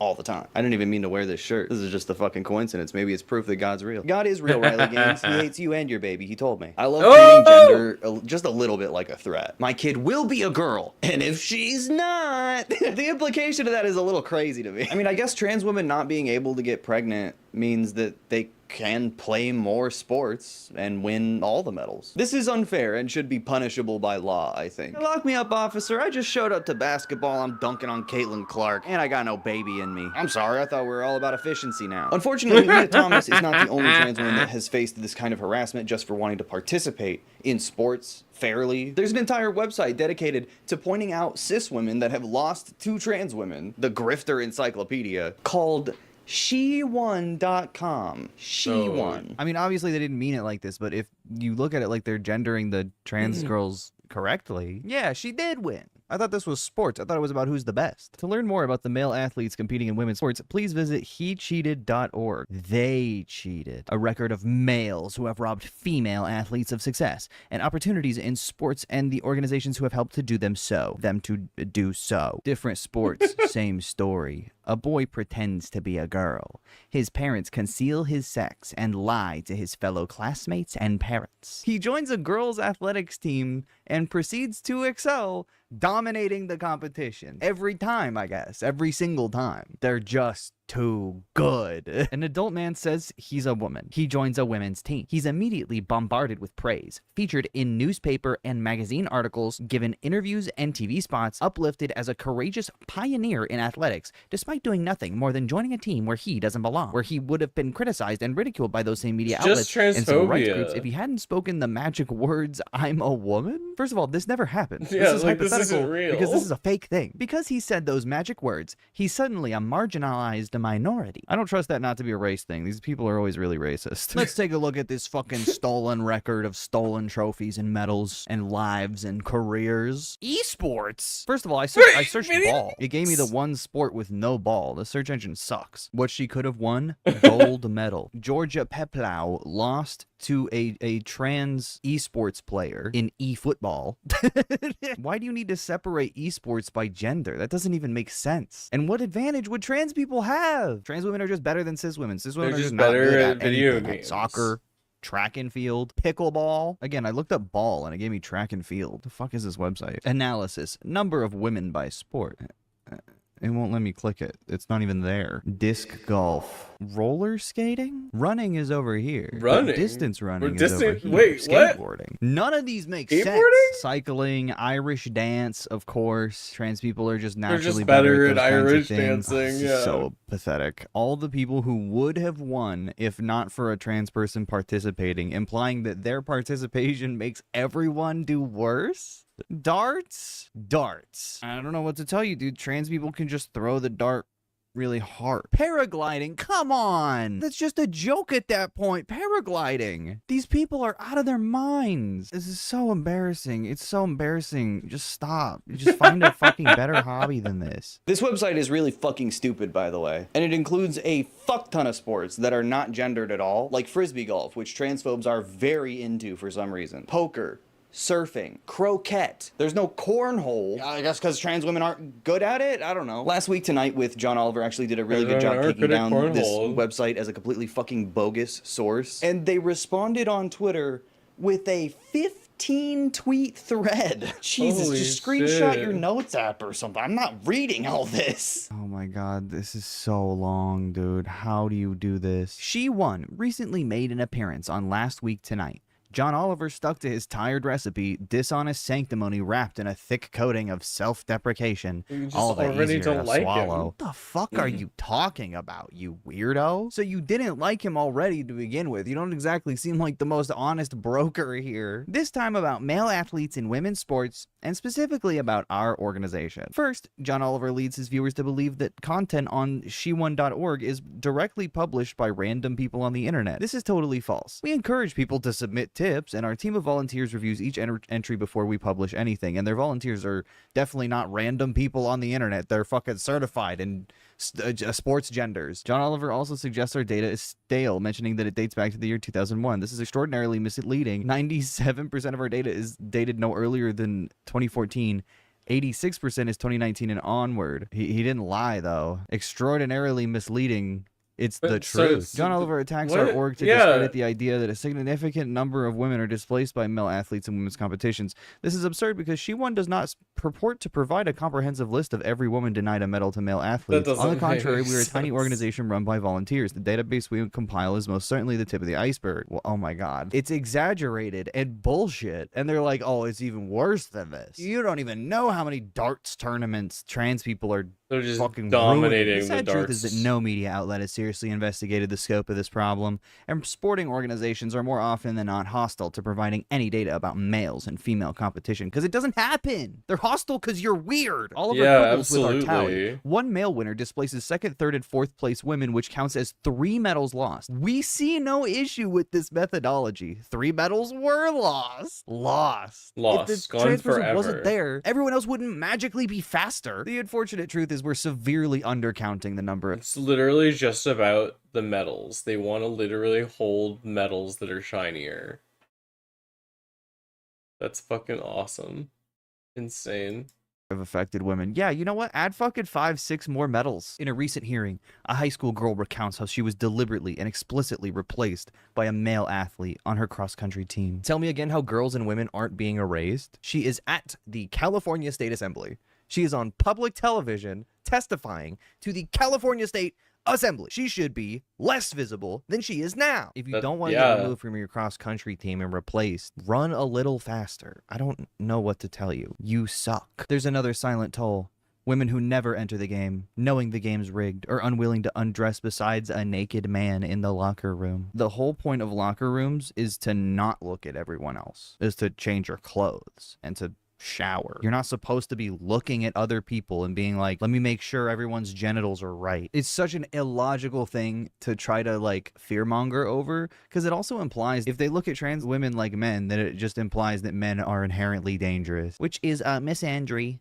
Looks like you're a misandrist. And it looks like we're finally on the same side. What the fuck, man? Where's all the men's mental health posts about this shit? John Oliver makes an extraordinary effort to paint this issue as left versus right. He goes out of his way to frame the young advocates he's chosen to focus on as far-right conservatives. Yeah, what? Of course they are. Showing countless clips of them being interviewed on Fox News when he's not ridiculing their athletic ability. Yeah, they're really good. They're not mad because they suck. They're mad because they're transphobic. And they're not right-wing. What the fuck is this thread? Why did I read this? You might have seen recently that... I love her delivery so much. the way she says that shit is so funny to me. Eden's funny as fuck. Riley Gaines got into a controversy with Simone Biles, and I have a lot of fucking shit to fucking say about this. It's genuinely fucking sickening how Riley Gaines got away with what initially started this. Riley Gaines found a high school with a trans softball player and publicly harassed the high school softball team. You have to be, and I'm not even joking, a criminal pervert to do stuff like this. You're going to the prison at the core of the earth. Now, Simone Biles rightfully called out what Riley Gaines was doing, saying, you're truly sick. All of this campaigning because you lost a race. Straight up sore loser. You should be uplifting the trans community and perhaps finding a way to make sports inclusive or creating a new avenue where trans athletes feel safe in sports. Maybe a transgender category in all sports, but instead you bully them. One thing's for sure, no one in sports is safe with you around, which is completely fair and true. Her suggestions are a little all over the place, but it just goes to show that Riley Gaines doesn't actually care about finding a solution and just wants to be cruel for the sake of cruelty. Simone Biles followed up with bully someone your own size, which would unironically be a male. And you could tell this struck a nerve, not just with Riley, but with the broader conservative movement as a whole. Literally since the moment Simone Biles posted this, Riley has been shitting herself and crying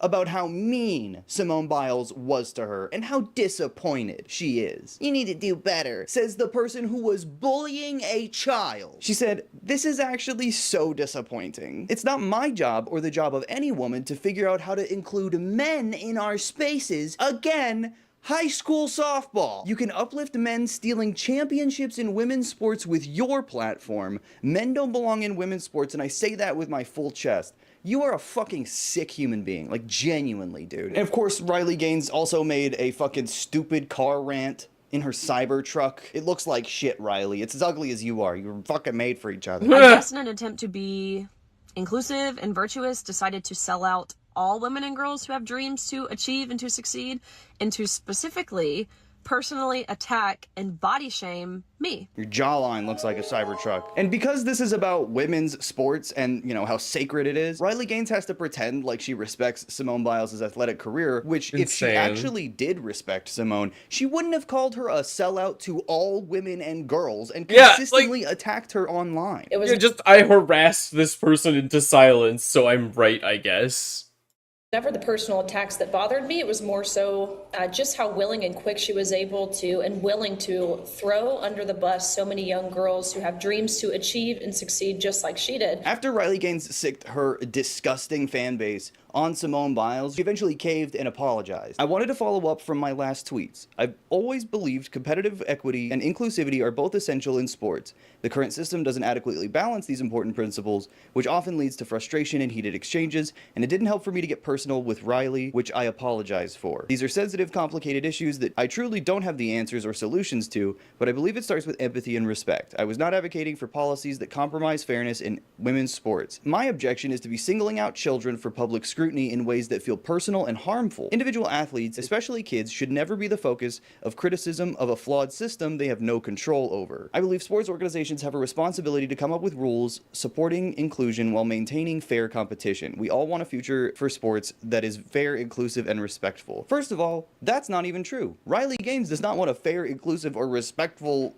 sports. She wants to eliminate trans people from it entirely. Nonetheless, I accept her apology. I see this truthfully as a really big win. You have this really famous public figure who is now issuing a groveling public apology. Oh, not groveling. And backtracks Okay. after, again, tweeting pro-trans propaganda, if you will. This scenario would have been unthinkable awful. a year, certainly 2 years ago. Which to me, not super fair. I know a way to eliminate trans women from sports. Be better than them. Train harder, loser. 4 other cis women beat Leah Thomas, why couldn't she? It's good that Simone brought up that Riley Gaines started this by attacking a child completely unprompted, but the respectability politics and the niceties are nauseating to me when that is the catalyst. And Riley Gaines is leveraging those niceties and politeness to coerce an apology out of Simone Biles. It gives credibility to her argument and allows her to look like she's taking the high road when she's been slandering trans people on national television for months. Even taking puberty blockers before the age of 12, there are still advantages that males possess over females. And even if they didn't, it's the women's category. It's not for men. So Shut up, Riley. You look like a thwomp from Mario. I'm not saying this is a rule, but a law of engagement with Republicans and conservatives in general, especially transphobes. Do not apologize to dishonest, bad faith bigots. Do not apologize to right-wingers. They are wrong. They don't want you to apologize to establish more clear and effective communication or a better relationship. They want you to apologize to leverage their argument and weaken your position, sometimes at the cost of kids. It's never worth it. And Riley, if you're somehow watching, you're a bad person. You're a liar, you're a fraud, and you're mean. You should be doing a fucking apology tour for the child and multiple other women you've slandered and bullied just for playing sports. Just for wanting the same experience that you had and the same opportunities that you had. Playing sports because they want to, despite the environment that you contribute to that continues to make it not only hostile, but unsafe. But you're too busy reveling in an apology that you didn't deserve. But you're the good guys at the end of the day, right? So it doesn't matter what you do. It's always for the good reasons. Riley Gaines has been on a right-wing media tour for basically her entire public career. The creepy billionaire money does help with that, for sure. But she's also made herself very useful for the right, and she knows it. She's been on Tucker Carlson, of course, The Daily Wire, like fucking 17 times or something. Numerous Turning Point USA and Turning Point UK speaking events. And she was interviewed by Stephen A. Smith and Joe Rogan, among others. Luckily for her, no one that has interviewed her is particularly bright or like a good interviewer or reporter at all. So she's managed to keep her brand afloat for now. And yeah, she's here to tell the same story and rattle the same talking points off every time. you have your back turned, again, putting on your suit, and all of a sudden you hear a man's voice in that locker room. You turn around, you look up because he's so tall. And there's a 6'4" man undressing, taking off his women's swimsuit and putting on his street clothes. Wow. Again, picture it. Wow. You're in a swimming locker room, which there's no stalls necessarily. It's just a big open space. You're under the shower head, you're showering, and there is a 6'4" naked man standing fully naked, fully intact, watching you shower where you are simultaneously fully undressed. I mean, even she doesn't care about her record that much. The people who report her story Sounds like get it she's wrong all the describing a time, and pink she doesn't even try situation. to correct them. I remember the first time I met you, and it brought me to tears because you shared with me what it felt like not to hold a gold medal because you were in first place, but to be told that you tied. You'll have to settle for it just with that delineation. fifth place. On it. What happens now? We will see. Hopefully this sets a precedent for more institutions at every single level. Yeah, Leah Thomas won the gold medal from Riley Gaines and stole it from her and stole her house too. Yeah, and her beat her weird up. husband too. Riley Gaines regularly is a guest on right-wing media shows. They had her on so she could flaunt her apology from Simone. Yeah, if you're staring at people in the locker room, you're a sexual harasser, not them. Like, keep your fucking eyes to yourself. Stop being weird.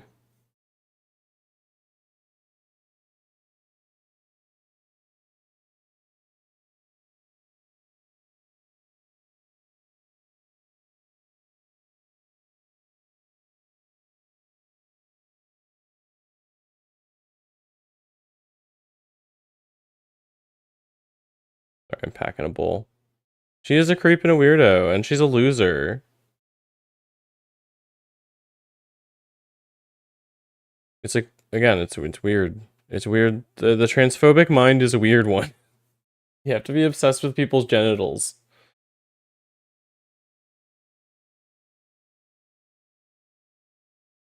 Yeah, I agree. And they're causing more damage overall. They're like the ones that are getting cis people pulled in like by the cops that just don't pass for women enough. Biles, and she did this multiple times. And this is exactly why you should never even give them this opportunity. This is exactly what every right-winger would do the moment you apologize. They fucking brag about it and try to shame you even though you apologized. And remember, Simone Biles only ever came for Riley Gaines because she was bullying a high schooler. Interesting that Riley Gaines didn't get a ton of backlash for that, or even for gloating the apology. Why would you apologize to somebody who's just gonna gloat about it? Apologizing to these people is only giving them more ammunition and more clearance to target increasingly marginalized and vulnerable people. And the only reason she has this platform at all is to distract from the real issues affecting more people than even play sports in schools at all. Even now, amid their Epstein Files scandal, the Trump administration is trying to drum up more anti-trans sentiment. And today, the Department of Justice has filed a lawsuit against California Department of Education and the governing body for women's sports in California. We've made it very clear, only women in women's sports under Title IX. An example in California, a boy who was in track and field. He would have lost every race. Yet in women's sports, he won over just zoom in a little bit more. medals. Yeah. Those medals should be returned to the women. It couldn't be clearer that this is a distraction from the real issues affecting the country. It's so embarrassing, and it's not even working. Even right-wingers can see through this. Listen, in my opinion, all sports are made worse by dividing them into gendered leagues, rather than by athletic ability or even weight class. Abolishing any kind of division in sports would allow more people to participate, not less, and less people would get propped up in the media for beating down and bullying fellow athletes. Riley Gaines exists for one reason and one reason only: to perpetuate the idea that even the most skilled and accomplished woman is inherently weaker and less capable than even the weakest, least accomplished man. She is there to tell all women, you can't do it. There will always be someone better than you, simply because they have a weenor. I guess you should just have babies instead of doing sports, because they're full of trans people now. Riley Gaines is a selfish, manipulative grifter. And a liar. And like many other transphobic snake oil saleswomen, she's deluded herself into thinking that she's fighting a righteous war against ontologically evil trespassers. And she has no shortage of delusional backup for this ridiculous self-inflicted battle. It's really not that deep. You are not Master Chief. I am Master Chief. What's especially disturbing is how far the current administration is willing to go to use federal funding to strong-arm universities into doing things like revoking Leah Thomas's win and apologizing to Riley Gaines. And what does Riley do in response to this but immediately gloat and attack Leah, even when she's getting everything she wants? It's not even close to a stretch to say that Riley Gaines is a terrible example for young athletes and for women in general. So what I find particularly revolting is how quickly Democratic strategists, liberals, or even supposed allies took to this exclusionary and cruel messaging from the right, even going so far as to try to blame trans people for Donald Trump's 2024 election win. I don't even know if I have enough words available to me to explain how stupid that is. Solidarity is the only way forward if you care about people at all, and leaving behind trans people, especially only to make room for cynical, compromised agents of right-wing influence, is a surefire way to sabotage any kind of future progress. Riley wants to be the new generation's Anita Bryant, but for trans people, which is seemingly a fucking cheat code to right-wing influence. Anita Bryant also believed she was fighting a spiritual war for the children of this country and the sanctity of gender, but is now widely remembered as a bitter, hateful, ineffective, washed-up celebrity. And Riley's gonna get that same treatment long after she's gone too. As much as I know that right-wing media is not going to willingly let this issue go, I think it will increasingly be an ineffective wedge issue, and the results will speak for themselves. But I don't know. We'll see. Fuck you, Riley Gaines. Thank you so much for watching this video. I hope you enjoyed it. Please click the like button or subscribe to see more videos like this. You can also click the notification bell and all notifications. You'll see my videos, all of them. Make sure to follow all my socials down below and subscribe to my second channel where I post little side quest videos and highlights from stream. And I will see you in the next video. Bye. Bye, Eden. Alright, I'm gonna throw on some music and take a quick break because I need to take a bio break. Everybody grab some water and Stay hydrated. Stay hydrated. Or dihydrate. I'll be back.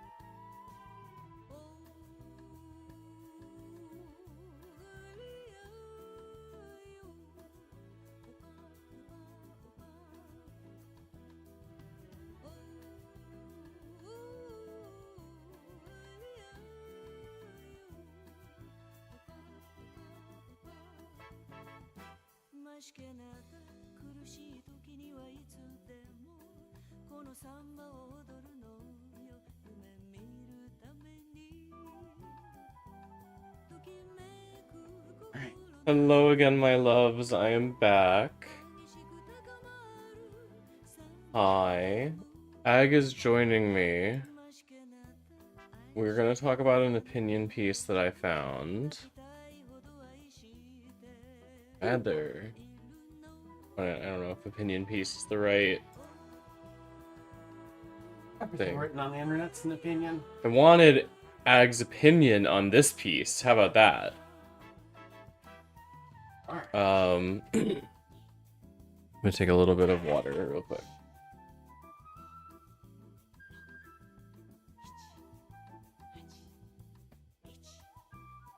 Alright. Hello, Merlin. You're being so cute.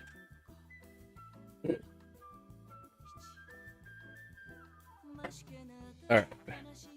If AI is so good at coding, where are the open source contributions? You can hardly go online these days without hearing some AI booster talk about how AI coding is going to replace human programmers. AI code is absolutely up to production quality. Also, you're all fired. But if AI is so obviously superior, show us the code. Where's the receipts? Let's say, where's the open source code contributions using AI? This week's AI coding hype came courtesy of Satya Nadella, CEO of Microsoft, and Mark Zuckerberg, CEO of Facebook, furiously talking up AI programming. The headlines say that 30% of code at Microsoft was AI now. Huge if true. Of course, Nadella didn't quite say that. What he actually said was, maybe 20 to 30% of the code that is inside of our repos today and some of our projects are probably all written by AI software. Wanna pause it? It just says all written by software. Oh, okay, just software, not AI software. That would include the implication. This is like super vague and wishy-washy. Right. There are code generation tools that are software writing code. Yeah. So the CEO really needs to differentiate between something written by quote-unquote AI and something just generated by these tools. Yeah. For this claim. Moss quiet. Oh yeah, it's because I'm like way the fuck over here. Is that better? Yeah, are we better? That's Can you hear me? Yeah. Sitting on the ground now. Alright. Maybe 20 to 30% in some projects, at least 3 or 4. Who knows? Written by software, lots of projects use code generators. Probably, he's not sure either. This is a good example of CEO weasel wording, where you make a very hedged claim that's barely claiming anything. Then you let your media cheerleaders misrepresent your very particular claim for you. You didn't lie. Nadella would have asked his staff for something, anything he could say to pump AI coding with, and that's the best claim they could find that wasn't technically a lie. Mark Zuckerberg said on Dwarkesh Patel's podcast, talking specifically about engineering at the Llama LLM project, not anything else at Facebook or Meta, I would guess that sometime in the next 12 to 18 months we'll reach the point where most of the code that's going towards these efforts is written by AI, and I don't mean autocomplete. Near field mic moment. Yeah. Are just so heavily steeped in expression and AI is incapable of expressing anything. Yeah, absolutely. It's just repetition. It's it's content without any substance. This is where Baudrillard's hyperreality and simulacra are incredibly important tools for engaging. Did you want me to speak during this pause, or? Oh, you can if you want. I was just looking for the next place they start up. Okay. You find that while I give like a little bit in piece. So one of the things, like, the article obviously talked about the weasel wording. This happens all the time in in software development as far as a business. when software is being developed as part of a business plan or a business prospect, it is extremely common for features and the development process, all of these different things to be just hyped up to be what they're not really. And it's, in a large sense, causing people to think that computers are more complex than they already are, which, like, you don't need to do that. Computers are already pretty complex on their own at times. And there's the call out to autocomplete in this bit, I think is incredibly important as well. So during my day job, I use Visual Studio Code, which has like integrations with Copilot. I don't try to use them. I have turned them off where I can. I've seen my coworkers use them, and quite honestly, it's a statistical engine. It predicts what you're going to write next. There's a lot of cases where code will have similar patterns and stuff like that, and that's all well and dandy, but the claim is that it's not autocomplete. It's just wholesale generated by these language models. And it is language models. I don't see anything else, because at some point you're going to need to be able to translate human business requirements into software, and that requires some sort of interaction with humans. And artificial intelligences, as deemed by like contemporary capitalist society, are not socialized. Right, absolutely. Like, they do not have social concepts and understandings. They do not seem to exhibit it's an all sorts algorithm. of. It's a Bayesian like engine is the way I like to describe it. Like, it's Bayesian statistics, if I understand correctly. Yeah. And like, just treat it like what it is. It's a statistical engine that guesses what's going to come next. Yeah. And that's what it is, a guess. But you don't pay an engineer to guess. You pay an engineer to engineer. So that's really all I have on that. Also, 18 months. 18 months is a crazy short period of time. Like, the turnaround for like a lot of things is pretty large in enterprise software, at least.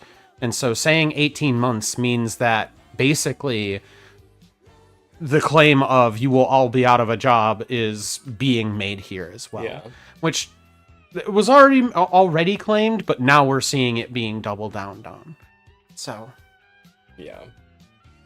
Yep, its other YouTube headline was AI will write most metacode in 18 months, which is all scare tactics.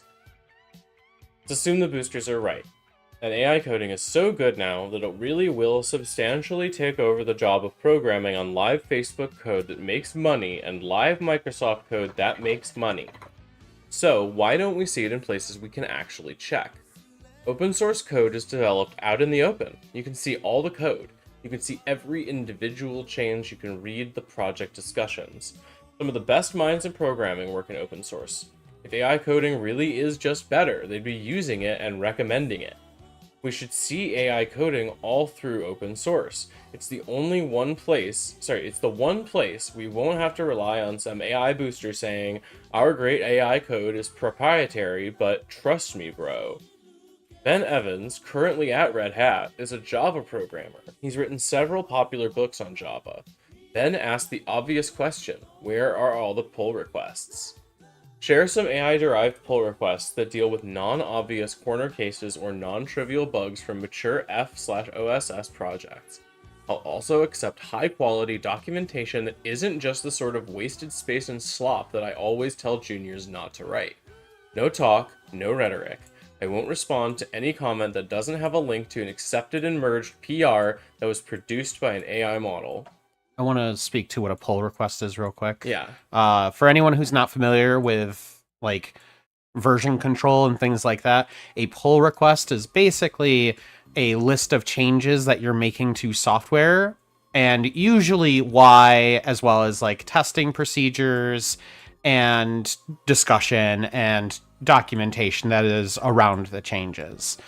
So if you see PR or pull request or merge request, just think of the list of changes you're making, and that's what it is. Yeah. The closest response over on lobsters was one contribution to the Rails project in 2023, and that needed work before it was up to scratch. It wasn't a response to Ben, but there's also one experiment with AI coding in the Servo web browser project. That went through 113 revisions before it was acceptable. The first version included sloppy errors, like a check condition being the wrong way around. Excuse me. The general comments that Ben received were that experienced developers can use AI for coding with positive results because they already know what they're doing. But AI coding gives awful results when it's used by an inexperienced developer, which is what we knew already. They're good at syntax but not substance. That makes sense.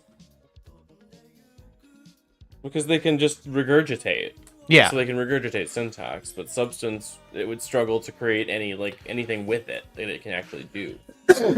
And that's absolutely like a key thing that software mentorship is important for when you're training actual devs. So, for example, in my day job, which I just got home from like an hour ago, I mentor co-ops from a local college, and a lot of the time we have to do these sorts of revisions where I go over and say, okay, well, this condition's wrong, this condition's off by one. Right. The reason why you don't want to do it this way is because insert broader reason here. And a lot of the time, this is the sort of thing that is actually what an engineer is for. Not just doing the tippity-tappity typing, not just for turning words into code, but turning ideas and concepts and finding the ways in which that they need to be integrated within the rest of the project in order to make sure that everything continues working. Because in a lot of cases, this sort of stuff is very complex. I work on a piece of network management software, and that piece of software, while on the surface is very simple, you just point and click and someone has internet. Mm-hmm. Under the surface, there is literally like hundreds of thousands of lines of code that we've written that all go to support this. And if one thing breaks, then that has like implications across the board. Let's see. I don't have any thoughts on this, but I do have a couple strong ones, or at least an exasperated rant from dealing with pull requests from a Copilot user or coworker. Ooh. Yeah, so one of the subject matter experts at my day job is using artificial intelligence to using ChatGPT to get answers, and that is fine. There have been times where ChatGPT has lied, and there are also times where ChatGPT might be breaking inadvertently, revealing secrets. And you can hop in a call and detail that. Yeah, if you want to, I'd be up for that. Sounds good.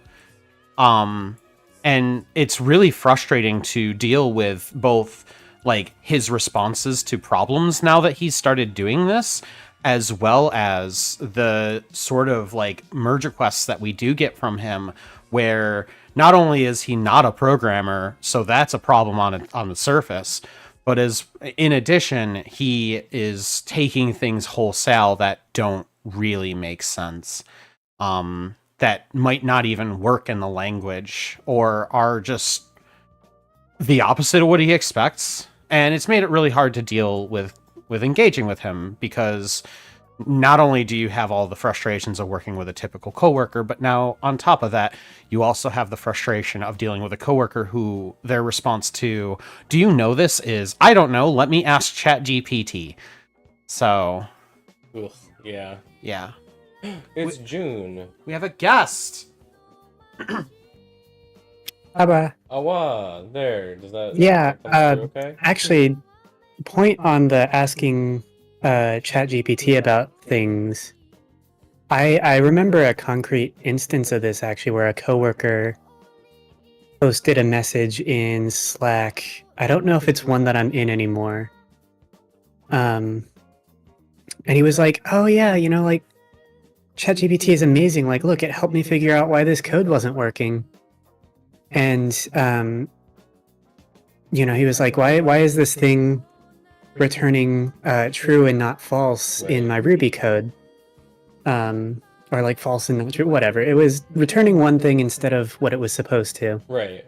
And the answer ChatGPT gave was something along the lines of like, oh yeah, like the value wants to be true, but the fact that you're missing an ampersand here makes it false.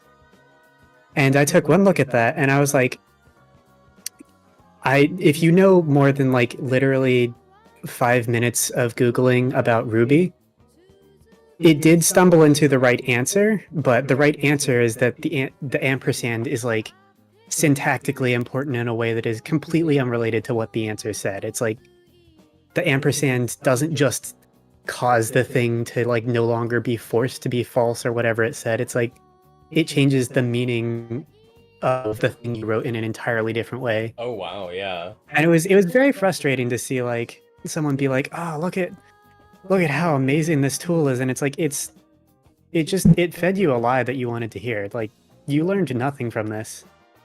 Yeah. You got negative learning. That's like a huge problem because suddenly someone picked up a habit or picked up a piece of knowledge and it's not going to work for the reasons that they think it is. And so they go to apply it somewhere else and now they're even more confused than they were in the first place.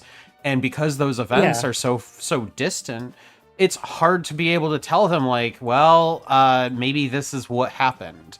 Because you've probably also forgotten that they had this issue. Yeah, no, the thing that it missed was like an important bit of like the core syntax of Ruby. And like not understanding that is going to cause a lot of problems because that's something that comes up pretty frequently. And even beyond syntax, and I think this is where it really starts to break down. A lot of the stuff I see people ranting and raving about the benefits of AI for is like JavaScript, where things are loose and unstructured and there's a lot of things that fly. I work with a lot of Rust code bases, and every time I have had to review a pull request created with AI, it is like it almost feels like a denial of service attack, which does actually like remind me of another interesting point that I can drop in DMs. But it'll be like pages and pages of changes and just like so many added lines because they don't have to think about like the cost of like spending the time to write that. And the downside of that is that like a lot of the time I was too tired to like I don't get paid enough to do that, to review that. That's way too much. And what it ended up doing was like all of the stuff was like horribly unidiomatic. Like it understands the structure of the language and how to like vaguely represent a problem and or a solution with it, or how to extrapolate a pattern in the code to other areas. But it often doesn't recognize how to leverage like the quote unquote preferred way to do things in a language, or the idiomatic way, because I think for the same reason that like AI generated images are not cultured, it doesn't recognize what convention is. Right. And for a language like Rust, where there's a bunch of different ways to do things, and some of them are good and some of them are not, it results in a lot of really bad code with a lot of very weird conventions. Like it would generate functions to do like a basic task that there's like a built-in method for. And it's like, this is like so not useful to the code base. And at some point I finally like got a ticket to just sit down and undo all of that. And like, I think I removed like several hundred to like 1,000 lines of code by just, instead of letting it like extrapolate patterns, just collapsing it down to like better structured code. And it's, yeah, it was very frustrating having to deal with that, because it's like, you're not learning anything about the language, and you're not creating software that is going to be maintainable in any sense by doing this. Right, that makes sense.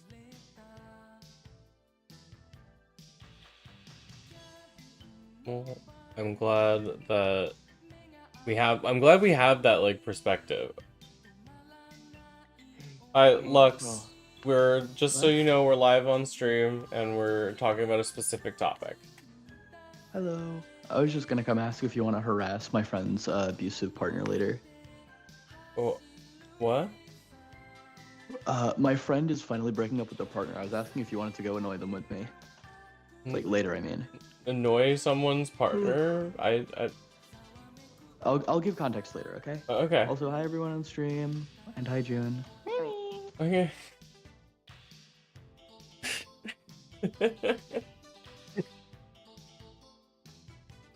Alright.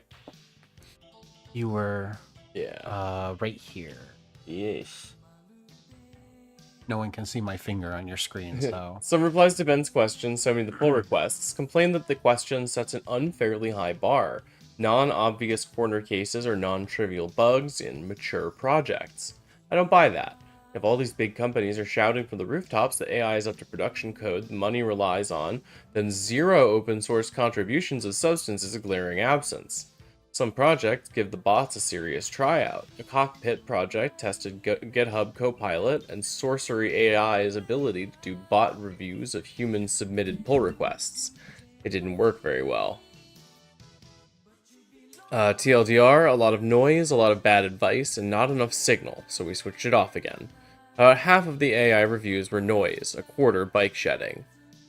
The bots gave a lot of nitpick suggestions, or ones that were unfounded or even damaging to the codebase. They simply weren't helpful. It's true that a lot of open source projects really hate AI code. There's several objections, but the biggest one is that users who don't understand their own lack of competence spam the projects with time-wasting AI garbage. The curl project banned AI-generated security reports because they were getting flooded with automated AI-generated bug bounty requests. More broadly, the very hardest problem in open source is not code, it's people, how to work with others. Some AI users just don't understand the level they're simply aren't working at.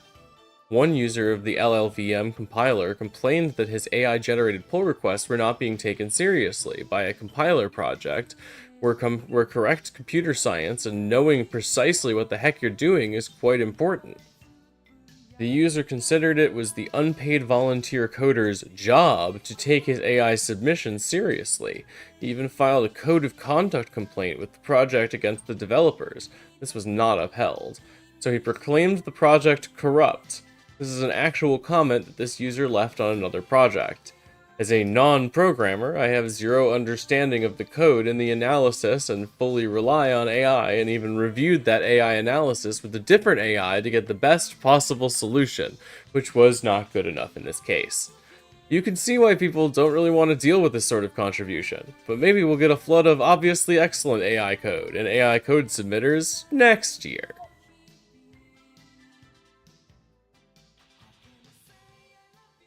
So LLVM is a deranged code base, but if you can't understand that code yourself, then yeah, you should absolutely not be contributing to it. Yep. So don't use AI to code or at all, I think, is maybe the conclusion again. There are valid uses for artificial intelligence or AI, even as it contemporarily is. This is not one of them. Yeah, I don't pay for Copilot because it's by no means worth it. My company gave me a Copilot license at one point, and I think the only time I used it was I had to just slog through an entire code base that I'd written in one go and document everything. And it was a lot of like, these things just kind of describe themselves and I just need to put a comment there so that it renders correctly. Okay. And, you know, even then I had to like catch it doing stupid things and fix it to make it like more correct. Every other time that the extension was enabled, it was just kind of like getting in my way and making annoying suggestions. Yeah, that seems kind of like what the average experience is for most AI assistant software. Just really annoying and kind of gets in the way. Mm-hmm. Yeah, it was very frustrating, and I feel like it speaks maybe a bit about the mentality behind this as well. It's the only extension I have ever installed in my editor that turned on that kind of aggressive autocomplete by default. Ooh. Like all of the other stuff I use, like I have to manually configure it to like, give me lists of completions as I type. Right. Copilot is just like the moment it's installed, it's automatically like sending requests to GitHub to like try to complete the rest of the line for you or whatever. And it's like, this is so like annoyingly pushy for probably several bad reasons. And I have to like put in the work to turn it off. That's annoying.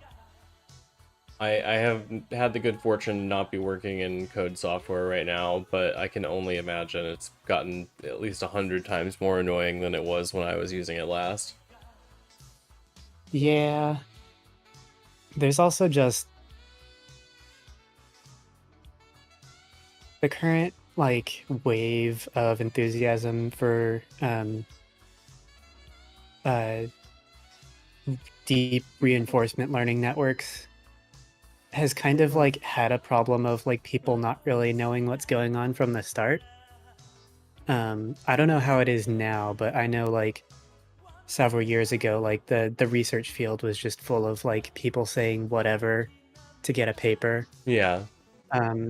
There was a lot of cargo culting where it's like, oh, like these numbers worked, so like everybody just copies that and like tweaks them to try to get like a slightly better result so they can get published. Yeah. And it just results in a lot of like things work because they work and we don't really know why, but we got published because it works.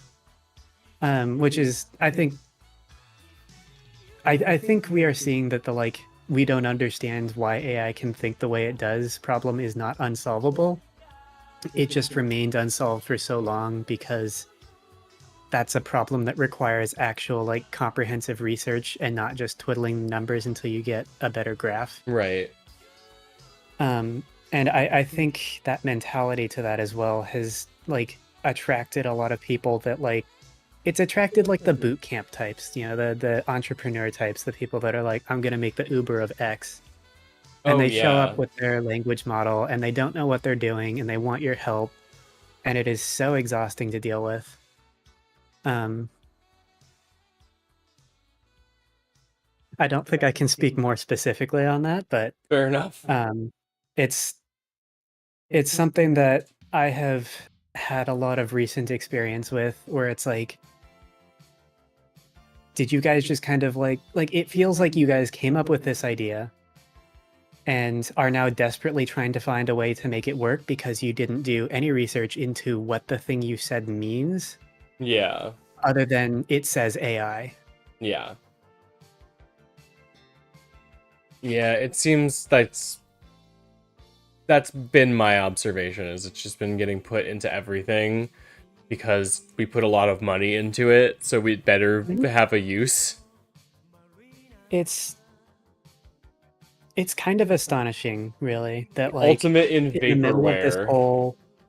In the middle of this whole wave of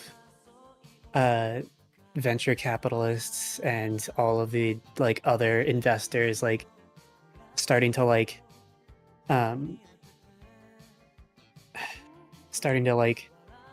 what's the phrase? Starting to zero in on like the whole blitz scaling things where companies like were like, oh, we'll figure out how to make money later. Like they're finally like the figure of speech is eluding me.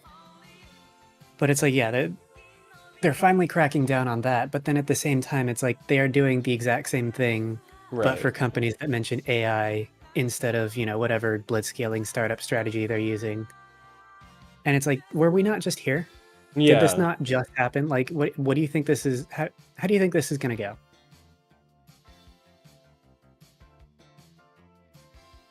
Yeah, I totally get that. It's there's so much like fucking ghost money flying around in venture capitalism for like technology.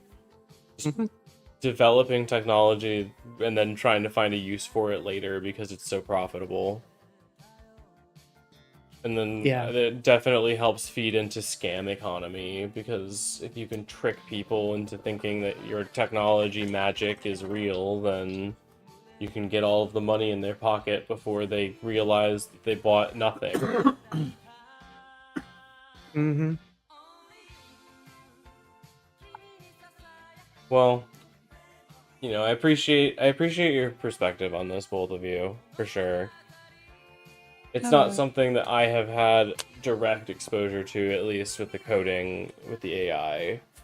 But I understand that, like, at least all of the people I have talked to have said it is a terrible tool for that purpose. And shouldn't be used for that. No, not at all. Or, like, you shouldn't at least be taking it, like, without a grain of salt. Absolutely. And kind of to speak to this, early on, before like this AI craze, this is back in like 2015. At that time, you were able to like take some of these models and do like some sort of image generation. Right. And at this time, they were infamous for being like kind of grotesque and like very strange. Yeah, I liked the weird like Joey generations it was making. So they were like kind of dreamy. And I mentioned before that there are like use cases for AI, even in its contemporary form. One of them being like disability access. One of them being like you can get interesting special effects. Having done this, you can get like interesting special effects. Sometimes that you could achieve through a plugin, but in other times it would be very difficult to replicate it, at least especially with the software at the time. Right. I worked on my friend's thesis where I did special effects. And what we did couldn't really have been done with like any existing tool, where we took each frame, like we took each frame of the film and had an effect applied to the next frame of the film where it would mix the actual like next frame and a predictive next frame. Okay. And it constructed this really surreal effect, which was, if you ever want to find out what like hallucinations look like, depending on what they are, it was to replicate like an LSD hallucination. And apparently it was pretty accurate. And like that is some of the underlying technology of like deep learning and image recognition and image manipulation that is used already, just at an earlier state. And so like this and that short film that you can't show. I can. I asked my friend. Awesome. I'll have to see if I can get it on my old Google Drive. Sure.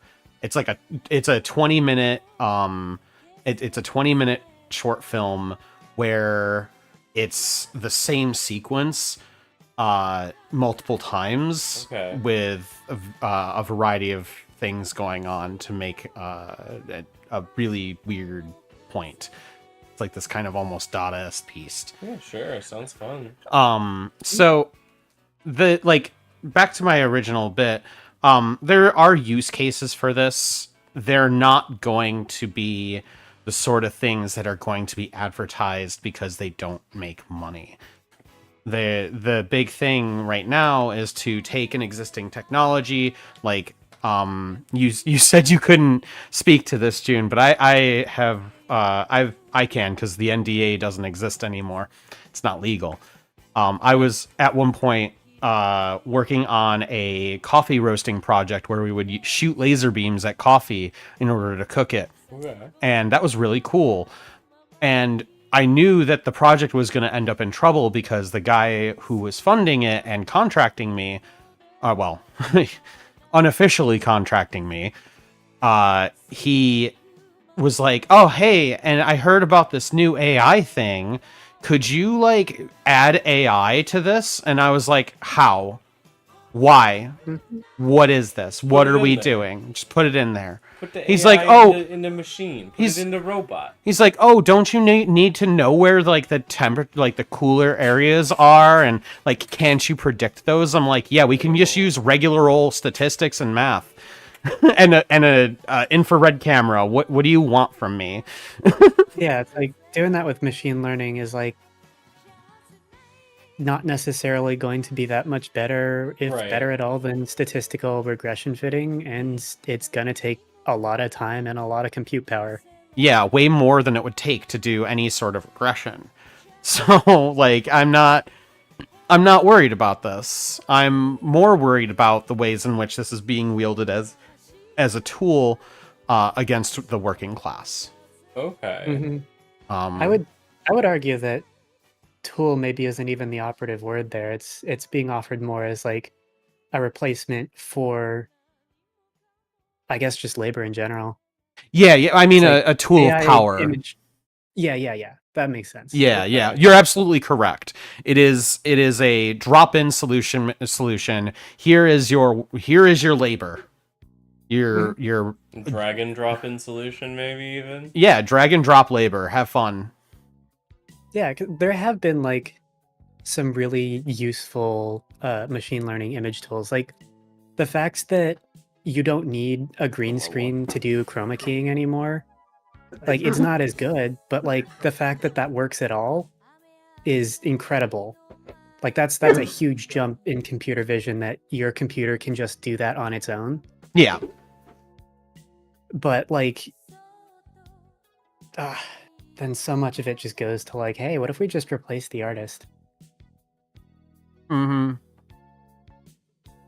Oh, I'm sorry. I have actually, it's been a long while because the use cases just kind of like moved on from like what I wanted. Right. At one point I did use a small like machine learning model that ran on my computer to just suggest what the rest of a line of code should be. And it was only ever helpful in cases where it's kind of dead obvious, which is really the only time that I ever need that kind of help, is just, like, I already know what I'm going to be typing for the next 30 lines. It's pretty obvious how to continue the pattern. I just don't want to get RSI. But like everything is becoming so focused on just asking the computer to like complete the ticket entirely for you that like it's been hard to find anything that like is useful as a tool like that anymore.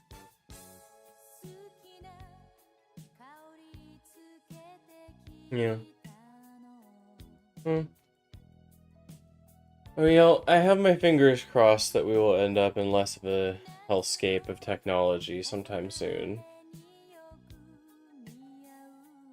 Yeah, I think a lot of the like eddies and microcosms of this trends are fairly indicative of like how much the interest in it is propped up. Yeah.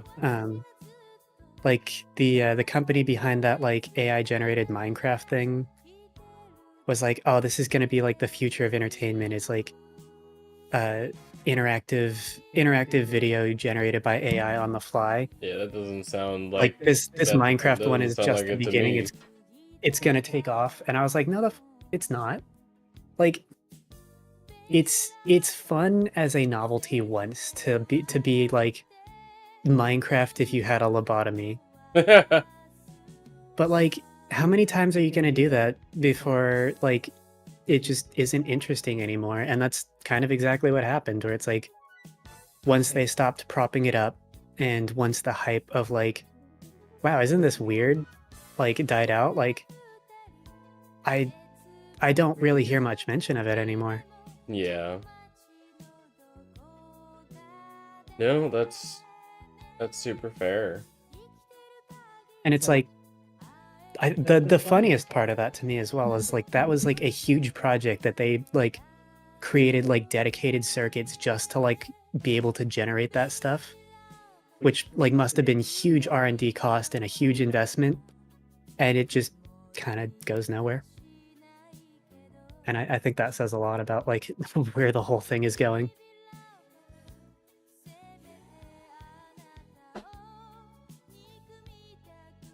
Fair enough. So yeah, fingers crossed that the rest of it kind of goes the same way. Alright. I think, friends, I've been live for 5 hours, and I need... like, apparently to get stick bugged. Damn. I got owned. I'm gonna send y'all somewhere. I will be back in just a couple days with more to talk about. As for now... see who's live. Who do I follow that's live?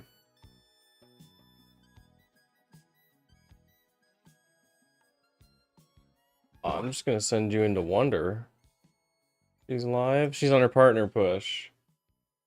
Alright, I'll see you all.